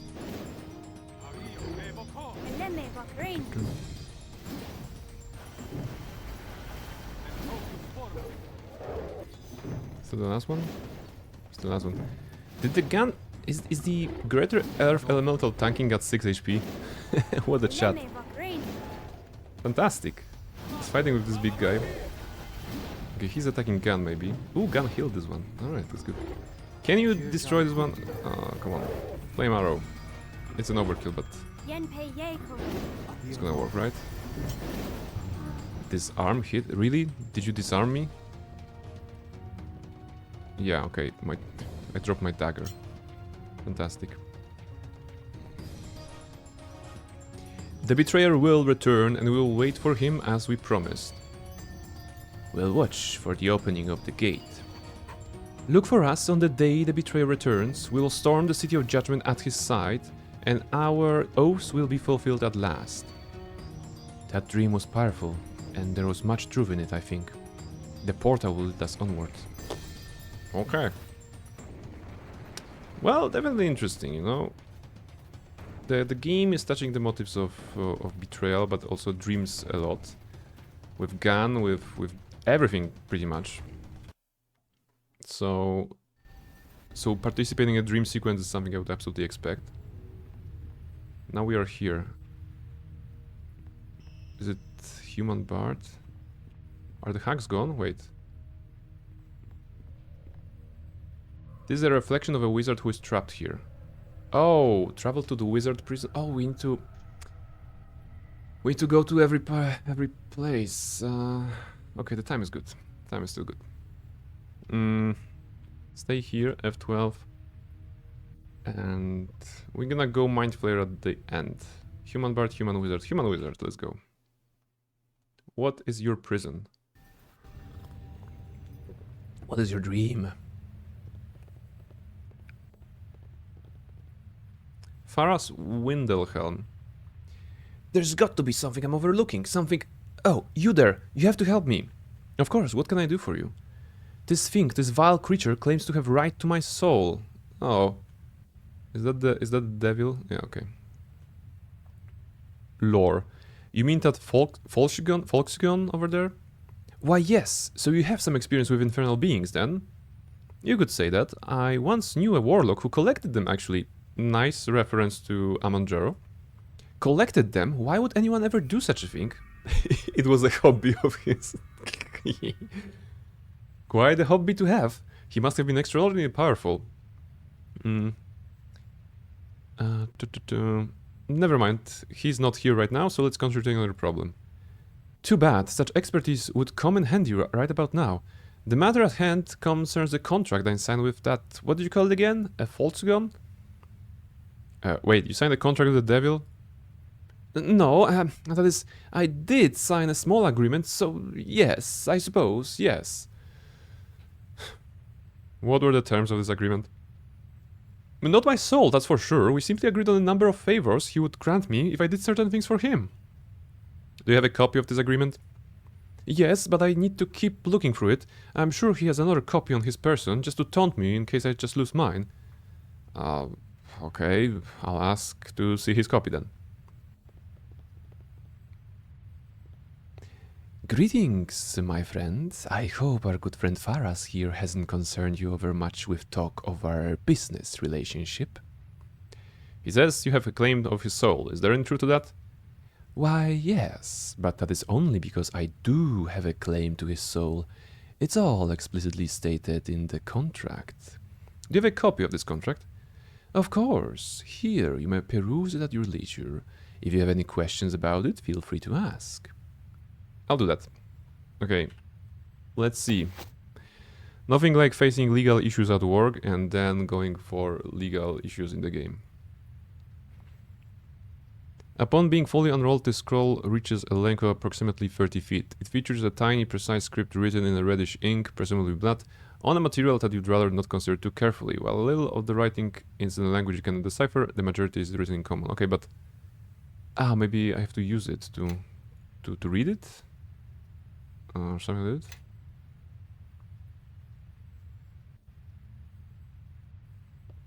Okay. After unfurling the scroll, you realize that it would take far too long to read it in its entirety. Perhaps it would be better to find the relevant section. Now, start at the beginning. What happens? A maddeningly long piece of text started the argument by declaring the omnipotence of someone named Asmodeus and declaring the inevitable victory of the devils over their long-hated foes, the demons. Further on, you find the passage that pertains to the matter at hand. I, Faras Windhelm, do enter into binding agreement with the devil Enzibur for an unspecified length of time. The terms of the agreement exist in accord with the tenets laid out in the Pact Primeval, which says that this continues on for many pages, citing a document of some considerable importance for devils. Okay, find the part about what favors Faras bargained for. This section regarding what favors were granted is located a few pages into the document. A short passage prefaces the section, following by a bit of a text much smaller than the rest, after which the favors themselves are explained. Okay, the preface. The signee agrees that the following favors are to be had upon the completion of the service mentioned. The type, number, and degree of the services to be rendered are not negotiable after the signing of the document. Smaller text. Each favor shall be granted but once and have a duration of 1 year, renewable each time the signee fulfills the obligations of a new favor. Should the favor's duration run out without being renewed, it can be granted again for another year, starting from the date the signee fulfills his obligation for another item on the list. Okay. Favors. There are 5 favors listed total, and each specifies the condition required for it to be granted. They seem to have an order of sorts, which the later favors requires more from the signee. Okay, first favor. For the favor of one powerful magical item unspecified, the signee must inflict pain on a helpless being. Okay. Second. For the favor of increased skill in one area of endeavor, the signee must perform a mischievous act upon a hated foe. Okay, third one. For the favor of a wish of limited proportions, the signee must cast a spell of evil nature. Fourth favor. For the favor of increased mental ability, the signee must cause grievous harm to another being. Okay. 5th. Finally, for the favor of supreme magical power, the signee must cause, directly or indirectly, the death of another. Okay. Skip to the end. The final part of the scroll is more mind-numbing legal jargon before ending with a signature that clearly reads Faraz Windhelm. Below that is a long string of nearly neatly written symbols. Slightly above the signature, you notice a section of incredibly small text. Okay. String of symbols. The symbols are arranged in a neat row and appear to be comprised of sharply written lines in odd geometric patterns. After a few moments, you realize that what you're looking at can be only Enzibor's signature. Makes sense. Tiny text. The text is written so small that you can barely make it out. If you hadn't been carefully examining this document, it's likely you'd have missed it altogether. Probably like this dude did. It reads, furthermore, the signee agrees that should all services be rendered onto the provider and all favors for such services granted in response, that the signee's immortal soul become a sole propriety of the provider for all eternity. Well, he didn't read the fine print, right? That's sucks to be him, but legally we're in a bind, right? Okay, stop examining the contract. Well, he's wrong, right? It doesn't say anything about giving in my soul. I made sure that none of the things I had to do for him involved my soul in any way. Actually, I'm afraid it does say something about your soul. It does? Where? Right here at the bottom, it says that if you complete all the terms of the contract, your soul will become his property.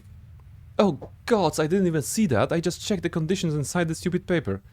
God damn it. Like, why? Why did you do that? You absolutely deserve your fate, come on. You just signed a contract with the devil? Are you mad? Well, you don't have to be so accusatory. I'll admit, it wasn't the brightest thing I've ever done. No arguments here. How did you get into this mess to begin with? It all began several years ago. I was one of 2 apprentices under the tutelage of Master Wizard Galban of Telflam. At first my studies went well, but then the other apprentice, Ilthias, began to pull ahead of me. Go on. The master began to get upset that he had to teach us at different rates, and he started assigning menial tasks so that he could spend more time with Ilthias. It became so unbearable that I went to look for a new teacher. What happened then? One prospective teacher who lived nearby was a summoner, but I arrived early to our meeting and he hadn't returned home yet. Instead, I found that thing in a circle in the center of the room waiting for me. My goodness, what an idiot. My goodness, what an idiot. Fantastic. Fantastic. Who would have guessed? Exactly. Did the summer... what did you do? I was about to go outside to wait for him when the creature began speaking to me. Yes, it's a great idea. You go into a... like... You're going to a meeting, right? Instead of the person you wanted to meet, you see a... I would say, I don't know, a red-skinned dude with horns and glowing eyes, likely a tail, right? And you're like, good morning? No, you just don't. You just don't. What did it say?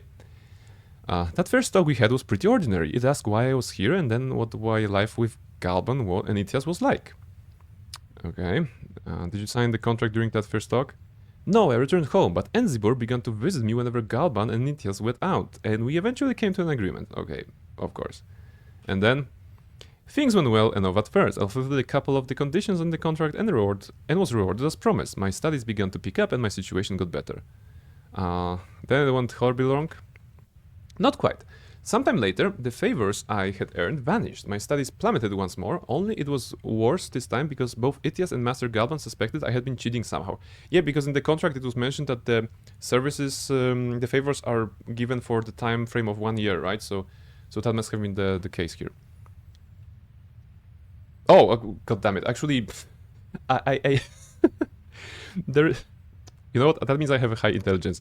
Because what I just said you, Barnabella says in dialogue here, and this is when the character has high intelligence. I did not read that ahead. I didn't know there was an option here. So intelligence. There was a stipulation in the contract that stated favors would only last a year, you know. There was? Hells, I must have missed that part too. If only I had never signed that stupid thing. Okay, what next? I summoned Enzibur. Unfortunately, Itias burst into my room and caught me talking to him. He immediately began threatening to tell the master. What did you do? Yeah, you probably did the fifth thing, right? You caused the death of the other. Without thinking, I cast a spell on him. He wasn't quite so quick to run to the master after being doused with acid. Wow. Fortunately, I had an area silence spell memorized as well. You wouldn't believe how much he was screaming. Okay. What happened then? I fled. I grabbed a few of my things and just started running. I didn't know where I was going, but I knew I had to get away before the master discovered what I had done. It didn't take long for him to find me, though. And then, don't leave me in suspense. He said I was dangerous, and he began chanting a spell. I didn't know what to do. I closed my eyes and was cowering when I heard the crackling of energy and then harumph of surprise. A harumph? Yes, a harumph. It's the sound that old men often make to express displeasure or surprise. Okay. I knew that. What happened then? I opened my eyes and he was gone. I searched the area when he had been standing and only I found some dust. I was scared out of my mind. Did his spell backfire? It's possible, I suppose. Galban was a very powerful wizard, so I doubt he could make such a mistake. Good point, so Galban disappeared. What did you then? I fled, again. I didn't stop until I had gotten dark out. I was staying at inn about a day's ride from Telflam when I found a letter in my pack. It said that the terms of our contract were complete, and that my soul would become Enzibur's property upon my death. Wait, but... according to what was said here, it's not perfectly clear that Faras was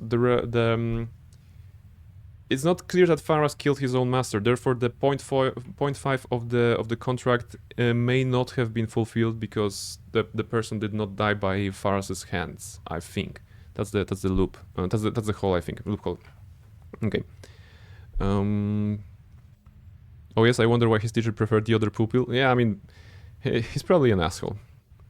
And also an idiot, you know. Okay.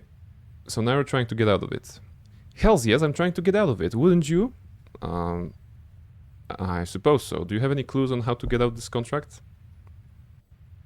Very little, I'm afraid. I've been researching infernal contracts for weeks now, with little progress due to the subject matter. People look at you differently when you tell them you want to find out about how to make pacts with the devils, you know? Okay. Have you discovered anything useful? Only a little bit about Betezu lore from anyone of real authority. I have found some interesting things in stories written about infernal contracts, however. Okay. Tell me. Well, the few accounts I've read by summoners crazy enough to have frequent dealings with Betezu say they're sticklers for details and always try to do things within the rules they set for themselves. Okay. There's nothing wrong with doing things by the rules. Your action have shifted your alignment, yeah, one lawful point because we're okay with rules. Good. It would seem you share the Betezu mindset. Okay, what about the stories? Any leads there? Actually, there were two general themes to the stories I found. In the first type, adventurer mortals managed to escape from their contracts by using their wits. And the second type? The second type involved adventurers mortals trying to escape from their contracts using their wits, only they were outsmarted by the devils and had their souls taken. Okay, let's think with the first type. What did you learn? In the stories, the mortals always escaped their contracts by either finding some type of error in the contract or providing the devil broke the rules somehow. Okay, the rules... The stories were always a little hazy on the details, on the rules the devils followed. I think most of the ones used in the stories were made up, as the authors didn't really know anything about the topic themselves. So, we don't know what rules Enzibur might have broken. Sadly, no. You might be able to learn a little more from him, though. Okay. Ward a shot. Let me talk to him. Okay. Sota in action? Yes, she's here. She's on the side. She's on the side. She needs a pet. Pet. There you go. And maybe she'll graciously allow us to play a video game. I didn't know there was so much content. I mean, there was more content after fighting the hag. So I guess we'll only have time to finish this section. Arcane Circle. The magic circle is formed of a ring of powder silver. It wouldn't take much to disturb it. No, this is probably the only thing that's keeping him here, so... Effortless? Huh, interesting. Alright, Enzibur. I'd like to ask some question about the contract. By all means, a fine piece of work, that document, one of my finest, in fact. What in particular did you wish to ask about it? I'd like to know about the favors and conditions. No, wait, what's the point? We already know everything about this. We read the contract. Yeah, what kind of favors? What conditions? Yes. What do you gain? Okay, it doesn't matter. It doesn't matter. Oh. It's quite like your mortal jobs. If I perform well in this task, I stand a chance of being promoted. And if you do poorly? I find it better not to think in those terms. Okay. Question about contract. Contracts in general. My favorite subject. What about contracts would you like to know? What types of contract are there? Wow. There are two main varieties, but nearly limitless variation of those two. The first type of contract is known as the Pact Certain. It is simple and binding agreement wherein a mortal offers up his soul and a Beitezu specifies what will be given for it. And the other type of contract is known as the Pact Insidious. It is composed of a list of lesser favors a mortal can receive in specific acts are performed. So what would be the type the contract Fark sign? Exactly. I had offered him a Pact Certain initially, but he shied away when the topic of his soul was brought up. Quite a shame, really. It would have kept things much simpler. Okay. How does one get out of the contract? You don't. Contracts are binding agreements and as such are enforced harshly. Define harshly. One possible punishment involves sending a pact of infernal hounds to tear the Oathbreaker to shreds. To shreds, you say? His remains scattered to the winds. From there, the measures only got worse. So there's no way to get out of one? No, not if the contract is well written. So if there was a flaw in the contract somewhere, a mortal could get out of it? I suppose so. I can't imagine a Beitezu who would be so careless, though. And that's it? There's no other way out? Yeah, okay. Well, I suppose if the Beitezu in question were to inadvertently break the stipulations of the contract, it would become null and void. The same would happen if the Beitezu broke any of our laws in carrying out the contract. Beitezu law, eh? Interesting. Mind if I ask you another question? Of course. What would you like to know? I was wondering if you could tell me about the Beitezu law. Actually, there's a huge chunk of lore in here when it comes to, you know, contracts and how it works in the Nine Hells, in those games, in Forgotten Realms.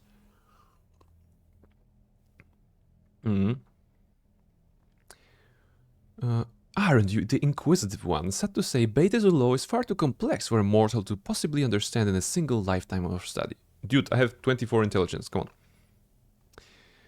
Could you at least give me a brief explanation of how it works, at least is it related to mortals? You may as well ask for the ocean to be served to you in a thimble, but I will try. Beitezu law is based on the concept of volition. Mortals are our property by divine decree, so long as they willingly give themselves to us. But there are rules. Always there are rules. Under no circumstance is a Beitezu allowed to coerce a mortal into signing a contract. The same applies to the fulfillment of the contract in whole and in part. Intelligence. So if Beitezu were to force a mortal to complete a condition in a contract, what would that would make them null and void? Why, yes, I suppose it would. Interesting. Yes, it is. Do you have any more questions? Okay, that's all for now. I guess this is sort of a back and forth, right, between those two. I have a few leads and the questions. Okay. Enzibur said that if there were something wrong with the contract, it wouldn't be binding. Think that angle may help us? I doubt it. You would need to have an inquisitive for detail to find anything wrong in that maze of jargon. You can look, but I wouldn't waste my time. Okay. I'll give it a look. No, that doesn't give me anything, unless I can really have some extra dialogue lines from the contract itself now.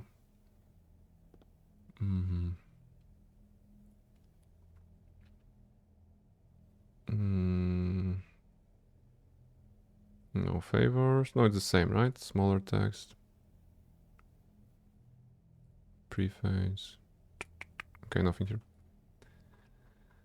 Let's talk about the favors. The contract says you had to fulfill all of their conditions in order to lose your soul. But that's just it. I never fulfilled all of the conditions. I performed a few of them, sure, but not all. Why don't we go over each of them in the favors individually? Okay. It says you needed to inflict pain on a helpless creature as a condition of the first favor. Did you do that? Sadly, yes. I cast minor cantrip at Itia's rabbit familiar. How it ran. Dude! Just, you hurt a rabbit? Just for that you should go to hell. You know? This is me being your lawyer and I'm out. Just this. God damn it. Did you receive a powerful magic item like it says in the contract? If you can call it that, the next morning I discovered a tome of infernal spells at the foot of my bed. I can't even read infernal. Okay. When did you fulfill this condition? It was the first condition I fulfilled, since I thought it sounded the most harmless. Okay. Another. The third favor required you to cast an evil spell. Did you ever do that? No, I didn't. That's it. That's my way out. Did you hear that, Enzibur? I never cast an evil spell, so your contract is nothing but scrap paper. Ha! Master Faras, do you recall that you summoned me to answer your questions the day Master Itias discovered us talking, don't you? Yes, because your other favors all vanished, you cheat. And you do realize that summoning a denizen of the Nine Hells would be considered evil in most circles, correct? Well, when you put it like that, Oh, gods, I did cast an evil spell. I'm doomed, doomed, I tell you. Calm down. What, are you mad? I mean, you are correct, I must not panic. Please, let us continue the questions. Did you ever receive the wish of limited power mentioned in the contract? A wish? No, I didn't. Wait, that must mean I have a wish left. Number 2 is here. Wish for a pile of money so that we can buy our way out of this. That would be chaotic, possibly evil, but yeah, it will make sense. I wish that I have never signed that contract. Did you say it out loud? Did it work? Doesn't look like it. Yeah. Hells, I must have already used the wish at some point. Not really. I guess it's not important now. Worth a try. Okay, back to the questioning. The fifth favor required you to cause the death of another. You didn't do that, did you? No, I never killed anyone, I swear it. Did you become more powerful? It might be difficult to believe, but I wasn't always the fearsome wizard you see before you, you know. Fearsome wizard, dude, I'm level 25 or something. You're nothing. What are you even? You're nothing. Which means you received the reward. The question is, who did you kill? No one, honest. I've never even seen a dead body thanks to Bicanvor. What about Itias? You did say you hurt him pretty bad. Maybe he died of the wounds? Impossible. I checked him myself before fleeing, and while the acid will probably leave a lasting mark or 10, the wounds were not mortal. What about Galban? Well, I certainly didn't kill him, although what happened was rather odd. One moment he was advancing on me while casting a spell, and the next he was gone. Okay. Was there anyone else in the area? No, not that I saw. Did you cast a spell at him? No, I was too scared. It wouldn't have done any good anyway. He would have swept any spell I knew away with a wave of his hand. All I did was cringe and wish he'd go away. Oh, insight. Wait, you made a wish? Oh, that was a wish. Nice. Nice. He wished to go away. In a manner of speaking, I didn't say out loud I wish my master would go away, but I did think it over and over at the time. It says in the contract that the third favor was a wish of limited power. Since Galban attacked you after you summoned to Enzibur, you'd have had a wish. Oh, so he wished for the master to go away, not to kill him. That would like minor teleportation would qualify as a minor wish, I suppose. And then somebody else could have killed the master and then arrange it as if Faras killed him, right? I mean, that's my theory, but maybe if the lesser wish would also be like, okay, kill my master, then makes sense. You're right. Oh gods, I did it. I'm responsible for my master's death. Galban had friends, powerful friends. Oh gods. What exactly did you wish for? I just kept wishing that he'd go away. That's all, I swear. Interesting. That may be the key to his whole puzzle. Exactly. Alright. Alright. I believe so. Yeah, okay. So, he wished for his master to go away. Which does not mean that he wished for his master to be dead. Right? So, he may not have killed him after all.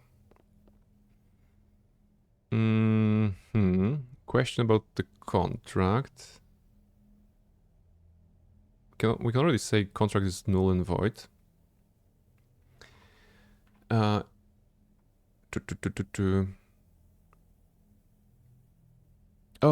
is it? Oh, it is it? And how exactly did you come to that conclusion? You broke Beta's law. Oh, you think so, do you? Then regale me with the tale of how I managed to break laws I know by heart and whose existence you learned a mere minutes ago. You claim that Faras fulfilled all of the conditions of the contract of his own volition, correct? Of course, I didn't coerce him into anything, if that's what you're trying to get at. Oh wait, interesting, actually, it's about the second wisher. Of course not. Remind me again what the second favor you granted Faras was. Actually, wait. What about the condition of the final favor? What about it? It required him to kill someone, and he did. And I'm guessing you maintain that he killed his master Galban? Faras wished him dead. I was only too happy to oblige him and cast a disintegrate spell myself. But Faras didn't wish him dead. He wished him gone. That's different. Of course he did. He wished that his master would go away, not that we would die. You were the one who decided to interpret that as a wish for his death. See? You know what? I could have... I mean, even if I was there, I would have solved it as well. I'm very happy with this one. Let's suppose for a moment that you are correct. What does it matter? The wish was made, and here you are. Because by interpreting his wish in that manner, you forced him to fulfill the condition of the last favor. Don't be silly. Nobody forced him... Wait. I'm right, aren't I? I said wait, let me think for a moment. There is no way around it. Beta's law has been broken and your contract is worthless. Damn you, mortal, I will not forget this. Good, make sure you remember the smile on my face right now too. He disappears. Okay, that was... I mean, as far as the video games go, right? Sometimes video games are providing us with a lot of text to read, especially RPGs. And sometimes the writing can be a little bit wordy, like heavy in the wording, you know, and just maybe a pain to go through if you're not patient enough, for example. But I have to say that navigating legal issues of the Nine Hells and deals with the devils is something I like. It's something I like. Partially because I run a D&D campaign that takes place in the Nine Hells, and I had to refresh myself on how to do like contracts with players and how to actually approach the matter.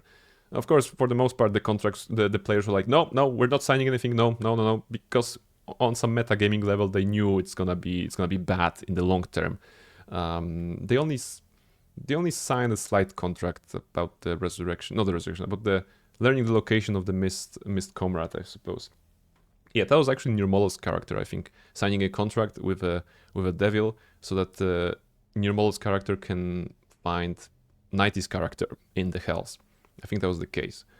And what resulted was actually the favor was information for information. They just needed to give the location of a certain NPC that was friendly to them. And once they exchanged that information, the devil came in with the fire like a ship and just obliterated the village. It was all in hell, so it wasn't like there was a lot of innocent people there, but that was the price. A lot of people died that day. Anyway, what just happened? Is it done? Am I free? Indeed, Enzebor's contract with you is no more. Excellent! How did you do it? Really, I must know. He broke the law of his kind by making you complete one of the conditions of the contract. Really? Thank the gods you came along. I never would have I mean, you saved me a great deal of time. Thank you so much. You're welcome. Well, that being said, I really must be off. Thanks again. 2500 XP for doing this. Arcane Circle, can I clear it? Touch the circle. Okay, nothing happens. There we go. So, a lot of clicking. A lot of clicking, but we did it. Enter the portal. I wonder if others are also so worthy. All who can hear, follow. Gun is going to level 21. Look at this. Go concentration. Go this. He's an epic character. What's the recommendation? Charisma. Charisma? He's a wisdom spellcaster, isn't he? Why is the game recommending charisma? I think he's a wisdom, right?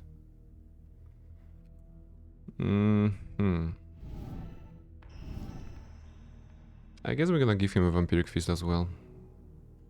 It's a powerful spell, right? So he's gonna be using that on like 2 crabs that we're gonna meet. But that's okay, right? The great charisma doesn't make sense for me. Just give him the epic spell.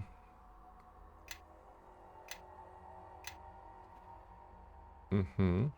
39 AC. Indeed. 46 AC. I feel epic. I feel sufficiently epic.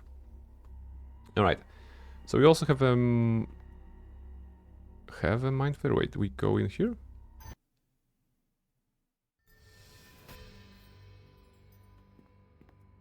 Wait, where are we? I just entered the portal. Dreamscape, Betrayer's Gate? Araman? Easy.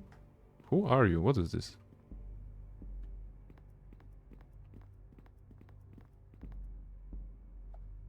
That black portal before us. It is not something native to our world, or even the realm of dreams. It began here. I stood at the betrayer's side. At my brother. Okay, it's a bit quiet. Side. Didn't expect the cutscene. Gathered around us. Let's at least turn down the music now. And because I cannot make it louder. Celestials, dragons, mortals, both alive and dead. Did the room expand to hold such a host, or is my memory too small? You're Araman, a Red Wizard of Tay. You're the one who usurped Safia's academy. I was not always a Red Wizard. The last time I laid eyes on that door, I was nothing but a younger brother, the shadow of a better and wiser man.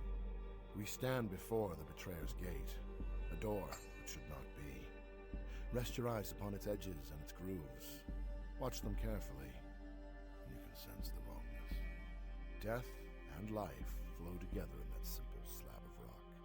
Pass through it, and you will see the place of final judgment. You mean the Fugue Plane, the City of Judgment? Yes, the Grey City, and its wall of screaming souls. Passage to that forlorn realm is granted only by death. But this gate provides another way, a forbidden way. A way that my brother opened with his silver blade. I swear to you, if I could take it back, if I could make him see. Sophia? No. Wait, it only seems to be her. It's so close. So... You? Make him see? Araman, you flitting shadow. You are nothing but a leaf born by a great storm.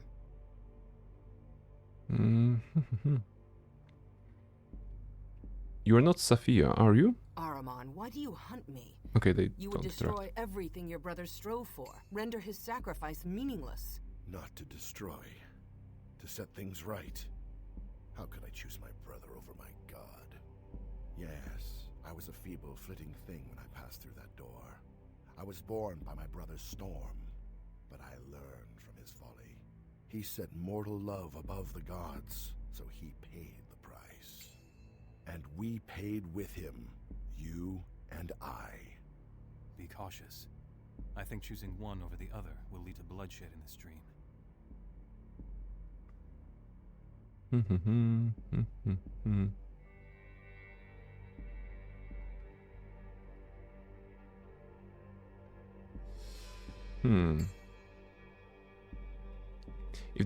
If this betrayer was great, he would not have failed. You both suffered the consequences of his weakness.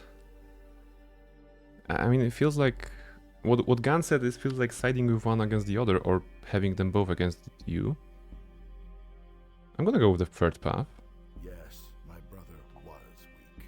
Idealism, irresponsibility. In a leader, those are the worst kinds of weakness. And the ability to love? To dream? To see the bleeding wounds that the pettiness of gods have inflicted on the plains? In those things, the betrayer was strong. But you are sagging and impotent, Ahriman.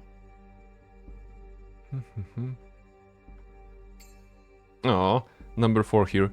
There is no greater ideal than love. Let the gods fume and rant. Mortals must follow their hearts, no matter the consequence. Aw. Let's go with this one. Power of love. Love may care for itself in its own way. Ideally. Gun like this. But anything that makes pretender gods fume and rant warms my heart. Spoken like the betrayer himself. Always selfish. Always believing that his dreams were grander. That his loves were stronger and not to be denied. And she is selfish too. She sows suffering in love's name. Let the heavens fall and roast in the pits of hell.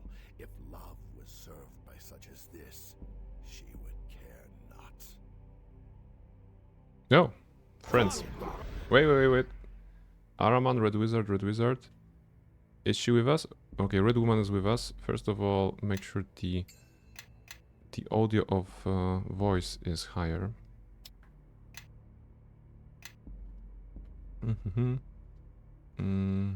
This goes down.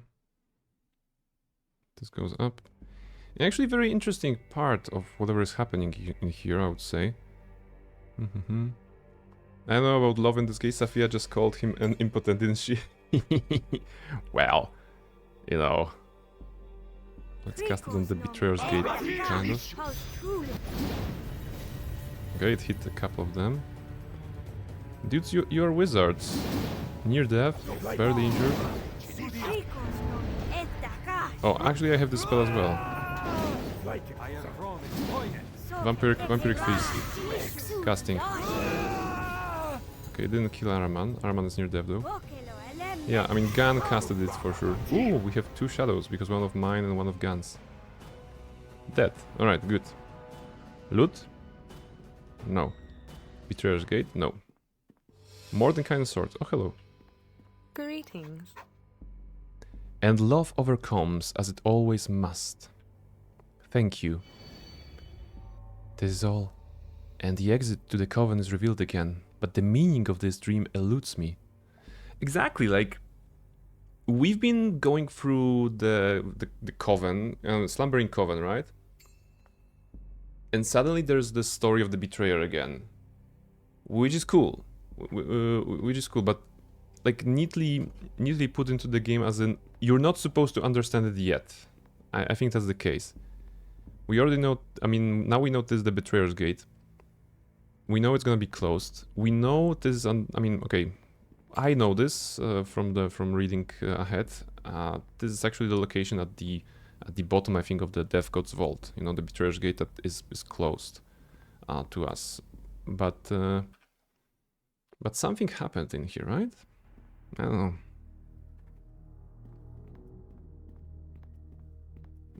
Mind Flayer, Human Bard.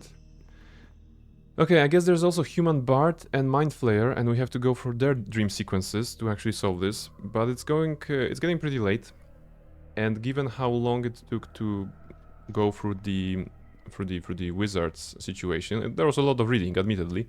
So maybe with the Bard and Mind Flayer, there's gonna be, you know, less lines, fewer lines. But I guess that's gonna be it for tonight, guys. We'll return to Neverwinter Nights to, I suppose, in 2 weeks, right? Because next week we're playing this patch as established. Dreams upon dreams. There we go. All right, and we're ending up before midnight. What a nice way to start the weekend. Actually, at the regular kind of a normalish hour. All right. Anybody still there? Anybody still there at the very end? I hope you had fun. I mean, if I'm honest, the first part kind of was kind of boring, you know, going around this labyrinth and just going back and forth. Everything after the second part, I mean, this part actually was super interesting for the main story. The meeting with the hag was fun to hear the perspective of Gan. Everything hag related is Hags are not my favorite type of creatures in D&D, in fantasy in general. I find them repulsive. I don't like them, Auntie Ethel from BG3, one of the most hated things that is in BG3. I would rather, deal with Raphael than Auntie Ethel because I hate her. I don't like hags. Hags are terrible. Hags are not to be trusted. So yes, we got some lore of hags and some lore of 9 hells. That was actually very, very happy. Very happy. I was that's very happy for me. All right, let's see if there's anybody else streaming right now. Is there? There's Burp with word in Sumit. They fulfill their purpose, I guess. That's true. That's true. All right. Burb is on, so is Akane. Okay, Burb is playing Werewind's Meat. Akane is playing Minecraft. Minecraft. You know what? How about Akane? It's been a while since we raided Akane, so let's go there and see what she's up to. Raid Goddess Akane. There you go. Click. Alright, this is it. I'm sending you guys to Akane. Akane is a fantastic VTuber, and yeah, we're gonna check her out in Minecraft. I think she's building competition, but I don't know Pokemon. Okay, that's the title of the stream, Cobblemon. Probably some Minecraft challenge, I don't know. She's been into Minecraft recently, so maybe it's gonna be some... I don't know much about Minecraft, right? Guys, this is it for tonight. Thank you very much for joining. Next stream will be on Monday. It's gonna be Dispatch, so something different. Dispatch for 2 days. I think we should have the entire game on Monday and Tuesday. And then on Friday there's no stream, but there will be 3 streams back after I come back from my little vacation. So yes, this is it. Everything will be posted on Discord as usual. Thank you very much for coming. Nosja, Amaril, Queendom, Luna, Reshka, Esgal, Wolfcape, Gamer, Tony, Matu, and Dusk on Discord. Thank you very much for being here. Thank you, Queendom, for the raid as well. And yeah, this is it. Have a fun weekend, everybody, and go play some video games and go eat something. And Mischief at the very end for you guys. There you go, Mischief. She's asleep. I dare not touch it. I think she's sleeping, so you have to excuse me. No patting at the very end. All right, let's raid Akane. Let's say hi, and I will see you on Monday. Have a nice weekend, everybody. Thank you for being here.